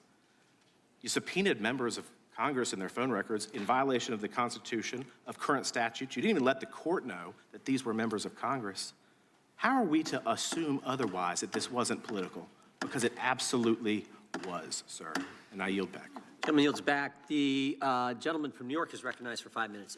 I would caution my friend from South Carolina and others against jumping into bed with Judge Cannon, who's been rebuked repeatedly by the 11th Circuit because she is completely lawless. But let's go back to the actual evidence rather than all the procedural stuff about when you were sworn in or not. I don't blame you for not remembering that. You've been probably sworn in a dozen times. It doesn't jump out at you. I want to go back to the evidence, though, that Donald Trump knew that he was lying about the election. And I'd ask you to say, if you could, specifically, who gave evidence to you that supported your conclusion that he knew that he was lying? That came from a number of sources. It came from staff in the White House who talked to him and told him that his fraud claims were not true. It came from staff on his campaign who told him that. It came from members of the Department of Justice. It came from state officials who, when he tried to press them to do things in contravention of their oath, they refused to. They asked him for evidence and his co-conspirators, and they never provided it. Over and over again, the people who had who were best situated to know how the elections were conducted in these states, he either avoided contacting them or disregarded the clear debunkings that were provided to him, such as by the Georgia Secretary of State. Right, and I mean, that's a lot of evidence, but we know that his attorney general at the time also concluded, quote, he knew well that he lost the election, Bill Barr, and yet he incited a riot on January 6th, and 4 of the brave officers who defended the Capitol and defended my colleagues on the other side of the aisle are here today. Not a single Republican member of this committee has recognized them or thanked them for their service, and I would like to do so today. Thank you, gentlemen. Now, my colleague from California referred to a couple statements from your former colleagues in Penn and the Eastern District about your impeccable reputation as an apolitical career politician. As an alum of the Southern District of New York myself, I can tell you that many of my former colleagues also feel the same, and that's saying something coming from the SDNY to the EDNY, as you know. Mr. Smith, did you ever speak to President Biden about this case? Never. Did you ever receive orders or direction from President Biden or anyone else in the White House about this case? No. Did you ever receive any direction from the Attorney General Merrick Garland regarding how you should, whether or not you should charge this case? No, I was given the independence to make that decision on my own. An independent special counsel, exactly. I just want to point out to my colleagues who seem to think this is a politicized investigation that on February 10th, over a month, 2021, over a month after January 6th, Marco Rubio said the January 6th attack on the Capitol was far more dangerous than most realize, and we have a criminal justice system in place to address it. Who oversaw the Department of Justice on February 10th, 2021? Who was president?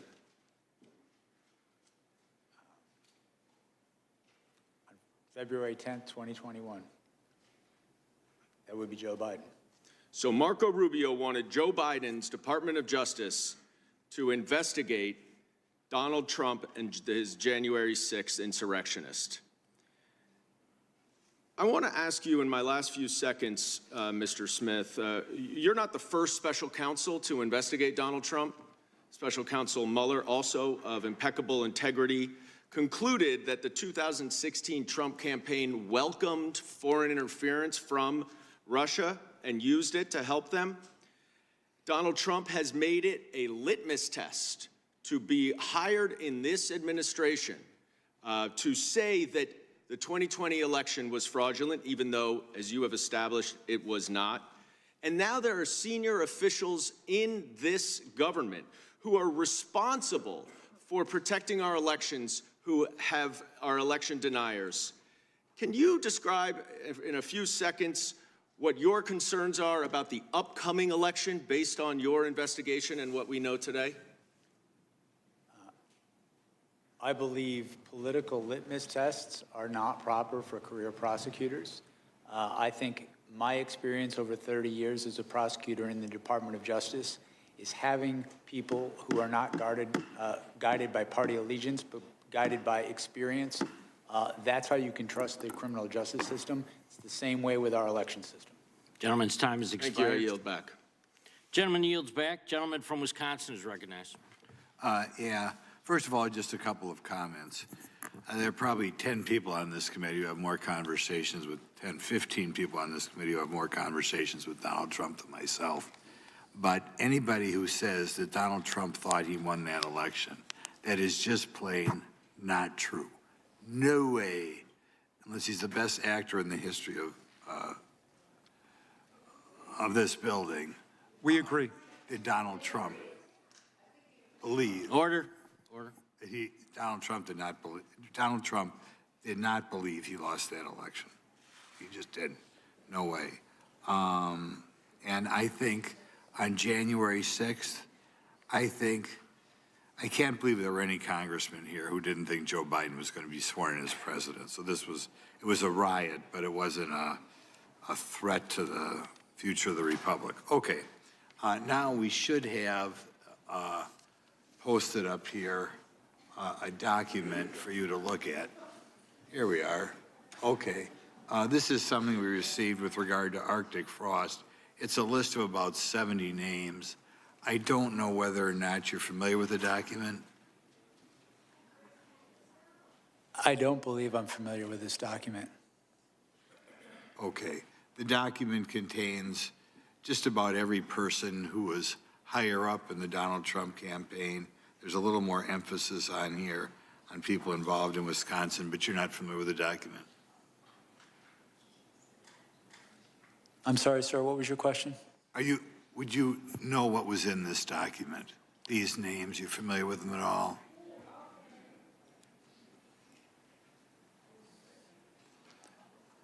They're under the impression that most of these people, maybe almost all of them, were subpoenaed by you at some time or other.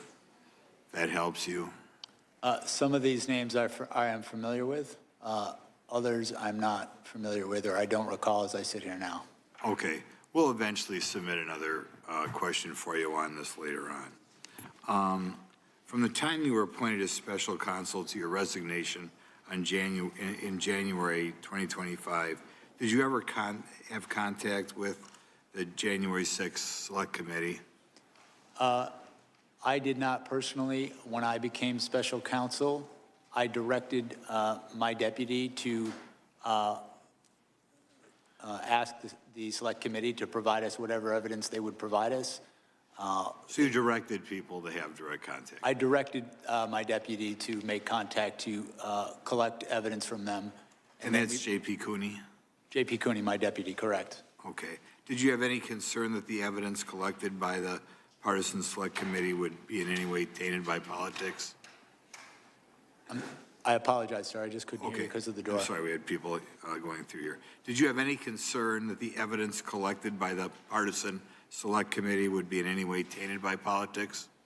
I intended to conduct an independent investigation, and my goal was to collect the evidence, assess it, and consider it with all the other evidence we would collect and make an independent determination in my investigation, separate from that investigation. I'm going to go back and ask you something on that one before, because I think I know the answer. There's a person on that list by the name of Vicki McKenna who we believe did have her records subpoenaed. Are you familiar with that name at all? As I sit here right now, I am not familiar with that name. Okay, thank you. With regard to part of the documents that you received was with regard to Cassidy Hutchison, right? We requested that they give us everything they were willing to give us. As I sit here now, I don't recall if specifically her information was in there, but I'm not denying that it was. It may well have been. Okay, we'll go back. Your team issued subpoenas to various financial institutions, telecommunications providers, and conservative entities requesting communications between them and President Trump's campaign, right? We did issue subpoenas for various sorts of information, correct? Okay, and the bank records, you would say, or we could describe, were fairly broad, the request? We issued subpoenas for certain bank records as part of our investigation, yes. Okay. Shortly after you're appointed, you issued subpoenas to state and local officials for their communications with President Trump, is that correct? And his campaign. As I sit here now, I'm trying to recall specifically which officials, but I know we issued a number of subpoenas in our investigation to understand the communications between President Trump and various entities, including state officials. One final question. One quick final question. Yeah. Do you really believe that President Trump thinks he lost that election? Yes. Our investigation, following the facts and the law, determined that... No way. Thank you. That's enough. I have a unanimous consent request. Gentleman from New York is recognized for unanimous consent. Actually, I have two. One is to an article entitled, "With A.G. Bondi next to him, Trump says deranged Jack Smith must be investigated." And the other is a tweet from Marco Rubio. "There is nothing patriotic about what is occurring on Capitol Hill. This is third world style anti-American anarchy." Without objection. Gentlelady from Texas is recognized. Can I get an extra 33 seconds? You get your full 5 minutes. Well, okay, fine. It's curious because you've sat here all day, and thank you so much for showing up because this was something that you wanted to do. The Republicans wanted to make sure that you were hid in a room with no cameras because I was there. They didn't really want you out public because they were afraid of what you would say, which is that you could have proven your case because you are a career prosecutor who knows how to prosecute criminals. So just to be clear, today it seems like the Republicans have not really fought very much about whether or not Trump was guilty or not. In fact, their fight seems to be over whether or not you were authorized to prove their guilt. Do you recall a number of Republican members asking about whether or not your appointment was okay, even though we know that you've testified about the more than 100-year precedent that allowed for your appointment? I was asked questions about that today, and our position, as we filed in our appeal, is that there was strong support for my appointment, including Supreme Court precedent directly on point. Thank you so much. Additionally, everybody's been all gingerly here today, but I don't know why we're acting surprised that a man who had close to 90 allegations out of 4 different jurisdictions and ultimately ended up with 34 convictions after a jury was able to hear all the evidence would possibly be committing a criminal act on January 6th. In fact, considering the fact that we are now under the impression that he is violating people's due process rights, he is ignoring court orders, he's starting wars without congressional authority in contradiction to the Constitution. He's enriching himself to the tune of over $1.4 billion. He's shaking down electeds to draw maps that will help him stay in power because the Republicans don't understand that they swore an oath to the Constitution and that we are supposed to do checks and balances. He's also shaking down TV stations to get money. So why are we trying to pretend as if it is out of the realm for this particular man to commit the crime that he committed on January January 6th, and frankly, the only reason he ran for president was to make sure that he would not be prosecuted, because I fully believe that you would have put him under the jail based on our long-form conversation that we had. But according to your special counsel report on page 137, it states the department's view that the Constitution prohibits the continued indictment and prosecution of a president is categorical and does not turn on the gravity of the crimes charged, the strength of the government's proof, or the merits of the prosecution. And that, quote, but for Mr. Trump's election and imminent return to the presidency, the office assessed that the admissible evidence was sufficient to obtain and sustain a conviction at trial. In other words, Donald Trump ran for president, like I said, so he wouldn't have to spend the rest of his life in prison. The chairman and other members of this committee have spent all day attacking you and trying to rewrite the history of January 6th.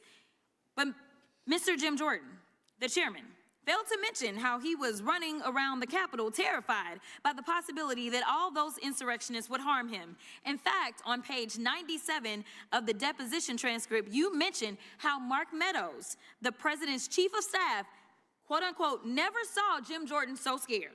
The chairman also failed to mention that he was in direct contact with the White House in the days leading up to and on January 6th, which is why his toll records were subpoenaed by your office. Let me be clear, because they're trying to act like this is Democrats on Republicans, and I guess you are a covert Democrat that knew that he was going to try to steal an election before he tried to steal that election, and so therefore you were somehow put into place. I mean, the conspiracy theories make your head spin, but nevertheless, were you going to subpoena the toll records of every single Republican simply because they were a Republican? No, we subpoenaed the toll records in the course of this investigation because they were relevant to our investigation. Relevant. Oh, okay. All right, so that means something about facts. So let's talk about facts. Donald Trump lost to Joe Biden, yes or no? That's correct. Okay. In fact, 60 federal and state courts have found that there was no evidence of election fraud. Trump's own attorney general and vice president knew that he lost the election, but he still tried to steal the election by pressuring state officials, designing fake elector plans, nearly having Mike Pence hanged, and ultimately demanding that his supporters, quote, fight like hell, correct? Correct. We all saw it happen once they reached We all saw what happened once they reached the U.S. Capitol. As your report outlines, President Trump knew that he would incite violence at the Capitol that day.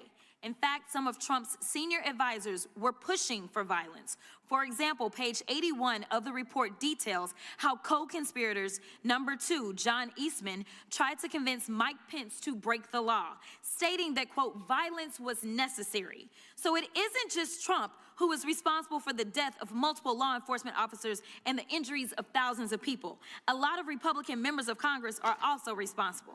147 Republicans voted to overturn the 2020 election results, including multiple members currently serving on this committee, and I will yield. Gentleman yields. Gentleman from North Carolina is recognized. Thank you, Mr. Chairman. Mr. Smith, we've heard a lot of information that's gone across this day as we spin it here.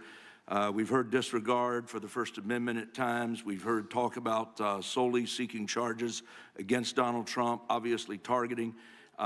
We've talked about the amount of time and reasonable time frame. But I want to ask you for a moment, I can, about some troubling reports that a prosecutor from your office, Jay Bratt, implied to Stanley Woodward that the administration would look more favorably on a judgeship application if he managed to get his client, Walt Nauta, to cooperate against President Trump and to flip on him. And we know this because Stanley Woodward himself came forth with this information. And I guess my question for you, is this appropriate behavior for a special counsel's office to leverage attorneys' future career prospects? Sir, I believe I can answer this question, even though it's regarding the Florida case, because we did filings on it, and I'm not referring to anything in the final report. And my answer to you, sir, is that when I was first notified about this issue, which was 9 months after it allegedly occurred, this is alleged to have occurred before I was even special counsel, what I did is I directed my deputies to look into it. We made sure the person involved self-referred it to OPR, And then we did a filing to the court. There was a motion by President Trump's attorneys. We responded and we laid out our position. And our position was that I did not believe that that allegation was credible. At best, it was a misunderstanding because the people in the room did not understand any threat to be made. Even Mr. Woodard, in his allegation, claimed it was only an inference. 9 months went by where we interacted with Mr. Woodard, in which we had no hearing of a complaint. When the complaint was raised for the first time, which was on the eve of that indictment being brought, it was raised in the guise of asking the court to delay the indictment while an investigation of it happened. So I take allegations of misconduct very seriously. I would not want any of my attorneys threatening anybody. Ultimately, when I looked at this, I did not credit it, and we responded with our position in court. But we also, it was clear that it was referred to the Office of Professional Responsibility, which is what good prosecutors do in that situation. Well, again, to say that you didn't consider it to be credible, I guess we have the United States Associate Attorney General Stanley Woodward, who claims that this threat was made to him, and I don't see what he would stand to gain from not telling the truth there. And I understand that you tasked 2 of your attorneys with investigating those statements made by Brat, but given the amount of publicity and the scrutiny that was surrounding this entire investigation, why in the world did you not initiate an independent investigation into these very alarming allegations? Well, 2 points there. You stated that you don't, why would he do this? When he made the allegation, when this allegation first came from President Trump's attorneys and then days later from Mr. Woodard, he did ask for the case, the indictment, to be put off in result of this. So there was a thing he was asking for in result. And with respect to an independent investigation, that's exactly why you refer this to the Office of Professional Responsibility. They conduct an independent investigation outside of my office. Well, let me just say, for 4 years, we watched the Biden administration politicize and weaponize the Department of Justice. From going after pro-life activists to spying on faithful Catholics, the Biden administration showed disregard for impartiality. And this blatant disregard was perhaps no clearer than in the targeting of President Trump. We've talked about it all throughout this day. They knew they couldn't beat him at the ballot box, so they pursued alternative options. And I'm grateful for this committee's efforts today to investigate this conduct to ensure accountability. And while elections are not akin to jury trials, I feel strongly that the results of the 2024 election sent a clear message about how the American people feel about these politicized charges. And I think they absolutely made a difference in those 24 elections. And with that, Mr. Chairman, I yield back. Gentleman yields back. The gentleman from Missouri. Mr. Chair, I actually have a UC. Gentleman is recognized. This is, let's see, I asked unanimous consent to enter into the record this DOJ press release titled "Houston Man Sentenced to Prison for Assaulting Law Enforcement with Dangerous Weapons During January 6th Capitol Breach." Without objection. My second one is I asked unanimous consent to enter into the record an article titled "They Ransacked the U.S. Capitol and Want the Government to Pay Them Back," published by the Washington Post, January 21st, 2026. Without objection. Gentleman from Missouri is recognized for 5 minutes. Thank you, Mr. Chairman. Mr. Smith, after indicting the leading Republican candidate for the President of the United States on August 1st, 2023, you asked for a trial date of January 2024, just 5 months later. During your deposition, you did not dispute that that would have given Trump's legal team just 5 months to review 13 million pages and thousands of hours of video evidence, working out to nearly 100,000 pages per day. Mr. Smith, you claimed that you acted independently of the upcoming presidential election, and yet you pushed for a trial date ahead of the election. Why such a rush to charge and try and pursue conviction on President Trump? I sought to move that case forward expeditiously because the public has a right to a speedy trial as well as a defendant. That is, there is Supreme Court precedent directly on point regarding that. I felt it was my duty to do that. I considered all options. I listened to But isn't the right to a speedy trial primarily a right of the defendant? I honestly, before your arguments, I've never heard of the idea that the prosecution has a right to speed up a trial and require the defense to review 100,000 pages a day in order to get a trial in before an election. I've never heard of such a thing.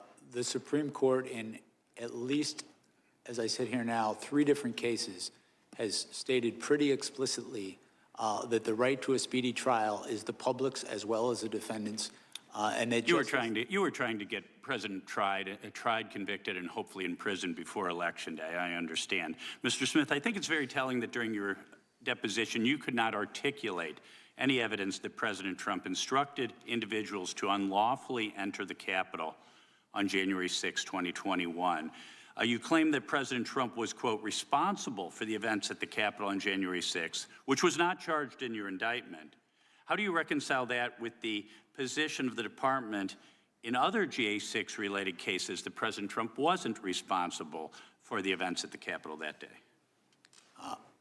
I'm not aware of the department taking a position that Donald Trump was not responsible. I think my recollection is the position that the department took in other cases is other defendants weren't not responsible themselves because of Donald Trump, that blaming him wasn't going to be a valid defense in their case. That's my recollection. So on January 6, 2021, President Trump tweeted, quote, please support our Capitol Police and law enforcement. They are truly on the side of the country. Stay peaceful, exclamation point. This seems to show clearly that Trump urged his supporters at the Capitol to remain peaceful. Is that not right? It's incorrect. First off, that... He didn't send that tweet? He sent that tweet, but he sent that tweet only after being harangued by people to send something to stop the violence at the Capitol. Okay, let's get the timeline straight then. At 1:55 p.m., there was a breach of the bike racks at the northeast perimeter. At 2:13, there were protesters breaching the Capitol, breaking into the Northwest Senate window and opening the doors. At 2:38, President Trump tweeted what I just quoted. That's 25 minutes between the Capitol building breach. Is 25 minutes, that's too slow? Would Trump have been guilty of insurrection if it were 15 minutes? Would it, 5 minutes? How quickly was he supposed to send that tweet to remain peaceful? My recollection, as set forth in the indictment, is the timeline of when the attack of the Capitol happened, including the tweet that endangered Vice President Mike Pence's life, was different than what you stated. So that tweet was after, of course, the riot had started. But President Trump also said, quote, we've come to demand that Congress do the right thing and only count the electors who have been lawfully selected. I know that everyone will soon be marching to the Capitol building to peacefully and patriotically make your voice heard. Peacefully and patriotically, is that an incitement of a riot? That is not. Okay, so in November 2016, Hillary Clinton disputed, she for years called President Trump an illegitimate president. He knows he stole the election as recently as September 2019. Had there been a riot around the 2016 presidential election, would Hillary Clinton be guilty of inciting insurrection? I'm not going to engage in hypotheticals. I will say that President Trump's conduct was without historical analog. Thank you, Mr. Chairman. I yield back. Gentleman yields Mr. back. Chair, may I Young lady from Vermont. Mr. Chair, I ask a unanimous consent to enter into the record the first superseding indictment for Capitol rioter and Oath Keeper Kelly Meggs, who brought weapons and armor with him to D.C. and wrote to a friend, Trump said it's going to be wild, it's going to be wild. He wants us to make it wild. That's what he said. Okay. He's calling us to the Capitol and wants to make it wild. Sir, yes, sir, gentlemen, we're heading to D.C. to pack our shit. And, Mr. Chair, I have a unanimous consent request. I ask unanimous consent to enter into the record this superseding indictment filed the Department of Justice on August 27th, 2024, that outlines how Donald Trump, among other felonies, conspired to defraud the United States in his effort to fraudulently and violently overturn the results of the 2020 election that he lost. Without objection, the gentleman from Washington is recognized. Thank you, Mr. Chair. Well, 5 hours later, here we are. One of the benefits of being a freshman member of this committee with the least amount of seniority is you get the benefit of getting everybody else listen to them talk first. I want to start by saying that starting out, I was not real familiar with this issue. In fact, when chairman of the committee told me we had Jack Smith coming in, my first response privately was, "Who's Jack Smith?" And I say that because my wife and I have 5 young children. We don't have cable television, and by the time we get them to bed, we're either watching Netflix or better yet, reading books. So when I came to this, I wanted to take a real honest look at what had happened. And I should also say that, a little about what I think happened on January 6th. I think, like most Americans, think Donald Trump was cruising to re-election in 2019 with the booming economy, and then COVID happened, George Floyd happened, a lot of things got changed. But I do think in those circumstances that Joe Biden won that election. I also think, like most Americans, that January 6th was a terrible attack. I think it was a terrible riot. I don't believe it was an insurrection determined to overthrow the government, but I think it was an important day for America.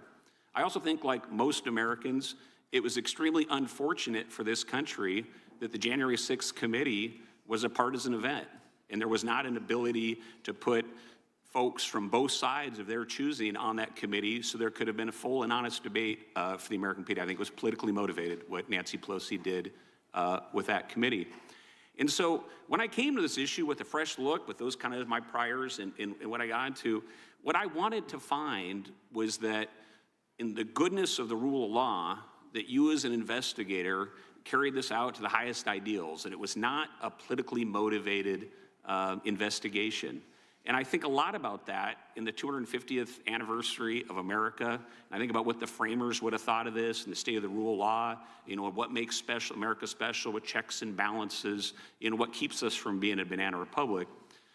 But what I was disappointed to find when I looked into this issue and how you conducted the investigation was that it was a politically motivated investigation determined to influence the election in 2024. And I say that, and the thing I cannot get around as I look into this is the timing that you fought for in when the court cases would be held. Now, to my understanding, the Department of Justice says you're not supposed to have politically motivated timing of a court case. But when I look at the timing that you pushed for and the jurisdictions between New York and Florida, and with all the other things that President Trump was engaged in, that looks very politically motivated to me, and I think to the American people as they take a look at this issue to try to influence the election. So that's where I come down after today's hearing, my own independent investigation, and your commentary. I sincerely hope that conclusion is incorrect, but that's the conclusion I come to, and I think when most people, if they look through this not through a partisan lens, I think they'll come to, they will not be able to get around the fact of how you timed these elections. I think that's really to the detriment of the American Republic and for where we sit today as a country.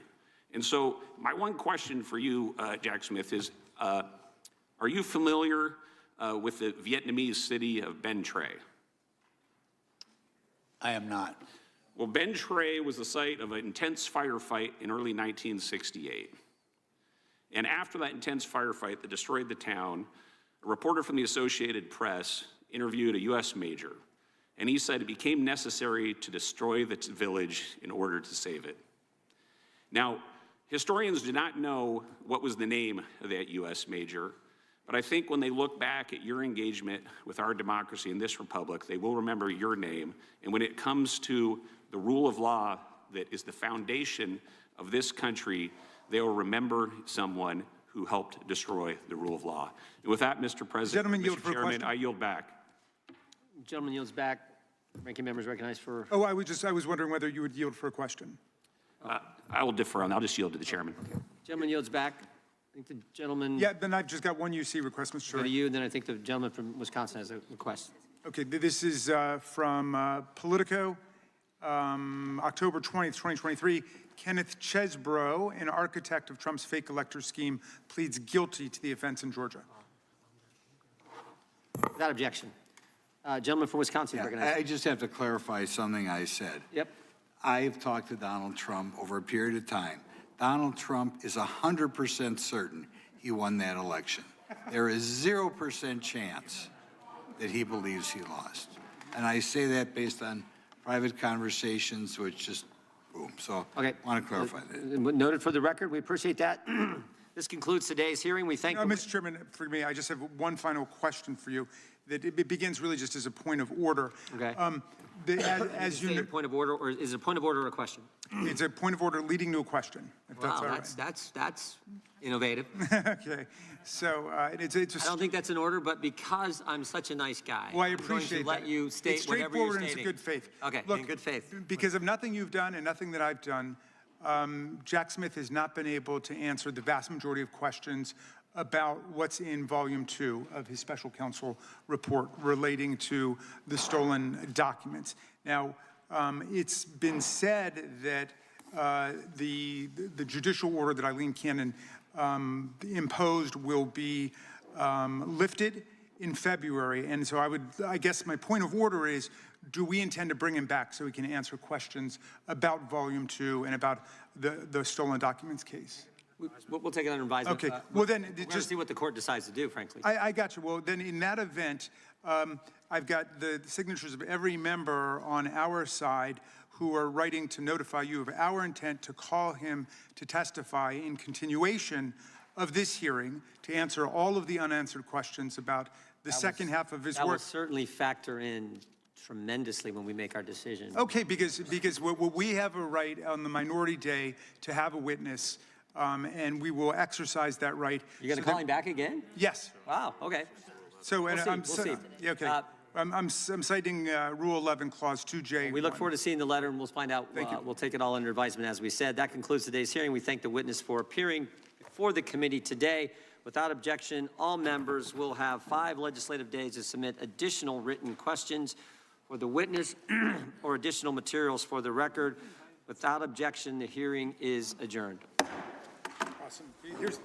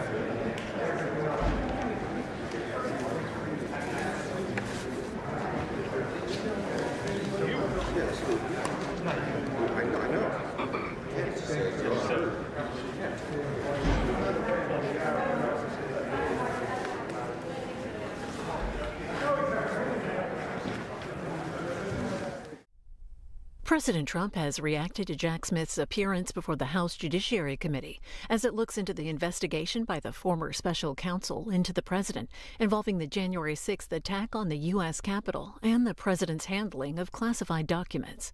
The president posted this while the hearing was ongoing. Deranged Jack Smith is being decimated before Congress. It was over when they discussed his past failures and unfair prosecutions. He destroyed many lives under the guise of legitimacy. Jack Smith is a deranged animal.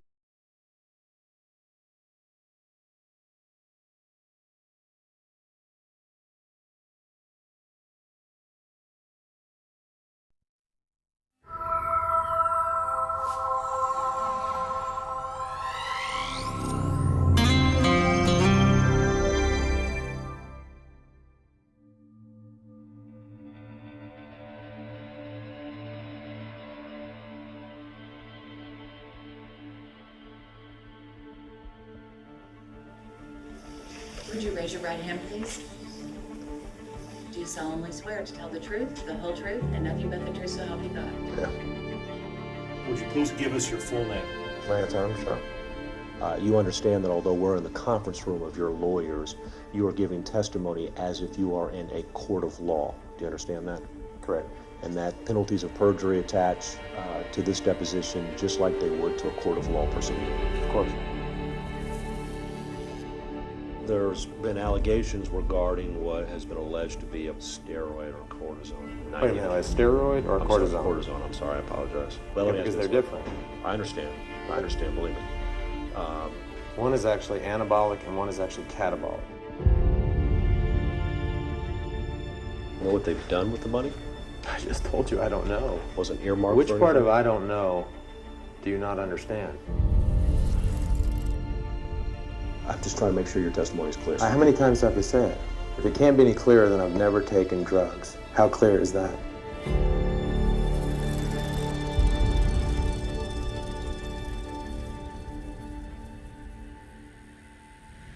His name is Lance Armstrong, and today, if his legs feel strong, this 21-year-old Texan can become cycling's first $1 million baby. Regardless of the $1 million prize, it's been a race that I've wanted to win all year long, and now with that staring me in the face, it's an even bigger race. He's going for his third consecutive victory with only today's Core States Championship standing in the way of winning the Thrift Drug Triple Crown. Look out, Philadelphia. Lance is coming to town. There was this $1 million prize if Lance Armstrong could win, so all the pressure was on him. It was on the team. The thing is, he was the favorite going in. I mean, he was strong. He was beating up on everybody. I'll be disappointed with anything but a win. Lance had the chance to win it, but he knows the man to beat that day, it was me. Of course, like their man, Roberto Gaggiolo. Philadelphia, it was my race. Every year, I was preparing for that race. And Frankie Andreu of Motorola, who has slowed down the brakes. I remember is that Lance made a deal with some Italians. Stephen Schwartz, Davis Feeney, Tommy, the team have this deal with Lance. Lance Armstrong was flying up the wall, making it look almost effortless. The last 3 laps is when the race is decided. That's when Lance started talking to me. He wanted to make sure that I was in the plan. Don't want to take any risk. And he say, you know, we make a deal, and I know you're the only one can count with me, but don't count with me. And right on cue, Lance is out of the saddle, pushing himself into a higher gear. On my heart, on my deep heart, I don't want to do it. But when you have 8 teammates, you can't go against the team. The group can do nothing but watch Lance dance away into the lead. As they, compared to Lance, seem to be standing still. That's how I put back and see him going, and he went.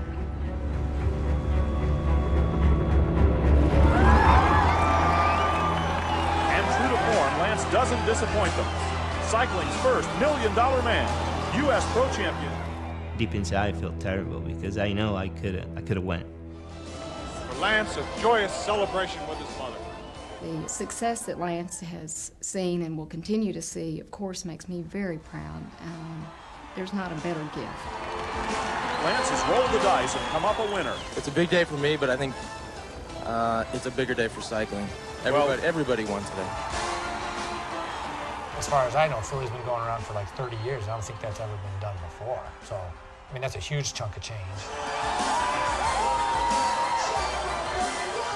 After the race, Lance come to my room with a cake box, a metal cake box, a panettone, and he just gave it to me and say, "Merry Christmas."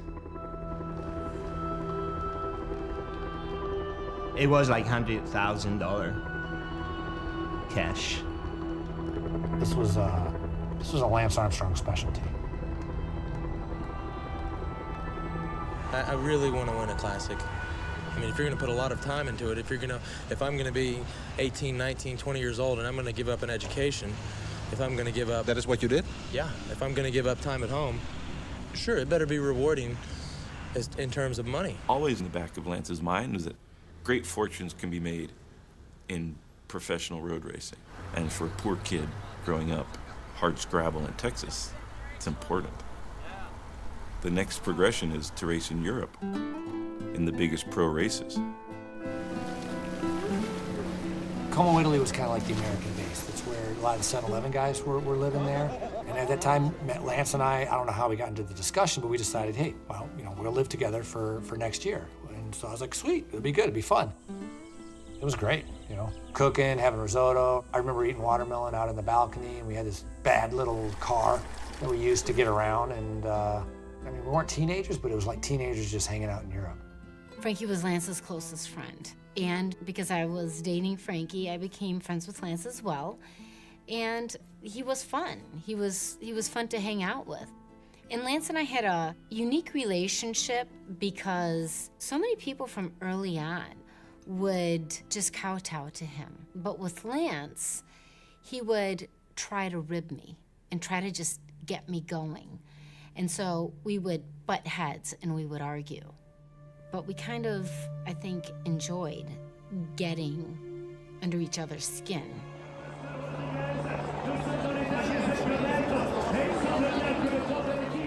Hello again and welcome back to the Tour de France. Well, it's stage 8 this morning and the sun is still shining. The race is now being... The Tour de France, really hard. Lance Armstrong now taking his real... Racing bikes in Europe is bad for you. It's not healthy. You sacrifice a lot to be successful.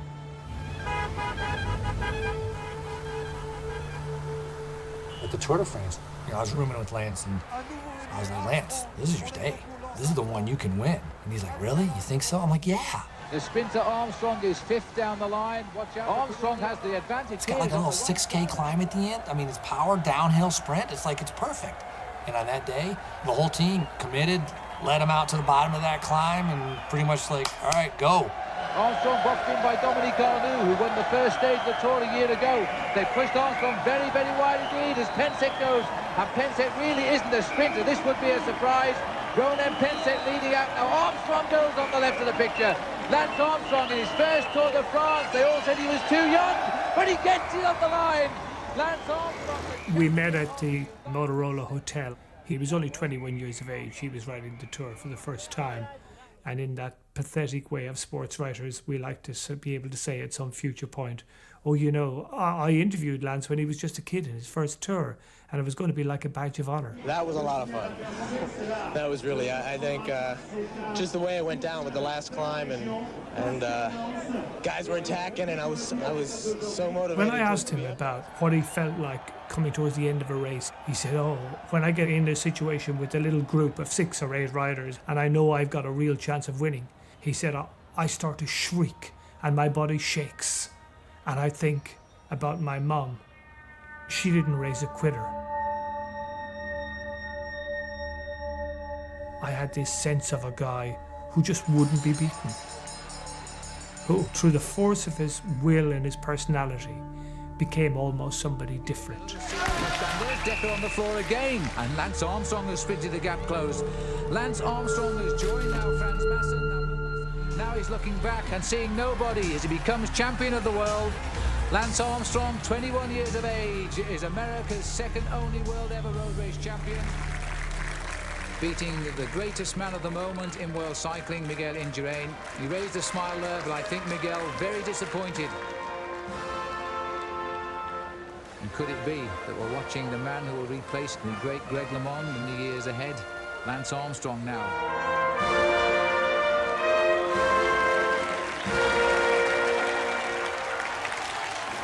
Indurain goes now, what to him? We hopefully re-establish him as the best rider in the... Through 1993, the races just increased. The speeds were so dramatic. It was night and day. Armstrong is about to get caught by Indurain. You can see Indurain will just fly by him, and it's going to be very strange for Lance Armstrong. One of the riders was told what was going on in the Spanish team. The rider just said, guys have no chance. We're doing EPO, growth hormone, testosterone. You'll never make it. He comes up to the line. 1 hour 15:58, 2 minutes precisely. The way that guy came by, and that was probably part of the reason that I was so wasted in the end, because I tried to match his speed, and he goes along the flats 55, 56, 57 Ks an hour. I was 53.11, getting dropped.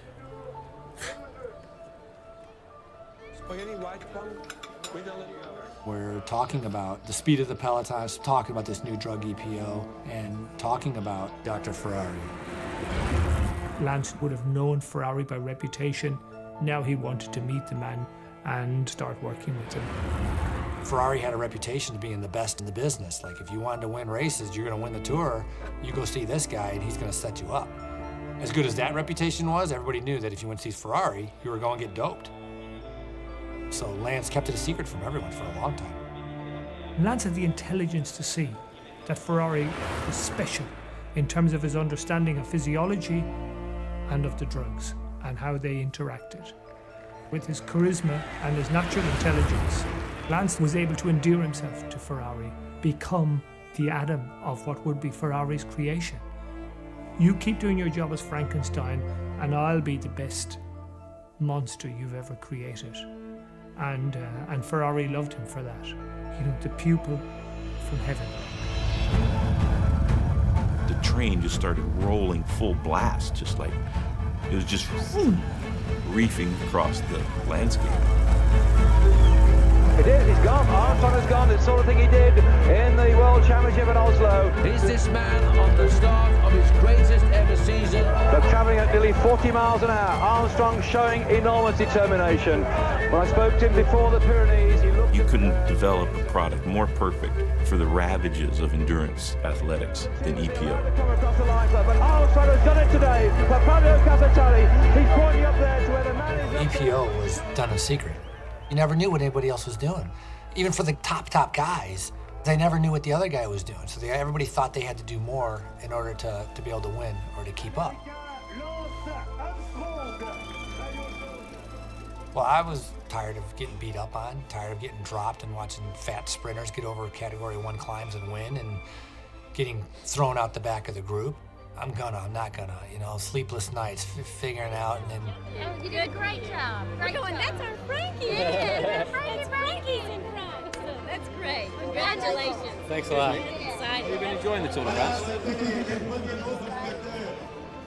No comment. Sure enough, eventually, I cracked.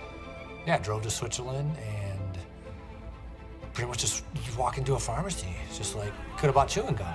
It was that easy. But then the punch-up started. Lance Armstrong, number 61 for the Motorola team. When you're racing, you think you're invincible. You think you can do anything. Nothing's going to stop you. Nothing's going to harm you. And then all of a sudden...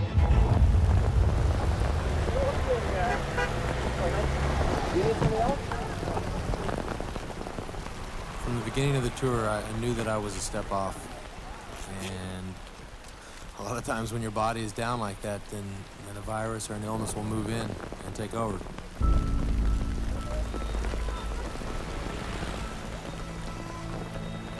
That evening, the phone rings, and I hear Lance's neighbor on the other end, and he said, "Linda, I don't know any easy way to tell you this, but Lance has been diagnosed with cancer." It literally crushed every single piece of me on the inside. On Wednesday, October 2nd, I was diagnosed with testicular cancer. Prior to seeing my doctor last week, I had been experiencing swelling and pain in one of my testicles, and I coughed up some blood. On Thursday, October the 3rd, I underwent surgery at St. David's Hospital here in Austin to have the malignant testicle removed. A CAT scan was also performed the same day. The CAT scan revealed that my condition has spread into my abdomen. At the time, I think most people would have suggested, with the brain metastases and such, that at best you'd cure maybe 1 out of 3 of those people. It was awful, and I thought, how in the hell does a guy who's in such good shape, so young, get cancer? The first impression I got, which is the impression I get from a lot of people, is that he was scared. He was certainly looking at very primal aspects, you know, saving his life or not, and a lot of secondary consequences, his career, family, future kids, all that. We wanted to go see Lance, and the time to see him was after his brain surgery, and so Frankie and I made the 6-hour drive to Indiana. And that was the first time I'd seen him since the announcement. And I remember seeing the big horseshoe scar on the top of his head. We went into the room and there was a football game, Dallas Cowboys football game was playing. So he was in there, his girlfriend at the time, Lisa Shields, was there, and Stephanie McIlvain, the rep from Oakley, was there. Chris Carmichael, his coach, was there with Paige, I think. And the doctors came in. And when the doctors came in, they said, oh, you know, we need to ask you some questions. I said, oh, we should leave, let him have his privacy. And I said, no, don't worry about it. Lance said, you guys can stay, no problem. And I said, okay, we'll stay. They asked a few banal questions, and then one of them was, have you ever used any performance-enhancing drugs? And Lance, just nonchalantly holding onto his IV, staring down, rattled off, yeah, EPO, testosterone, growth hormone, cortisone, and steroids. And at that point, my jaw was like, holy shit, because Betsy's sitting right next to me. I don't know what the hell she's thinking, and I was like, we gotta go. And we stood up and walked out of the room right away.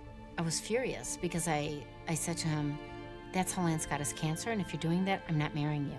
We were just engaged 6 weeks earlier. She was upset that he was taking that stuff. She was crazy, like if I was taking that stuff. And if you're taking all that stuff, it obviously is gonna affect your health. Because I thought, oh my gosh, is this going on? Is everybody doing this? And Frankie swore to me, no. Had to do with trust and if she's gonna marry me. So, you know, it was, you know, yeah, I think she even right there on the spot threatened, like, I'm not marrying you if you're doing all that stuff, so. I was just ready to call the whole thing off.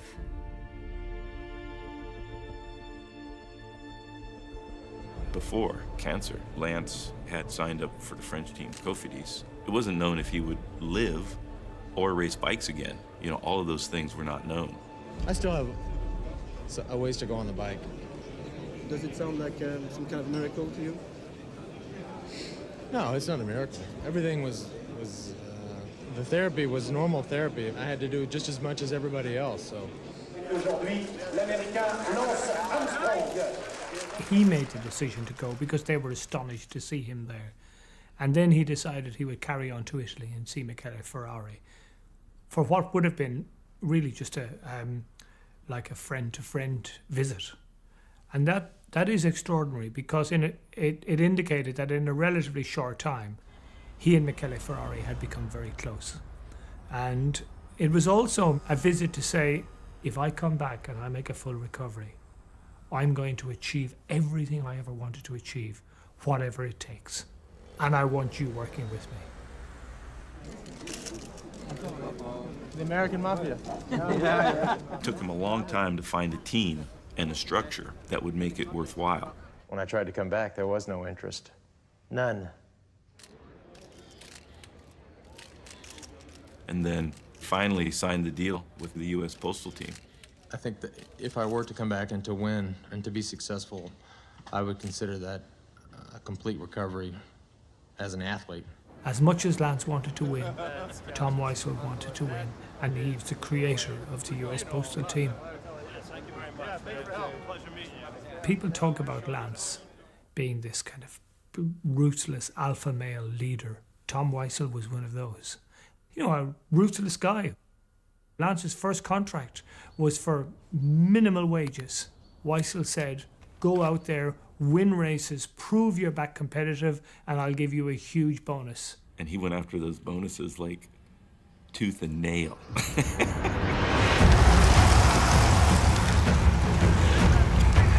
Lance, you have 40 seconds on Mazzolini and 1 minute and 10 seconds.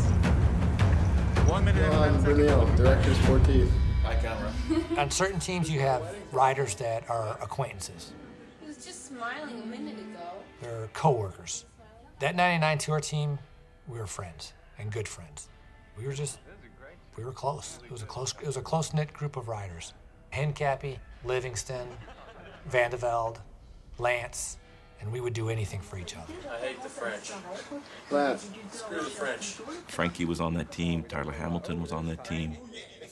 When I got selected to do the team, I told my parents, I told them to come over because this is probably the once-in-a-lifetime opportunity to see me in the Tour de France. Lance, Kristen, Frankie, and I were driving from Milano to San Remo. And Lance had to make a stop to see Ferrari, which was outside of Milano in the parking lot of a hotel gas station in Ferrari's camper van. And I said, why are you meeting him here? Isn't that odd? You're meeting Ferrari, your doctor, here? He said, so the fucking journalists don't find out. And I said, well, what's wrong?